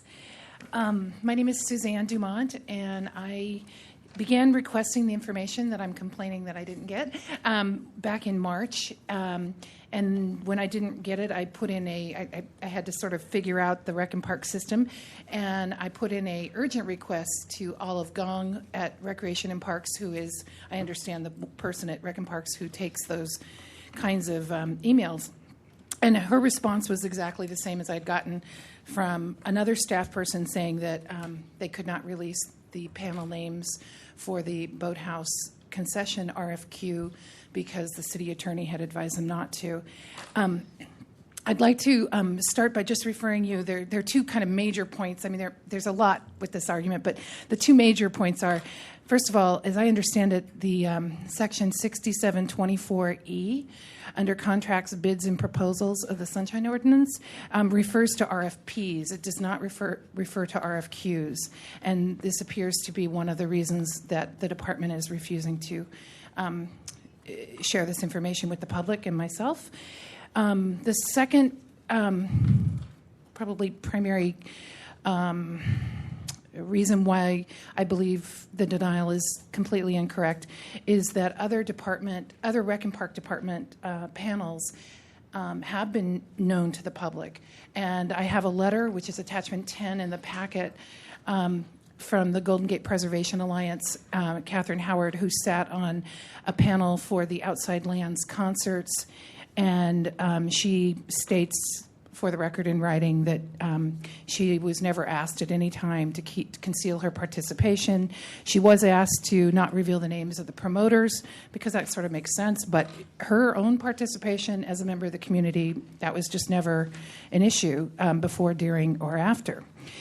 Also, attachment 11 is something that I downloaded off of the SF-Gov website, and I double-checked today to make sure it's still there, and it is.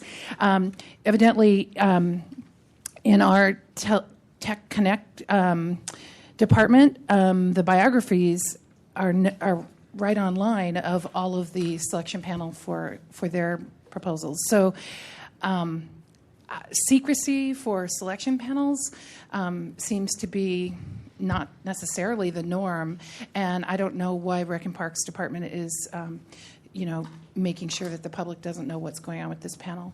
So I thank you very much. I'm here to answer questions and help you out in any way if I can. Thank you. Thank you. Is there anybody here to present facts and evidence in support of the complainant? Seeing none, is the respondent here?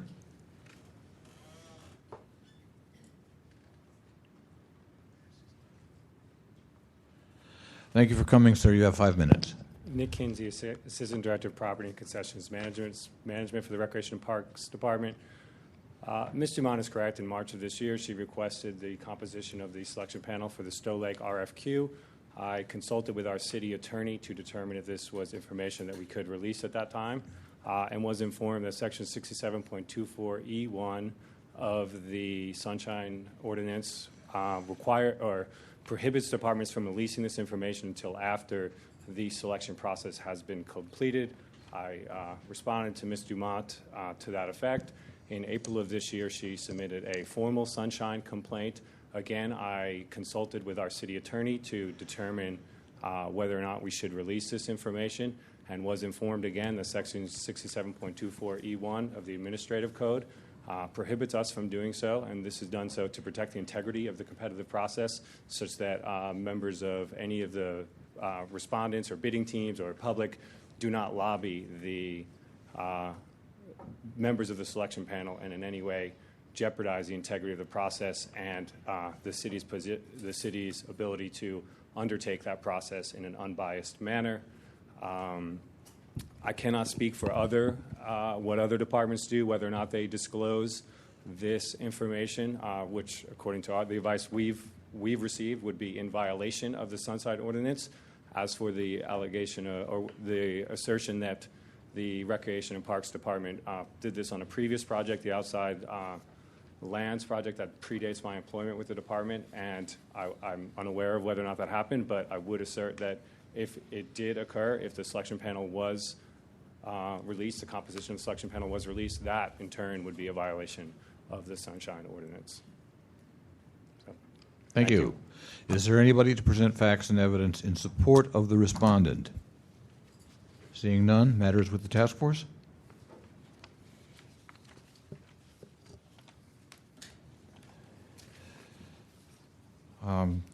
I have an observation of my own, and that is, I guess there is kind of a question here.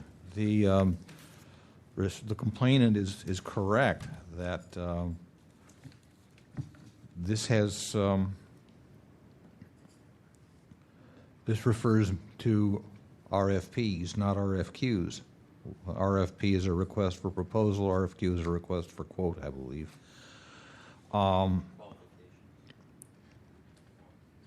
Qualifications?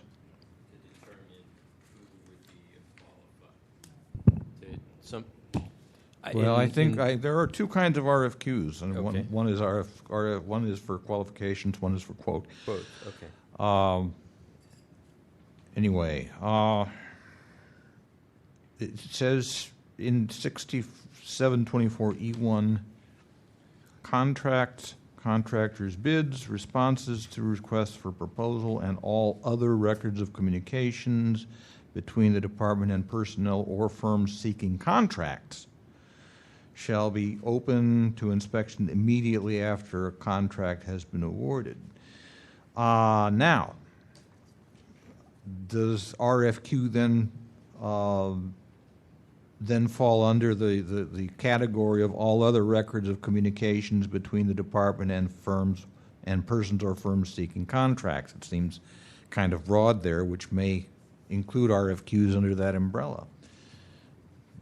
Member Snyder. I think it's the important part is the second half of that section, the names of scorers, graders, or evaluators, along with their individual ratings, comments, and score sheets, ellipses, shall be made immediately available after the review or evaluation of an RFP has been completed. Now, assuming that that this applies to RFQs as well as to RFPs, what this says is that the information must be made available after the review. I did not have a chance to read any case law interpreting this section, if there is any, but I see nothing in here that prohibits the release of information. It just says that it has to be released after the review has been completed. And given that this ordinance is about releasing information, it seemed to stand to reason that if something is prohibited from being released, the statute would explicitly say it is prohibited from being released. I think maybe one explanation for the difference in the behavior of these various agencies is that I think it's, as I read this statute, just the plain language seems to say if you want to release it beforehand, that's fine, before the conclusion of the review, but you must release it after the review has been completed. I don't read this as prohibiting the release anytime. I don't know, Mr. Threed, if you had any chance to look at this issue or if you had any thoughts about that. But Mr. Threed? Through the chair, Deputy City Attorney Jerry Threed. To some degree, Member Snyder, I would agree with your interpretation. This section, 67.24, does designate generally those documents that must be disclosed. By implication, however, to the extent it says that you do not have to disclose something until after a certain thing happens, I think that says that the department has the discretion to not disclose it.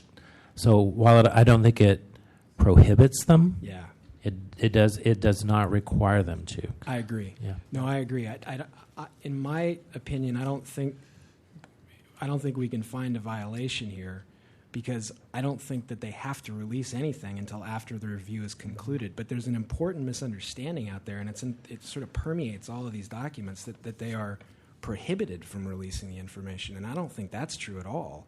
I think I could be wrong, but I think if the agency, whoever is subject to this ordinance, wants to release it, they're fully capable of doing so.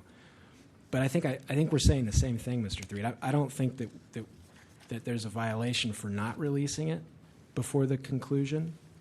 But I think if they wanted to release it, if they decided that they wanted to release it, they would be able to before the conclusion of the review. Member Knibber? Yeah, that's kind of what struck me when from the respondent, the idea that they were prohibited. There is nothing in here that says they're prohibited. You can release information at any time that is disclosable, and all this is saying, all that provision is saying is that there is a stipulation that you must release it after it's been awarded, after the process has been complete. But you can give the information to the complainant right now, and there's no reason not to. But at the same time, if they don't, if they don't want to, that's fine. But I don't that's think a choice. we can find a violation. No, I agree with you completely. Right. I just want to make clear that if you want to, you can give the information. There's nothing in the Sunshine Ordinance that says you can't. Member Cawthon? And I'm just looking at I know that Megan Levitan on page 197, there's some memos she exchanges with Suzanne, Sandy Weil, who is working with Ms. Dumont. I'm going to be on the bid selection panel, she says, and I'd love to talk to you, and so on and so forth. And we have Catherine Howard, Megan Levitan is on the Rec Park Commission, but she's going to be on the bid selection panel, and she's not at all interested in keeping it a secret. Then we have Catherine Howard, who's on the Golden Gate Park Preservation Commission, and she also revealed it. Then there's some instances where the Coit Tower concessionaire selection people revealed their panel, Outside Lands revealed their panel, Japanese Tea Garden. So I would agree, while you have to do it after the award, there's nothing that says you can't do it beforehand. That would be my thought. Mr. Threed? Through the chair, I just wanted to add one qualification to the advice I just gave. This is under the Sunshine Ordinance. Now, there may be separate prohibitions under the bidding ordinances and the administrative code. I'm unaware of whether that's the case or not, but there might be separate prohibitions for disclosures there that might govern in a case like this for those folks who serve on those panels. And that goes to a point that I was going to make next, which is that the agency never provided their basis in statute for not providing the information that was requested. So under 6727, they're required to say, we will not or we cannot provide because, and then they have to cite the authority which says that they don't have to produce. And they didn't do that. So I think, so there's a violation of 6727 at the least in my view, because they did not provide a justification for not releasing. It may be that there's some administrative code provision that prohibits them from releasing the information. If so, they never told anybody about that. And it seems to be in their written materials that their justification was that the Sunshine Ordinance itself prohibits the release, and I don't think that's true. Member Wolf and then Member Johnson.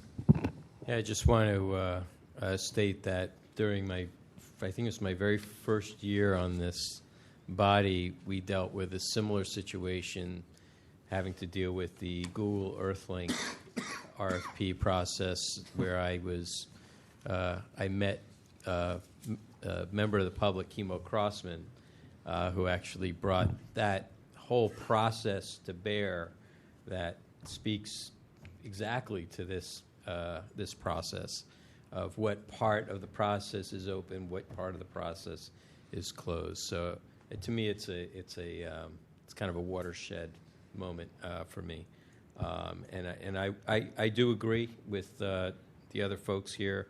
It seems like more of a I can't necessarily put my finger on.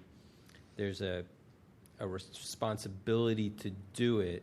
I mean, there should be an obligation to do it, but not that they're required to do it. So I'll leave it at that for now. I want to hear some more testimony before I say anything further. Member Johnson? If you go to page 191 of our packet, attachment 8, I think that the context of what they've written there at the end where it says, where it talks about the names of the scorers and evaluators will be disclosed after. If you look at the pieces that are missing from the city attorney's memo, I think it's more saying that it says nothing in this provision requires the disclosure of a private person's or organization's net worth or other proprietary financial data. I think they're telling the people, I think it was more along the lines of they were telling the private companies that are having the RFQs and the RFPs that we might not disclose your personal information, but here is the city information that will eventually be disclosed anyway. So I don't think they ever intended it to mean we don't have to disclose it and it should be very, very private. I think if you read the whole context of it, the spirit of it was more that eventually this public information is being open anyway. And it will be at this particular time no matter what you say. Okay. So, Member Wolf? Yeah, I'd just like to also just bolster that by saying that this was meant so that competitors didn't get to see each other's RFP, which is the protected information, and it's not really about the people that are making the decisions so much. It's more about the process, and every process is like that I know of, from this state down. Companies do it. My organization does it. Nobody can. It's a big secret process, but the people who are involved in making the decisions isn't the secret, and that can be revealed. Member Johnson. this has also come before the Rules Committee for the Board of Supervisors. Supervisor Mercarimi recently introduced, he wants to put on the ballot that the Rec and Park would have to have 3 people appointed by the board so that there would be a more open process, because as it is now, the mayor appoints all of them. So really, I think that Member Wolf's suggestion that it's to keep the competitors from seeing each other, information that would be considered private anyway, is something that's open to interpretation because the board is doing it too. Okay. This time, the respondent and then the complainant will each have 3 minutes to make any concluding or rebutting remarks. Thank you for your consideration of this item. If we did not include the statutory authority or the statutory citation of why this request should not be fulfilled, I apologize for that. I believe that we spoke exactly about why it could not be released at that time. We received advice from our attorney, who is helping us navigate not only the city's sunshine ordinance, but also this competitive process. These, with all the city's contracting guidelines, it's very easy for these, for our results to be thrown out of court, and that is why we err on the side of caution in releasing this information. Time and time again, the city has moved forward with attempting to contract with a particular only to have another party present either a legal case or other obstruction. And so we received advice from our city attorney that we were not to disclose this information. We acted upon that advice. If we did not give the correct statutory citation, I apologize for that. But firmly believe that in working with our city attorney that the correct determination was made. Thank you. Thank you.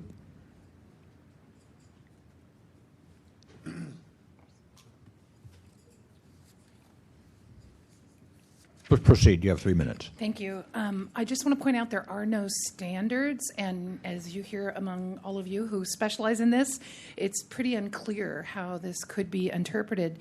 And I do find it actually very compelling that when the response was given to me, there was no justification other than that the integrity of the process would be destroyed. How do you destroy the integrity of a process if you allow more public viewing? We were not asking for fiduciary information. We're not competitors. We were a community that's been shut out, and we were asking to partake. And we know that these panels are primarily filled with paid staff, very well-paid staff. So we don't feel that it's a real injustice to ask who's making the decision. These are people that are actually working for us in the most part. So the spirit, unfortunately, of the entire RFP and now this RFQ process has been to exclude us and the public. And that is just, we've been lied to and deceived and excluded. And this is just sort of the cherry on top of the cake. So I just want to remind you, there are no real standards, and it is open to interpretation, and I hope that you will vote for transparency on this, because there's very little of it at Rec and Park these days. Thank you. Thank you. Matters back with the task force. Member Williams. I can understand where she's coming from on this, because all the names that have been partial list of selected panel people that has been selected, these are all people that, should I say, has been handpicked. And I think the community now wants to get more involved in knowing who's on these panels and what are their qualifications, because just like at the Rules Committee, a lot of these people don't even have qualifications or haven't even been around these things, and they just be put on these boards. And so I think she has the right to know their qualifications, who's been put on these boards, because like you said, it came up in the Rules Committee where the mayor wanted to appoint somebody from communications that didn't know nothing about whatever was going on with what he was going to sit on. So the community wants to get more involved, and they should get more involved, because it's our taxpayers' money, and we want to be involved in what's going on and who's running the show. So I agree with her. Okay. Member Wolf and then Member Snyder. A question for Park and Rec, please. What was the name of the attorney that advised you? Deputy City Attorney Virginia Daria Elizondo. And did she provide you with what kind of did she provide you with documentation, or was it verbal? It was verbal advice. It was verbal advice specific to your situation? Exactly, yeah. So there's no written communication between you and her? Okay, thank you. Member Snyder. I just wanted to go back to the issue of justification for withholding. in looking through the record, I see that the Recreation and Parks Department did provide a statutory citation in their letter to the task force on May 26th, 2010. However, they never provided the complainant with a statutory citation or any statutory that I can find justification for their withholding. The section of the Sunshine Ordinance says that a withholding on the basis that disclosure is prohibited by law, which is what we have here, I think, shall cite the specific authority, statutory authority in the Public Records Act or elsewhere. And as I read it, that means they need to cite that to the requesting party. I think the idea behind it would be the requesting party needs to know on what basis there is withholding. And as I read the record, Parks and Recreation did not provide that. So I'm assuming there's more discussion here, but I would move, maybe I'll wait to move. Member Wolf? Yes, along the same lines, if you look at Section 6726, it states here that otherwise the information that is exempt from disclosure shall be mass deleted or otherwise segregated, so on and so on and so on. This work shall be done personally by the attorney or other staff member conducting the exemption review. So while they had consultation with an attorney, they had an opportunity to have that information to be revealed or exposed or reported.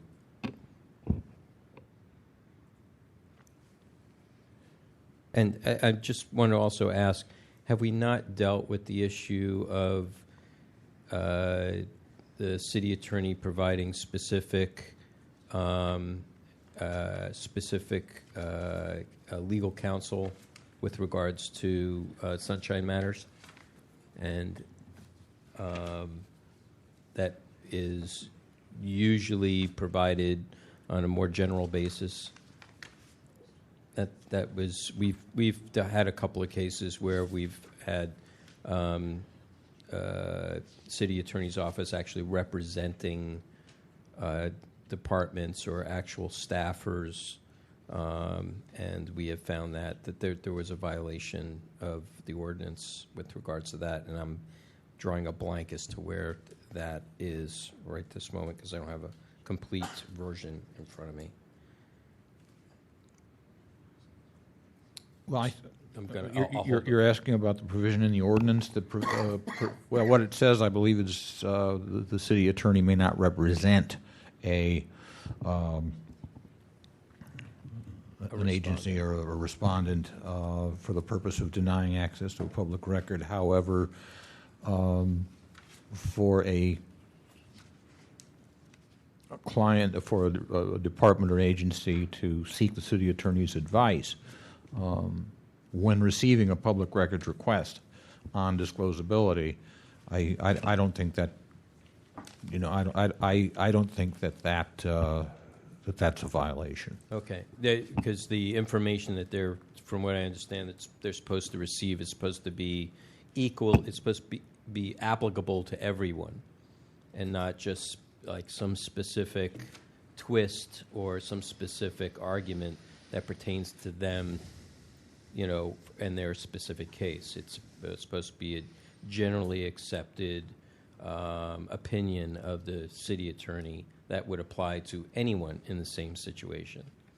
And that's just my concern about why I had asked Rec and Park if they had gotten any written information, because that written information would then reveal whether it was some specific kind of advice that they got that would not necessarily be available to anyone else, or not applicable to anyone in the same similar situation.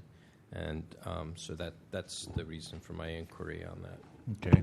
And there have been cases where I think respondents have actually been asked whether they received attorney's advice in the process of deciding whether to release information.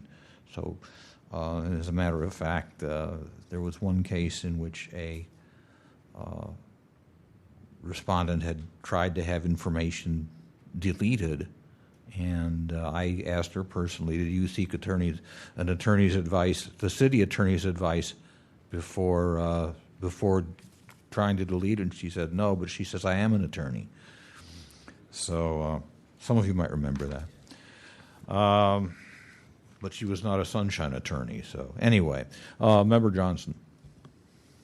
I'm not sure if this is pertinent or not, but one of the reasons they cite that particular section, which I agree with Member Snyder, doesn't necessarily say they must withhold it. So that's not really saying they have to withhold it till then. They say that the reason they want to use that is to ensure the integrity of the process, because they don't want the individuals making the decision to be unduly influenced. But if you look at some of the emails that complainant has attached, clearly the property manager, Nicholas Kinsey, for Rec and Park, they have a specific opinion of the way they want it to go. So I don't understand why we're protecting the integrity just from the public when Rec and Park and all of the commissioners have open access, since they're the ones knowledgeable. I mean, both sides seem like they would need equal access.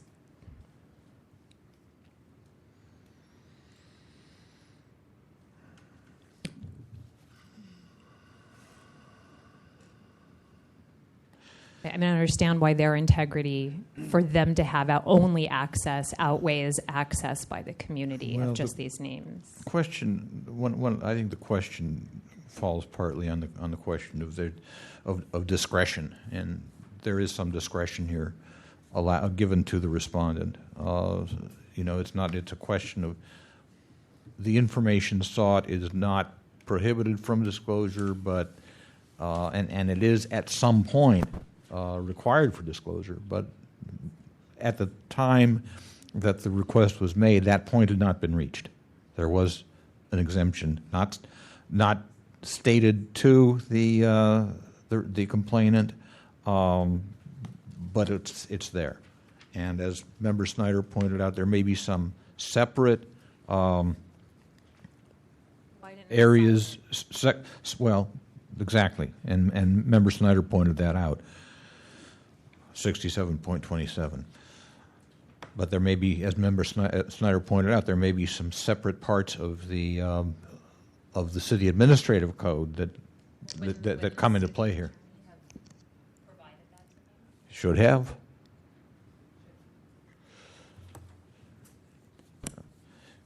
Is there a motion? I would move to find a violation of 6727. And no more. I don't think we can find a violation for 6724 because they're not required to release it until after the evaluation. I wish we could append a little asterisk that says, but you're not prohibited from releasing it. You're just not required to release it. But anyway, the motion is to find a violation of 6727 for failure to cite. Moved and seconded. Is there discussion? Is there public comment on the motion?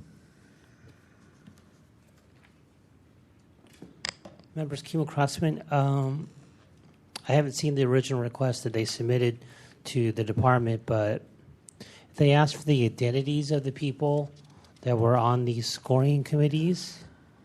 Then while the name, I agree, is probably not disclosable until the scoring occurs, other identity information about the qualifications should be disclosable. So resumes, any biographies, if they're city employees, if they filled out an application, appropriately redacted, the name information appropriately redacted, but other qualifications or any other documents would tell people about the qualifications of the people that are scoring, I think is disclosable immediately, because this only withholds the names and the ratings and comments and score sheets. But it doesn't withhold the other qualification details. So I don't know what the original request was, but if you go back and look at it, if it asks for the identities, then I think, there's plenty of provisions under Sunshine that say that if you can't provide if the record that's been requested can't be provided, you should offer to assist and offer alternate information if it can be provided. I think that's in 6726, and just that, biographies, applications, or resumes or CVs would be definitely useful and relevant information, even with the name redacted. The other thing I want to say is this is an extraordinary provision, but it does need some refining. I've recommended that in the amendments that they record these scoring sessions so that people can, after the fact, listen to how the scoring occurred, because that would probably address some of the concerns about the fairness of the scoring. But that's not currently required. Thanks. Thank you. Is there further public comment?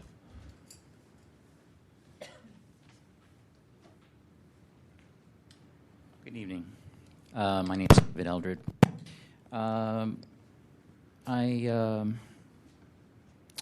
I see that there's a certain accountability and transparency issue with this particular item, and it seems as though the way that this is, it can provide a sort of a prejudicial selection in my mind in terms of that they don't have to reveal it, but they can. So I guess I'm seeing that in this particular case, seeing that it's through the Rec and Park Department that there's a community organization that wants to have information and involvement in the process of finding out who's actually making policy. And it becomes exclusionary when the department can say, well, we don't have to. And in this particular case, it's saying that there was no justification for it. So that's where it's prejudicial. And as Ms. Johnson said before, when it comes to the RFP, at that point, it's already too late because they already made a decision on what the contract or selection is. And I think she was alluding to that even in the RFQ process, that along the way, if people knew who the selection committee was, it wouldn't hurt the end result because they would find out after the fact. At least that's what I was seeing in this. So maybe there's some point of amending this so that along the way in the RFQ process, there's revealing the board that's going to be selecting and creating the policy. And also to Mr. Wolf's point about that to protect the process in terms of the bidding process, that this has nothing to do with the bidding process. This has to do with people knowing who are going to decide the policy, pure and simple. And I think that that's what the complaint's request is about. So to avoid the prejudice, which I see that this could happen in this particular case, from the Rec and Park Department, excluding the community's knowledge. And I think that that's where Sunshine is accountable to the public. And in particular, that there wasn't a provided justification for refusing the information. Thank you. Thank you. Further public comment? Seeing none, public comment is closed. Further discussion? Roll call, please. On the motion, Member Snyder? Aye. Snyder, aye. Member Cawthon? Aye. Cawthon, aye. Member Washburn? Aye. Washburn, aye. Member Knebber? Knebber, aye. Member Goldman? Aye. Goldman, aye. Member Wolf? Wolf, aye. Member Chan? Chan, aye. Member Johnson? Johnson, aye. Member Williams? Williams, aye. Member Nee? Aye. Nee, aye. Mr. Chair, we have 10 ayes. Thank you. This matter is referred to compliance and amendments. And I forgot to mention that item number 14, case number 10018, also is referred to compliance and amendments. Mr. Clerk, could you call the next item? The next item is determination of jurisdiction on complaint filed by Ray Hartz against the police department for failure to comply with requirements under section 67.29. Members, I move that we find jurisdiction on this item. Second. Moved and seconded. Discussion? Is there public comment on jurisdiction of this item? Seeing none, roll call, please. On jurisdiction, Member Snyder? Aye. Snyder, aye. Member Cawthon? Aye. Cawthon, aye. Member Washburn? Aye. Washburn, aye. Member Knebber? Aye. Knebber, aye. Member Goldman? Aye. Goldman, aye. Member Wolf? Wolf, aye. Member Chan? Aye. Chan, aye. Member Johnson? Aye. Johnson, aye. Member Williams? Williams, aye. Member Nee? Aye. Nee, aye. Mr. Chair, we have 10 ayes. Thank you. That takes us to Member Chan. I just want to put this in the record that I do not have any more financial relations with the San Francisco Police Department. So I am capable of continuing in this thing. Thank you. Mr. Hartz, thank you for coming. You have 5 minutes. Yes, good evening, Ray Hartz. And in case any of you made an assumption, which the police department did, that this is simply a repeat of a prior case, it is not. The letter that was sent to the task force says basically the alleged violation was in no way the responsibility or culpability of the SFPD or the police commission. I respectfully request our appearance on June 22nd be waived and no further action be taken. Well, they assumed that my question was that they didn't do this. Now, very honestly, my feeling is they are responsible for maintaining the index of records, and the simple fact that I went on there, couldn't find it, filed a complaint, I will give them credit for the fact that they said, oh, and they went and looked and got it put on. But that's not the issue. The issue is what they put on. The index of records specifically says, the index of records shall be for the use of city officials, staff, and the general public, and shall be organized to permit a general understanding of the types of information maintained by which officials and departments, for what purposes and what periods of retention, and under what manner of organization for accessing, for example, by reference to a name, a date, a proceeding, or a project, or some other referencing system. If you look on what they have put on the system, they simply have a list of documents.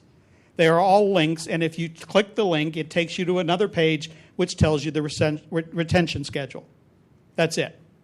That's all they've put on the thing. Now, if you go further into it, it says the index shall clearly and meaningfully describe with as much specificity as practicable the individual types of records that are prepared or maintained by each department, agency, commission, or public official of the city and county. The index shall be in sufficient aid to the public in making an inquiry or a request to inspect any changes in the department, agency, commission, or public officials' practices or procedures affecting the accuracy of the information provided to the city administrator shall be recorded by the city administrator and on a periodic basis so as to maintain the integrity and accuracy of the index. The index shall be continuously maintained on the city's worldwide website and made available at public libraries within the city and county of San Francisco. I would submit that one of the most common issues you are going to see in this, in dealing with this body and all city agencies is we have no responsive documents. One of the easiest way of being able to do that is not provide any way for a person to find out what you have and in any way request it by accessing it by the information which is the city index's purpose. And I think that really what they have done is they have simply checked the box and said, we put on a list and that's good enough. I think the spirit is certainly not met, but the intent, even the letter of the law, is not met by what they have put on the site. They have nothing but a retention schedule. There's no explanation of what the documents are, no explanation of how they're organized, no explanation about where they are.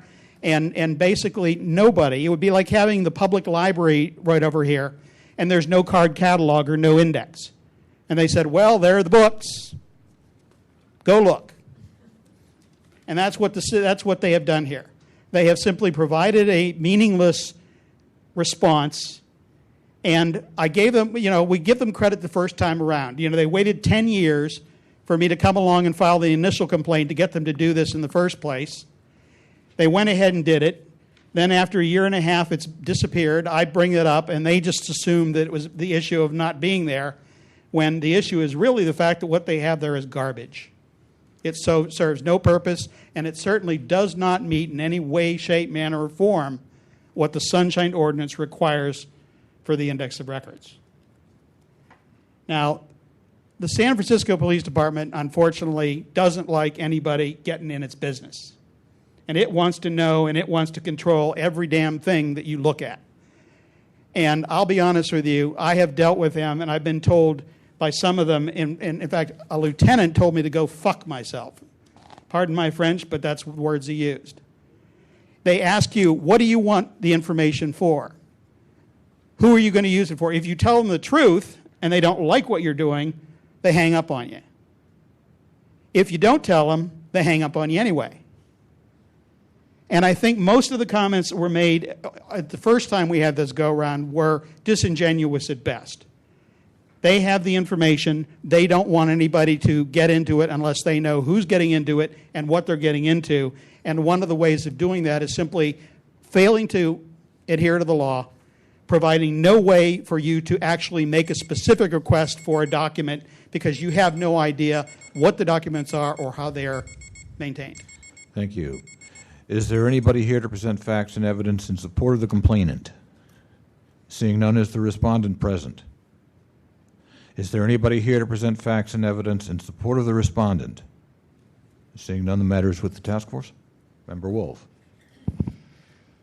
Section 6729, it makes a lot of references to the city administrator, and I'm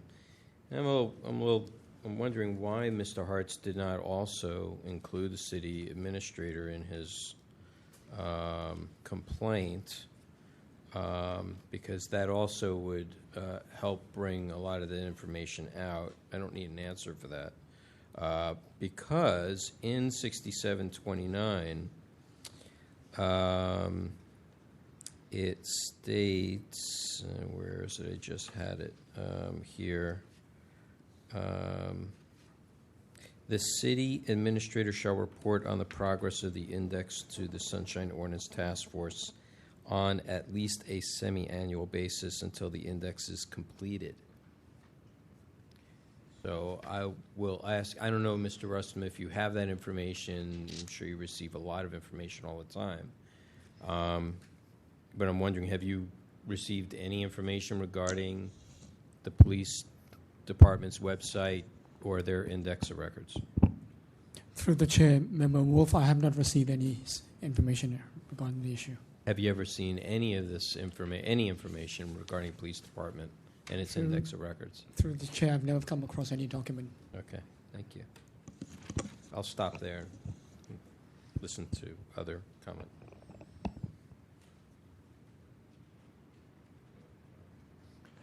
Member Washburn.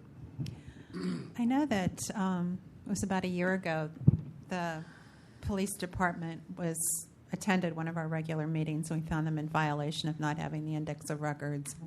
And then they appeared before the Education and Outreach Committee a couple of times and promised us that they would have an index, and they seemed to understand what it entailed, that it entailed meaningful descriptions of the types of information.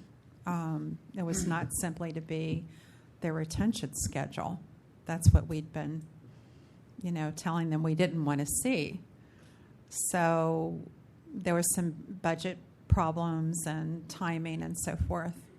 But, this is not what they said they would do. Not at all.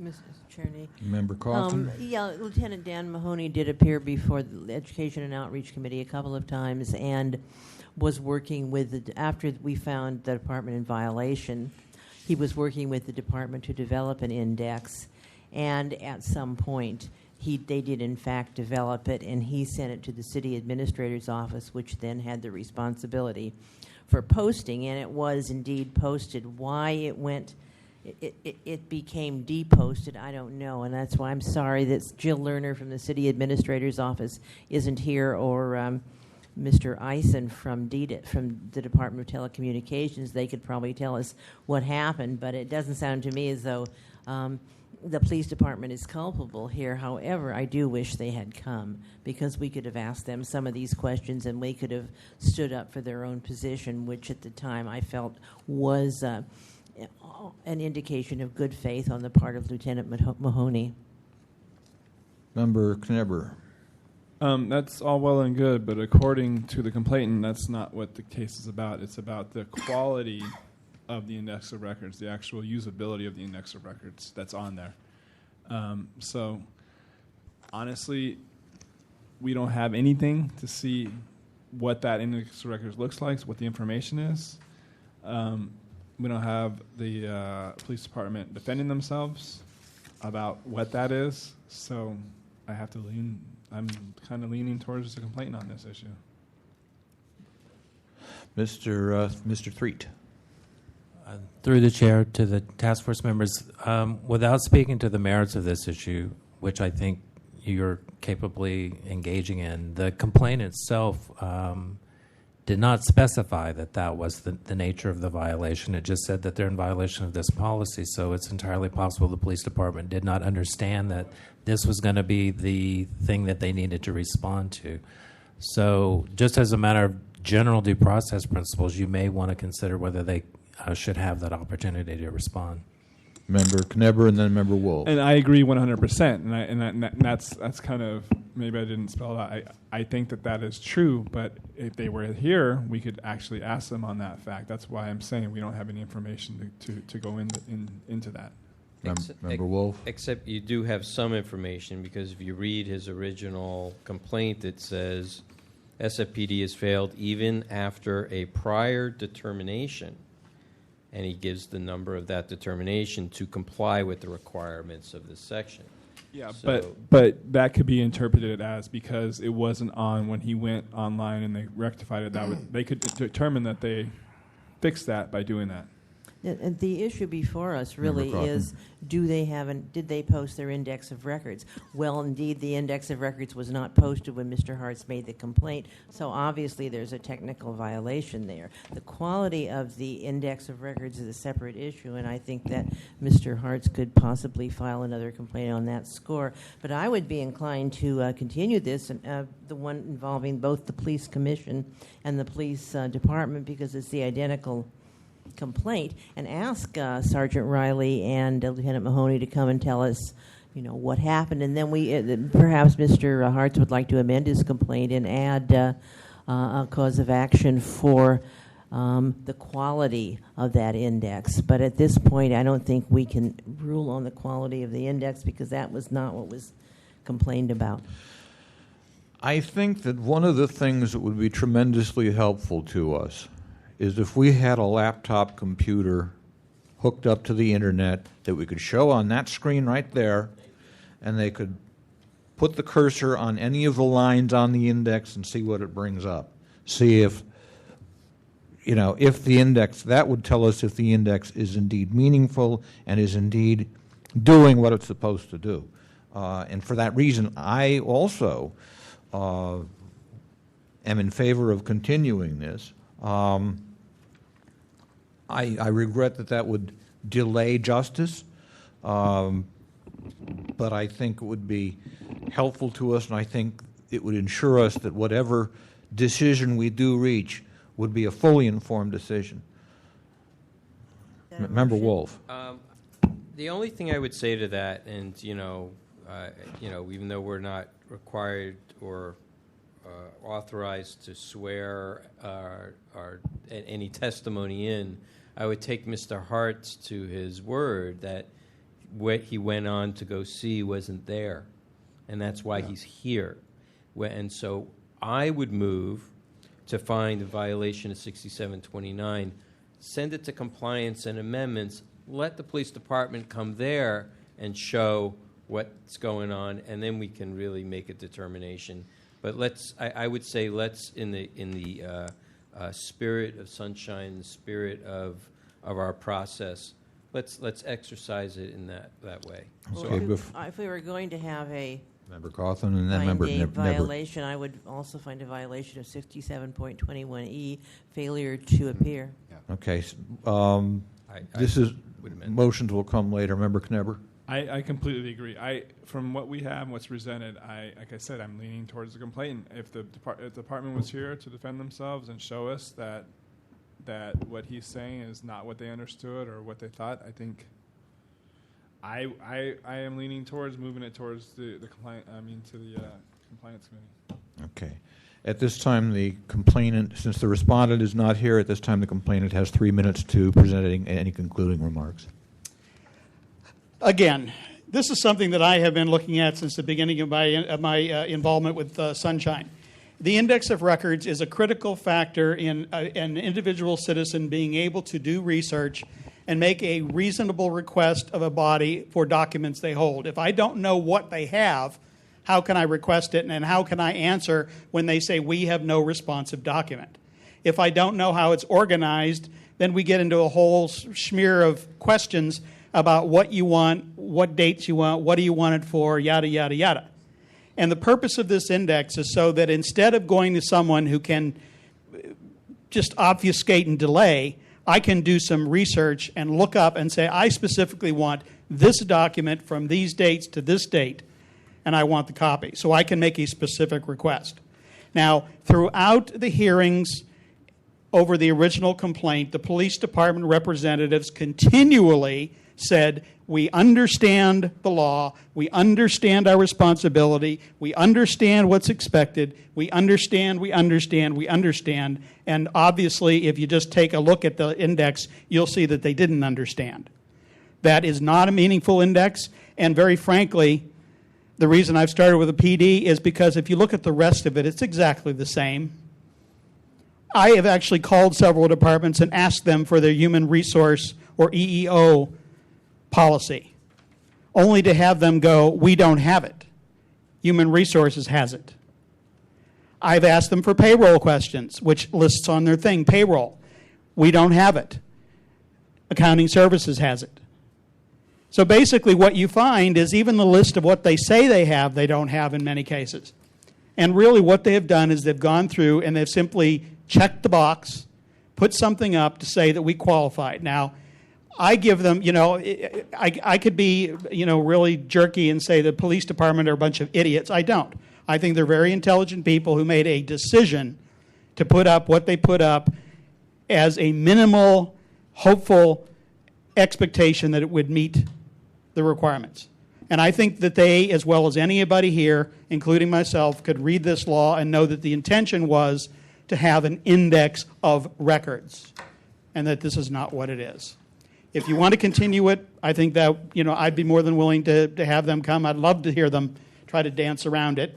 But I would like you to, at this point, at least find them in violation for failing to even come.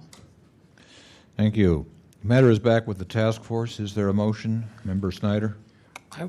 Just quickly, I would be in favor of continuing. I think 6729 requires the police department to provide the index to the administrator, I think, unless I'm misreading this. And I don't think there's any question that they provided it to the administrator.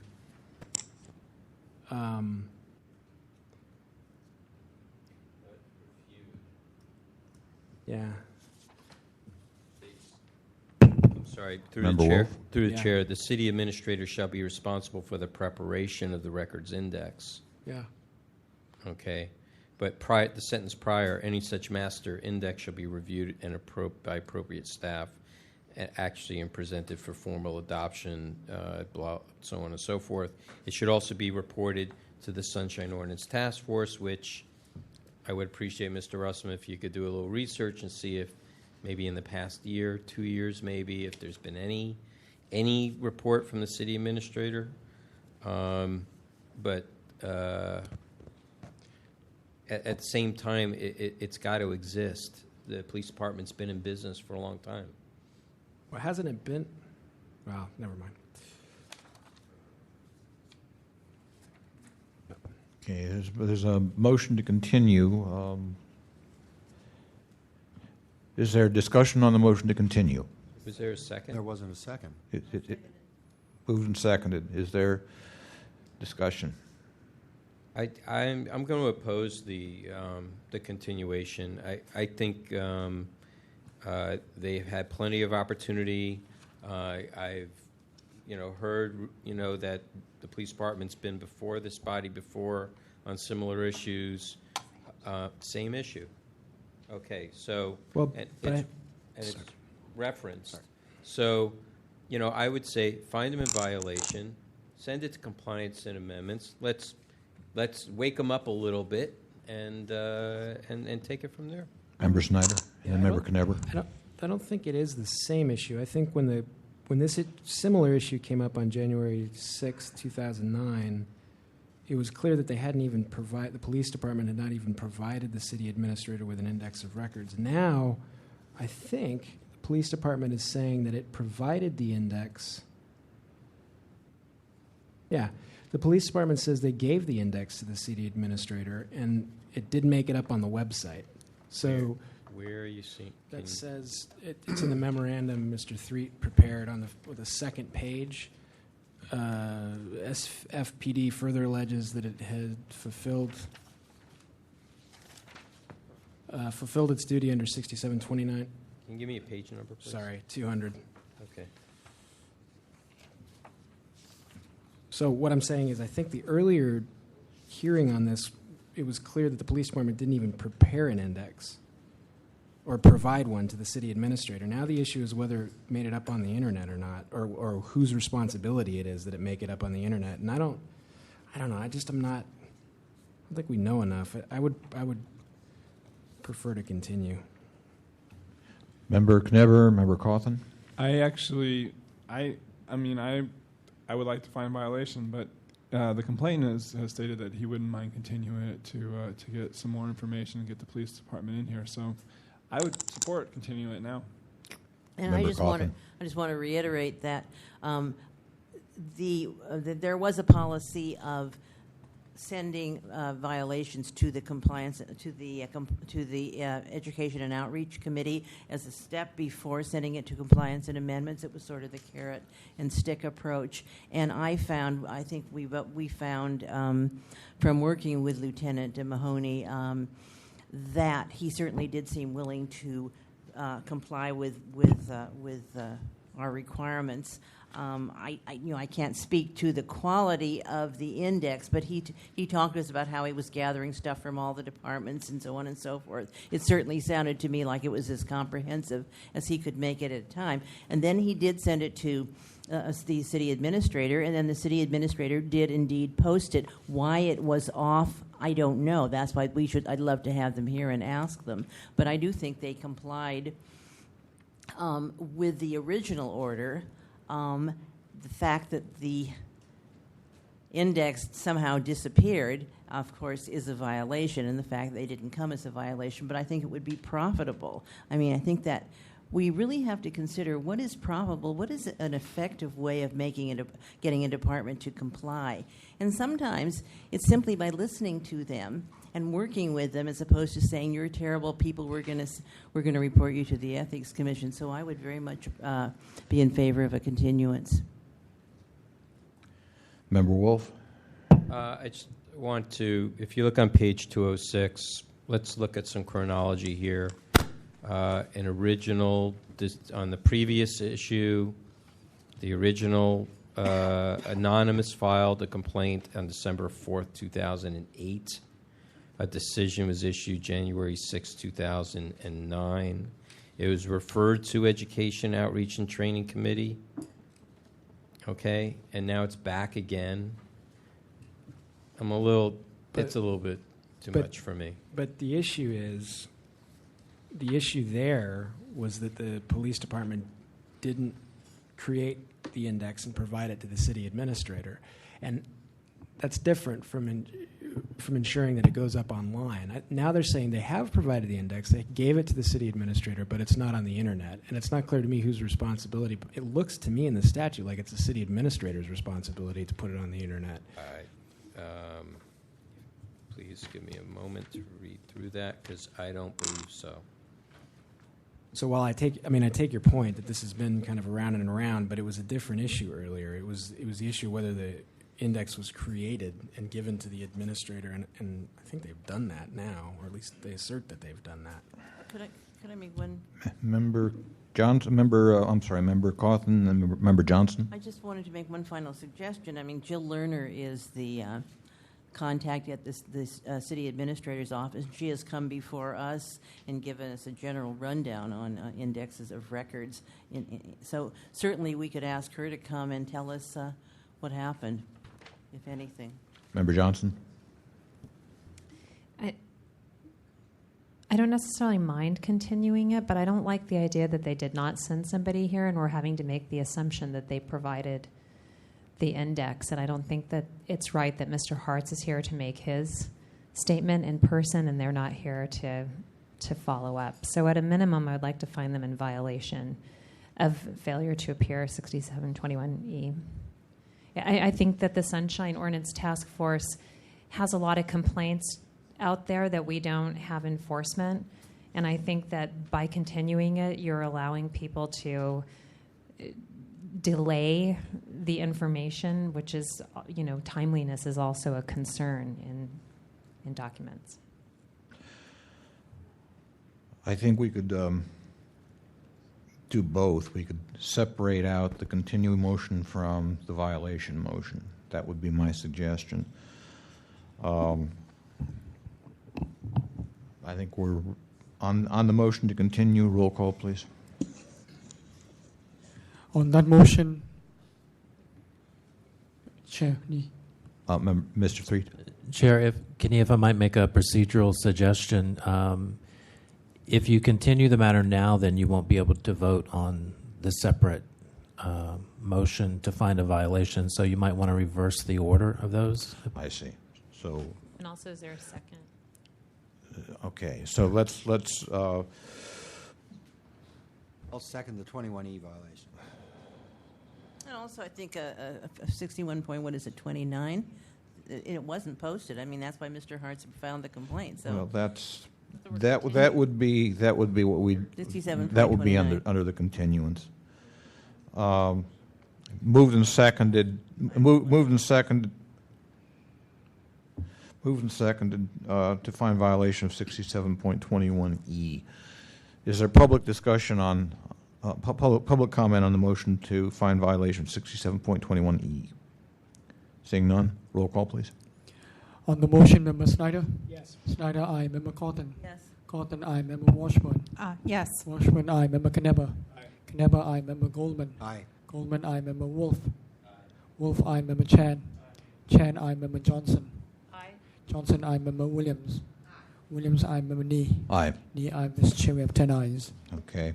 Mr. Rustum, for the next meeting, would you ask Jill Lerner to tell Jill Lerner that her presence is requested to discuss this matter with us?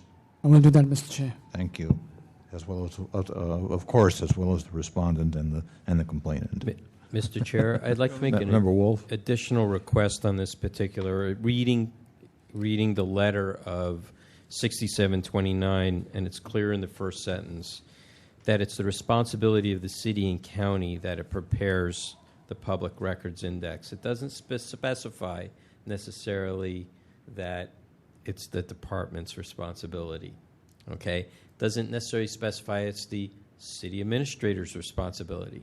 It just says that city administrator has a responsibility to look at it and review it, make sure it's correct, but it's up to the city and county to prepare it and to make it available so it can inform other officials and employees in the city in order for them to be able to use it as a reference too.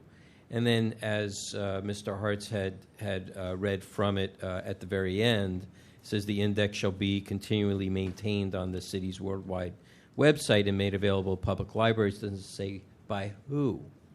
Okay?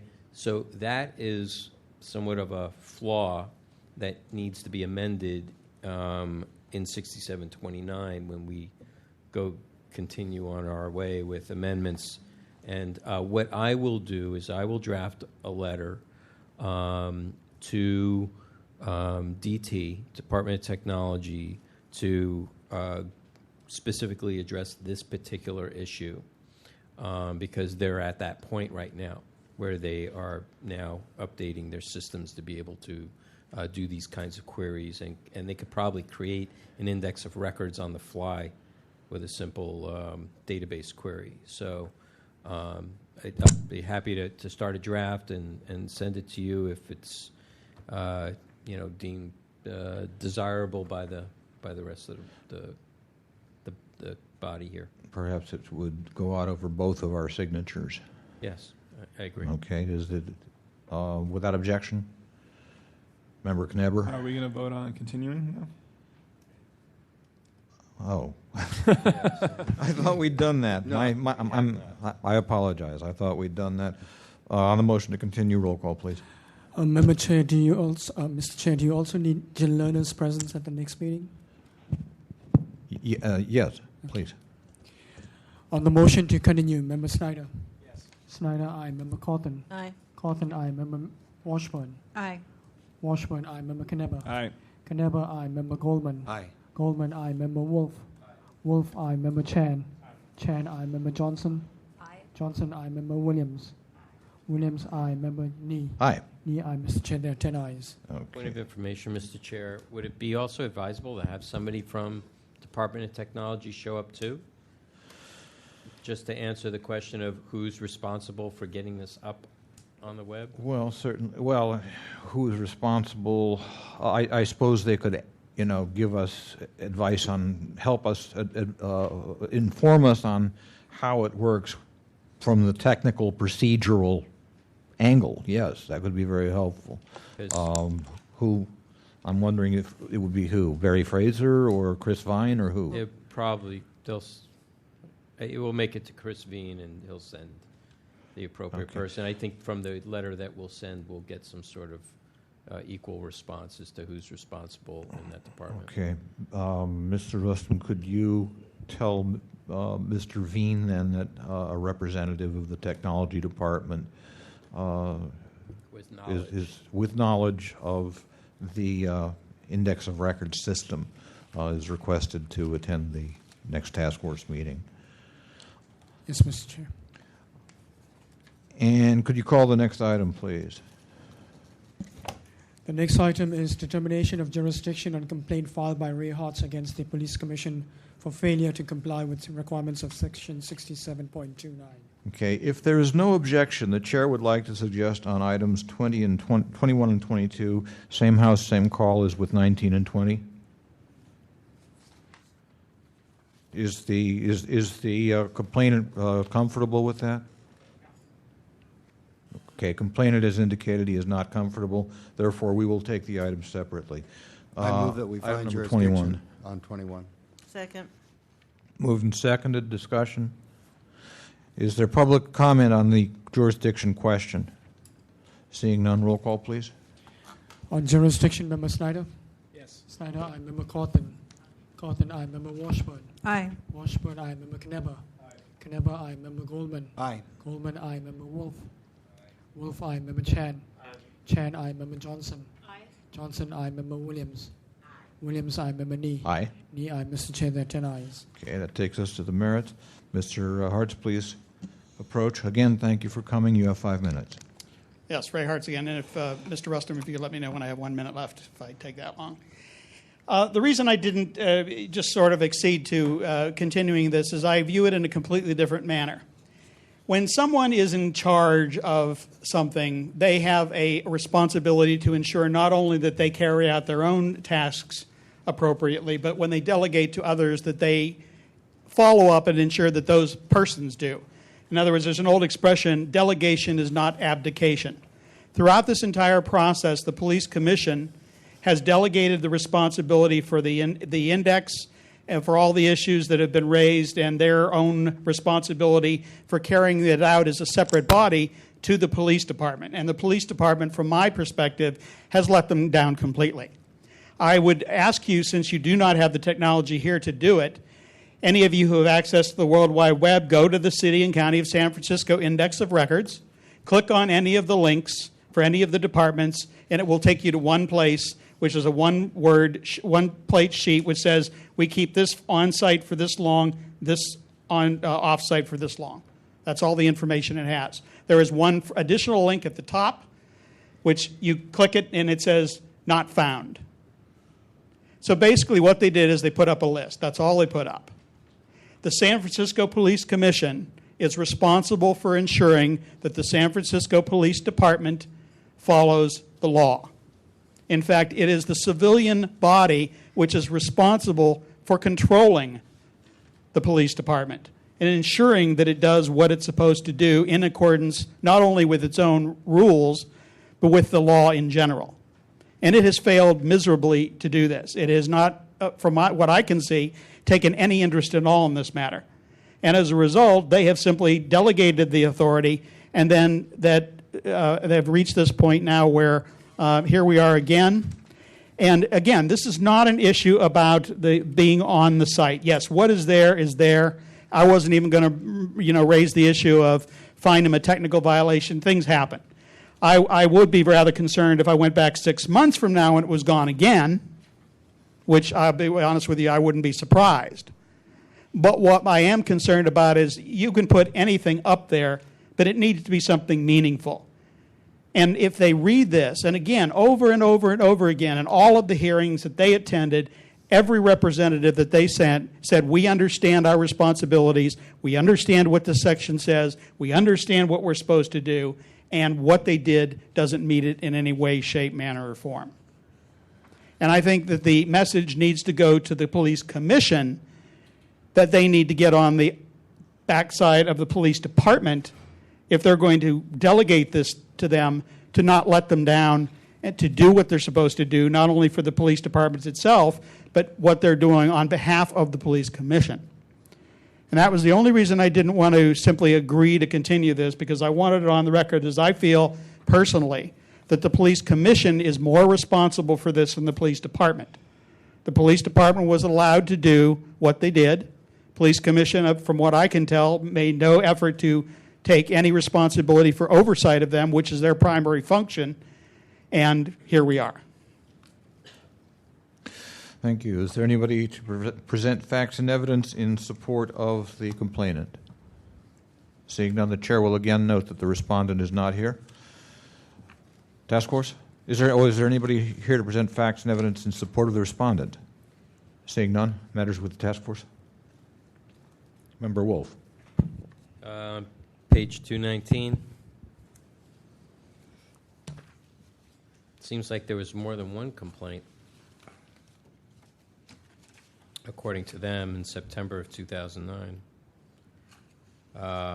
And they do take responsibility for that.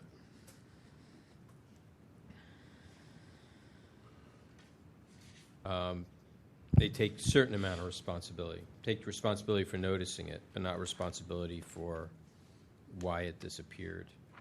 But I think Mr. Hart's suggestion is that the content and the detail that is required to be up there was not in compliance with the previous determination in question.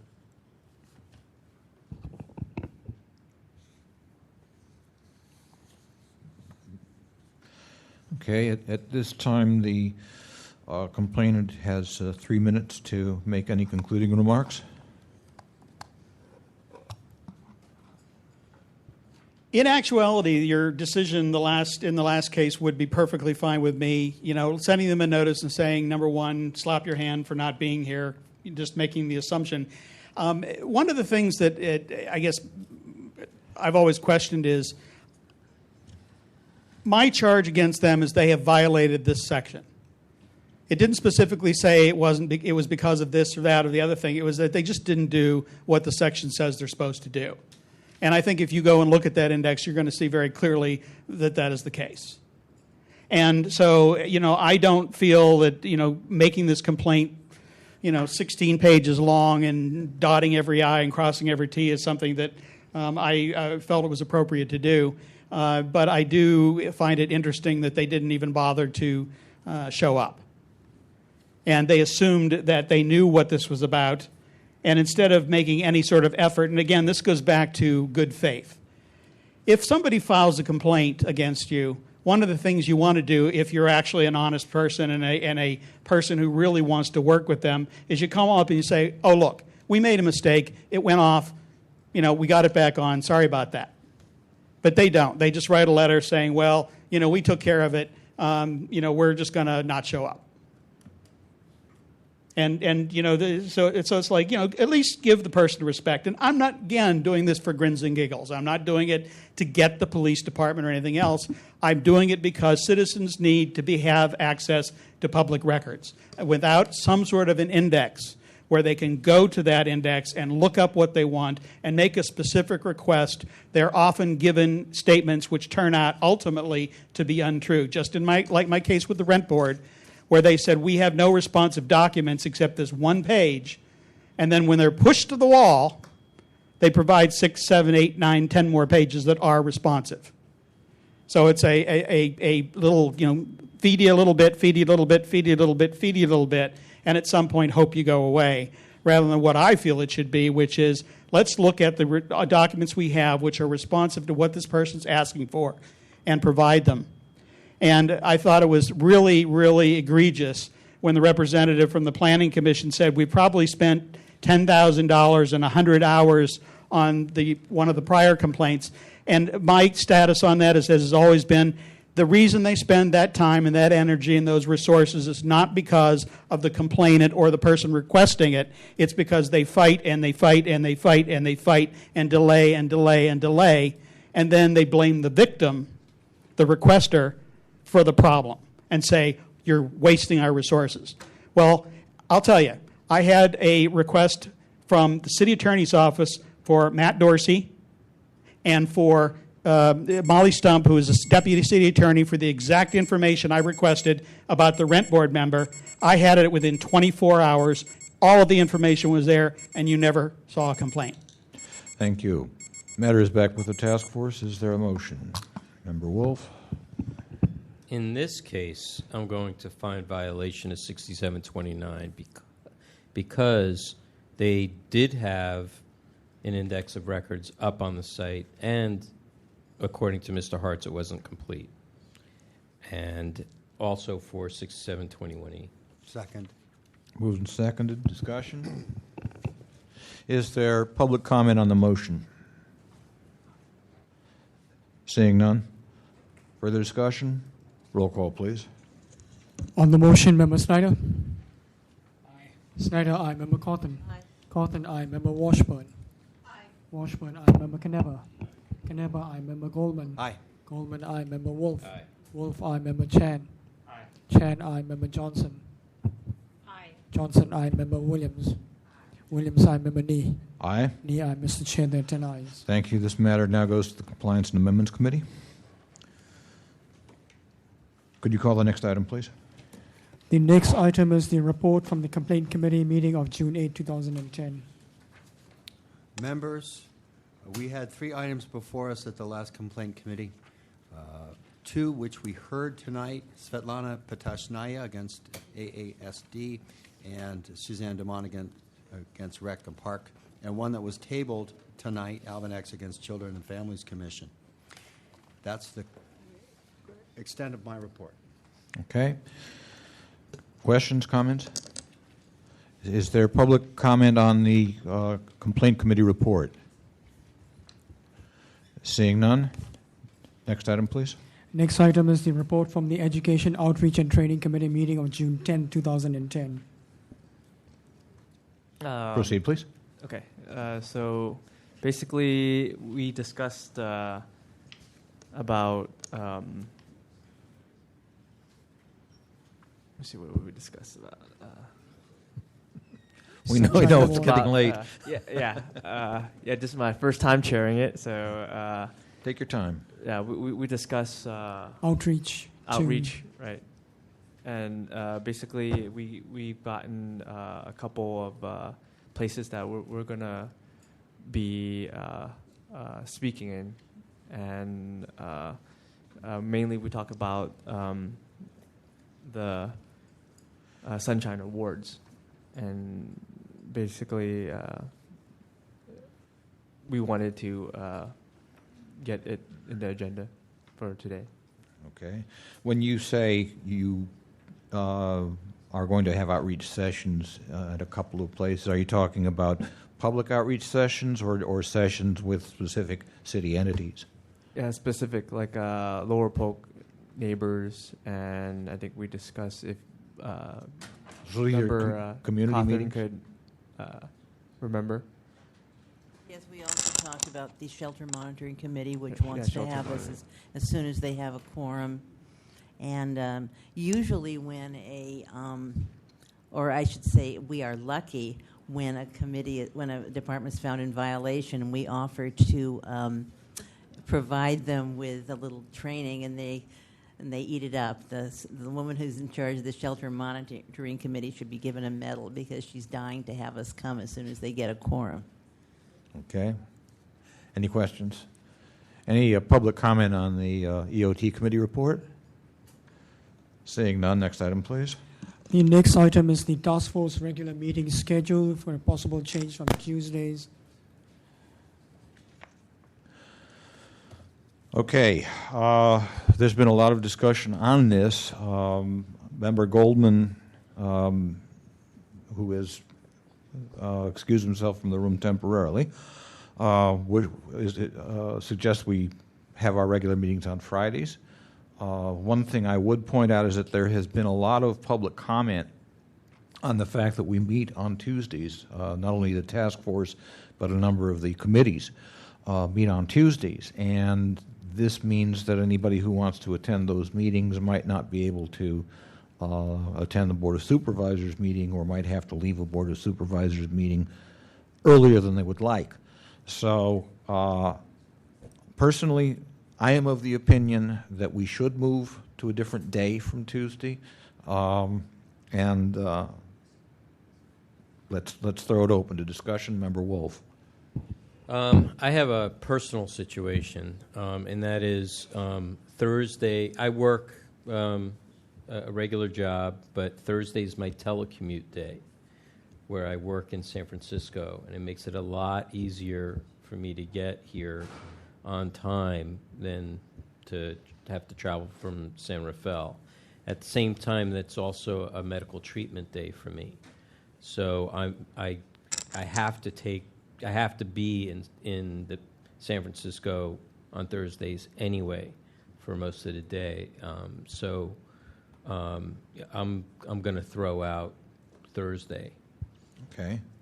And Member Goldman, you're suggesting Friday, is that correct? I like Fridays. Member Washburn? Thursdays won't work for me for the near future. I teach up in Santa Rosa.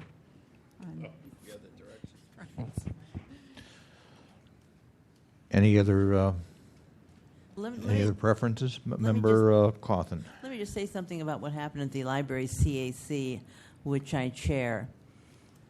We also wanted to change the night because one of our stalwart members could no longer come on Wednesdays. But then we decided not to do it because it becomes such a hassle on everybody. We have an attendance problem.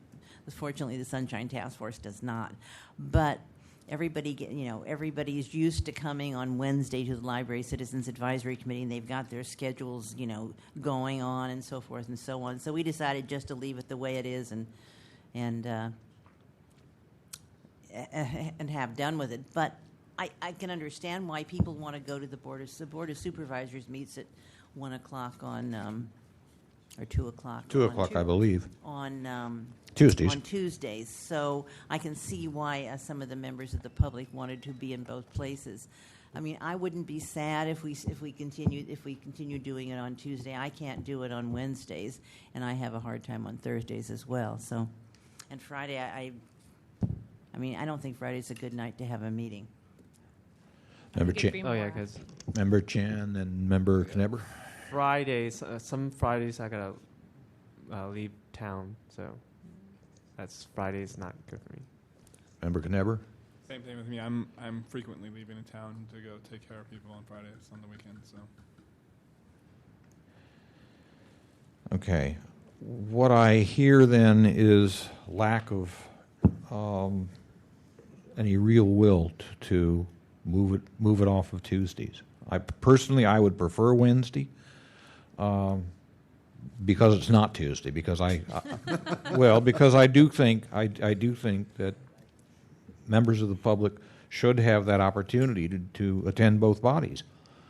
But I don't detect a consensus for it. No. So therefore, at least for the moment, we stay with Tuesdays. On it goes. Next item, please. That one was short, see? Next item is the Sunshine Award schedule, press release, and logistics. Okay. I believe that should come from the Education, Outreach, and Training Committee. Member Chan, would you like to open the discussion on that? Yeah, we've been discussing this in the Education and Outreach Committee, and was wondering when would this, or actually the Sunshine press release will be distributed. And I guess we don't have any, Chris, that we don't have any press release? Okay. Through the chair, it's in the packet that was given earlier in the meeting. Okay. It is in the packet? Well, it was a handout right before the meeting. Oh. There was a whole bunch of stuff in there. And you should look at the April 27th one because that's the most recent one.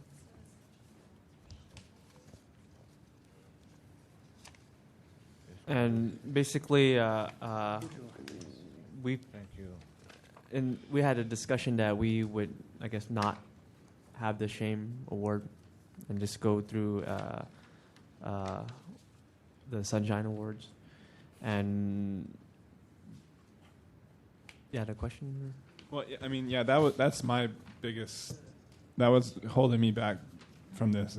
I like the idea of a Sunshine Award, but the Eclipse Award, I am completely against that idea because it just.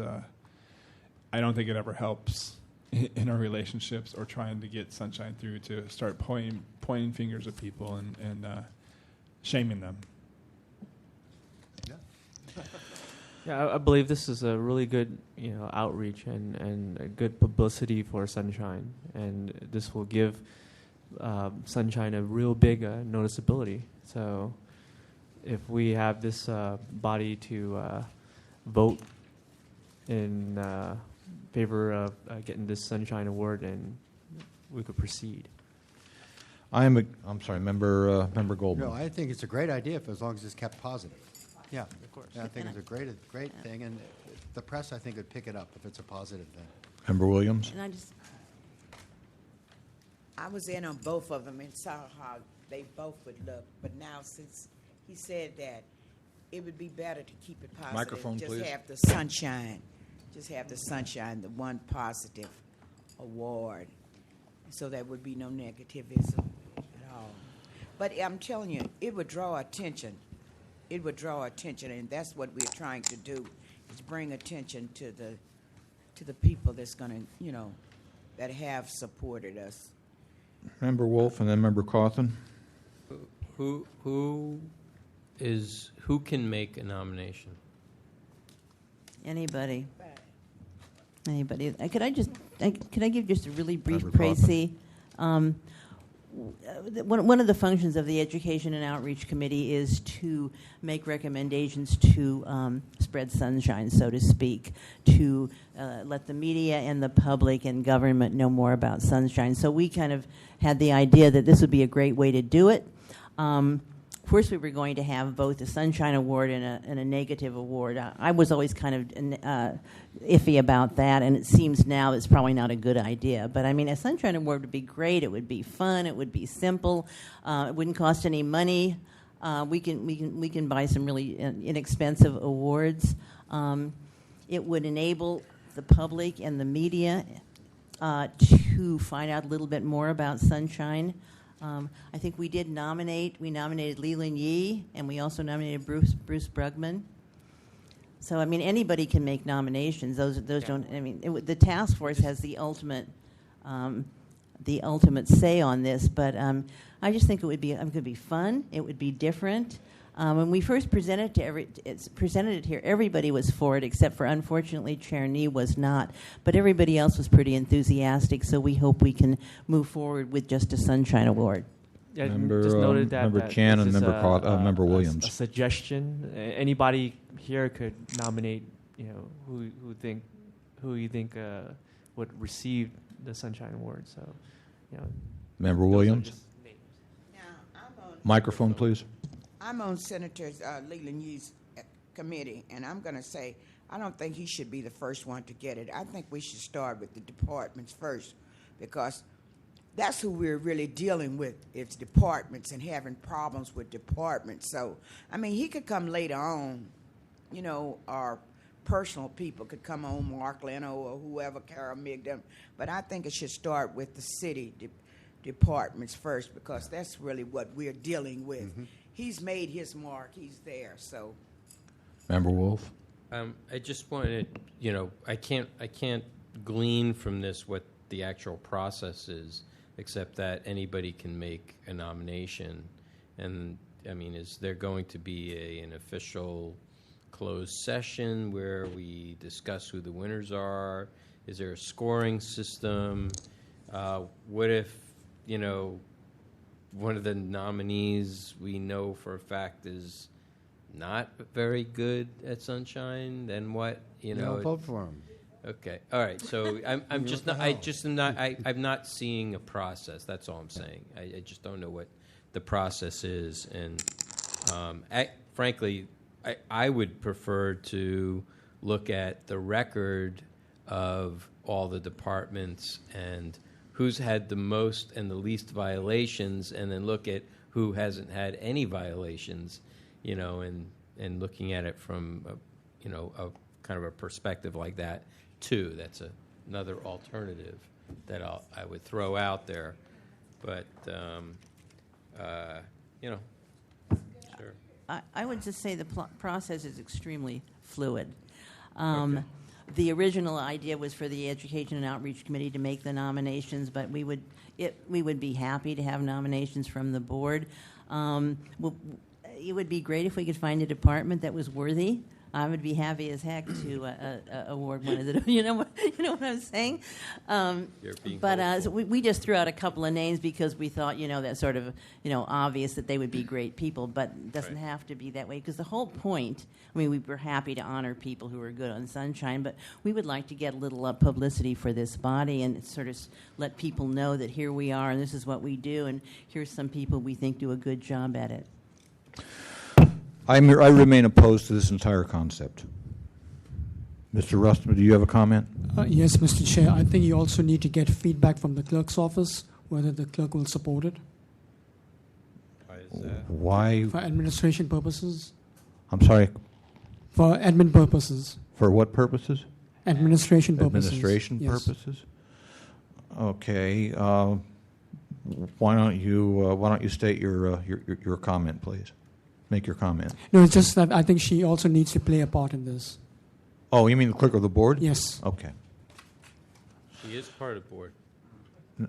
Antonia. Yeah, she has a representative right here. Did you wish to comment, Ms. Stokes? Ms. Stokes has indicated she has no comment. I remain Before Rick gets to his objections, let me just give you a little final. We had the good fortune of having Doug Comstock write the press release. Doug is, I don't know if you all know who he is, but he's a fairly successful political consultant in town, and he has written a lot of press releases, so we asked him to write this, and it sort of lays out the drill. Let me tell you why I object. First of all, Member Williams and a number of you think this will generate positive publicity in the media. The media, unfortunately, don't report much good news. Anybody who's been to journalism school will tell you what's news is what's not supposed to happen, not what is supposed to happen. Of course, TV news is a little different because every time a little cub is born at the zoo, of course, the cameras are out there in a jiffy. But generally speaking, what's news is what's not supposed to happen. And I don't think that, I don't think that the fact that we're doing something that's necessarily fun and positive, I don't think that's going to attract the media attention, unless it's an extremely dry news day.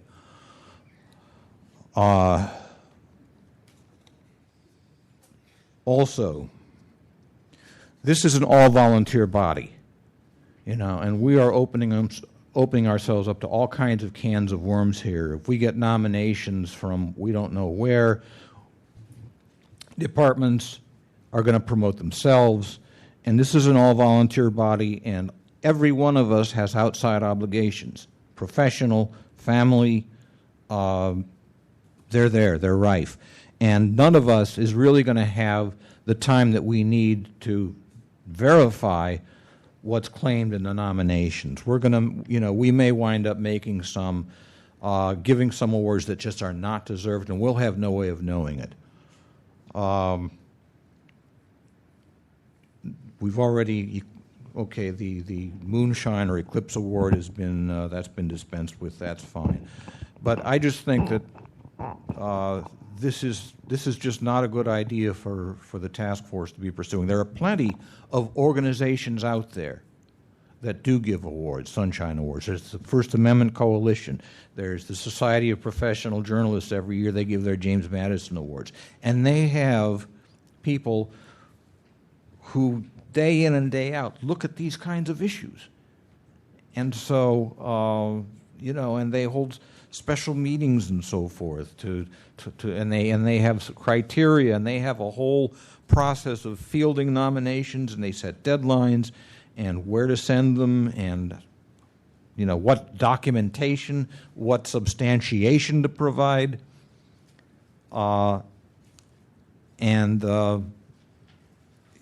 this being an all-volunteer body with outside obligations, I just don't think this is the kind of thing that the task force should be doing. Member Wolf, and then Member Cawthon. Really, that's a very.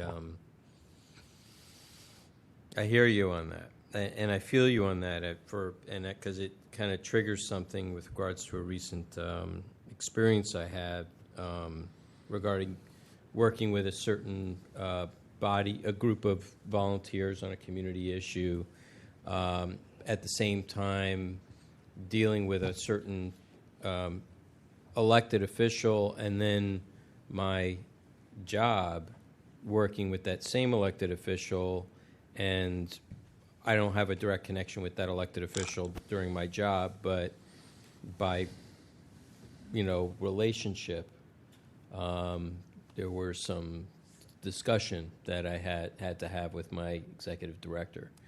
So it did pose some of an issue for me. And I could be asked by my executive director to leave this body if something like that, something came up that posed for some reason somebody felt like their ear got twisted or bent up in some kind of way. So, I'm just saying, because it's such a recent issue, I'm a little cautious about this. I like the idea, don't get me wrong. I'm just personally am a little cautious about it. That's all. Member Cawthon. One of the things we thought would be why we wanted to take it on is because it's not something that involves enormous people power. The key work would be done in the Education and Outreach Committee, and then we could put out a press release and see what happens. I disagree that the press only doesn't go for good things.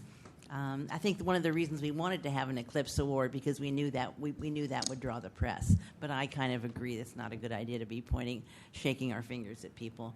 But I think that it would be great if we found a department or a person to honor and did so. It would certainly give us an opportunity to interact with the press. It would give us an opportunity to interact with the departments in the city and with other people in government. I mean, I would be happy to do it with someone like Leland Yee or Mark Leno, but I'm also happy to award it to a department. I just think it would be a great opportunity for this body to do something a little different. Again, you know, I admire Leland Yee. He was one of 2 supervisors to publicly endorse Proposition G in 1999. And of course, mention was made of Bruce Brugman. Who knows, you know, who's done just immeasurable good for the cause of sunshine in San Francisco and California. But they're not city officials. If we're going to do this, if you want to foster sunshine in city government, give it to city officials and employees and city agencies and departments, not to Leland, not to a state senator, not to a publisher. But again, I just remain opposed to the entire concept. Well, I just could say something. The reason that we made it very broad, it could be, it's not just a city official, it could be anybody in government that we think would be worthy, or outside of government like Bruce Brugman. I think he would be a great recipient. But I mean, I think the main thing is that it's, you know, we're always sitting here doing this really heavy-duty stuff with all, you know, there's a complaint here, there's a violation here, we're doing an order of determination, now it's going to the Compliance and Amendments Committee, you better watch out or we'll send you to ethics. So, I mean, if we could do something positive, like find somebody who, or some department that really has been good on sunshine, and give them a little pat on the back. Hey, so what's the problem? Okay. A question for Mr. Rustum. When you said getting the input from the clerk of the board, were you referring to Member Stokes, or were you referring to Ms. Calvillo? Ms. Calvillo. Okay. The chair will recommend continuing this matter in order to allow Ms. Calvillo to weigh in without objection. Done. I have a request.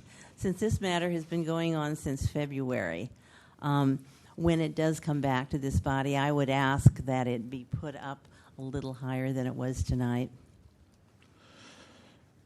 We'll see if Chair Nee? We'll see if we can arrange that. But again, the reason I declined to do it tonight was that we had a whole bunch of people out there who were here on their own time because they had complaints to deal with. And so it just depends on what else is on the agenda. Well, I would certainly, every time we've asked to put it on the agenda, we've asked to put it up high so people don't have to wait until the very end when everybody is so tired. So I hope you will see your way fit to do that. We'll see what we can do to accommodate. Member Williams? You call my name, Member Williams said something that's fine. No, my thoughts about it is something creative that would promote. I didn't use the people. term fun. Yeah. Somebody else did. Okay, I didn't. Well, I don't believe this is very serious to me. So nothing's fun coming out here staying till 10 o'clock at night. So it was just something that was tossed around in our minds that would be creative to be something positive. But I can understand those that don't have feelings for it. You know, then we just have to go back to the drawing board and think of something else. Okay. The matter is continued. Next item, please. Next item is Administrator's Report. Mr. Chair, I do not have anything else to add. Okay. Is there any question on the Administrator's Report? I do have one question on the Administrator's Report. Briefly, you mentioned that you had 300, between May 19 and June 15, you had 329 calls. And I'm just curious to know how many was your office able to resolve or mediate? I know it's a huge number of calls and a huge job, and we certainly appreciate it, but we're interested in how many. The real issues that inflate the numbers are the emails that come in back and forth. That's the main thing. So of actual issues, how many are out? Yes, Mr. Chair. But majority of calls is from people saying, you know, where do I go? How do I go about it? Mm-hmm. Who do I contact? Okay. And sometimes I say, you know, I know this person from this department. Talk to them. Say that you've spoken to me, and I get feedback from them saying that, so thank you, and that's about it. Okay. Is there any public comment on the administrator's report? Seeing none. And I neglected to ask if there was any public comment on the matter of the Sunshine Awards. Seeing none. Announcements? Just one thing.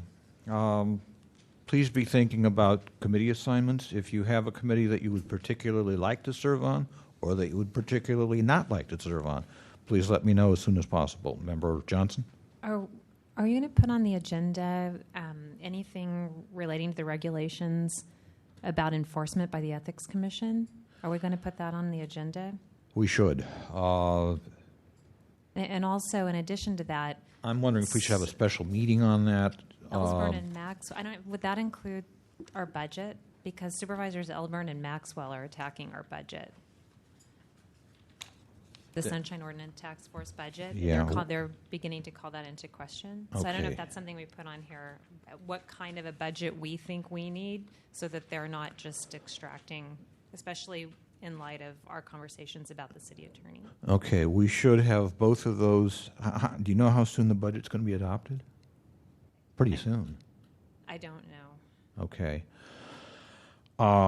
Let's put those on the agenda. It may be too late by that time, but let's put both of those items on the agenda for next month: the Ethics Commission Sunshine Regulations and the budget. I will look at those. I will look at the budget and see what's in there, because it may be necessary to contact the board before our next meeting and let them know that we could not afford to have our budget cut in any way. As a matter of fact, we probably need a bigger budget than what we have. Further announcements? Chair will entertain a motion to adjourn. So moved. Thank you all for coming.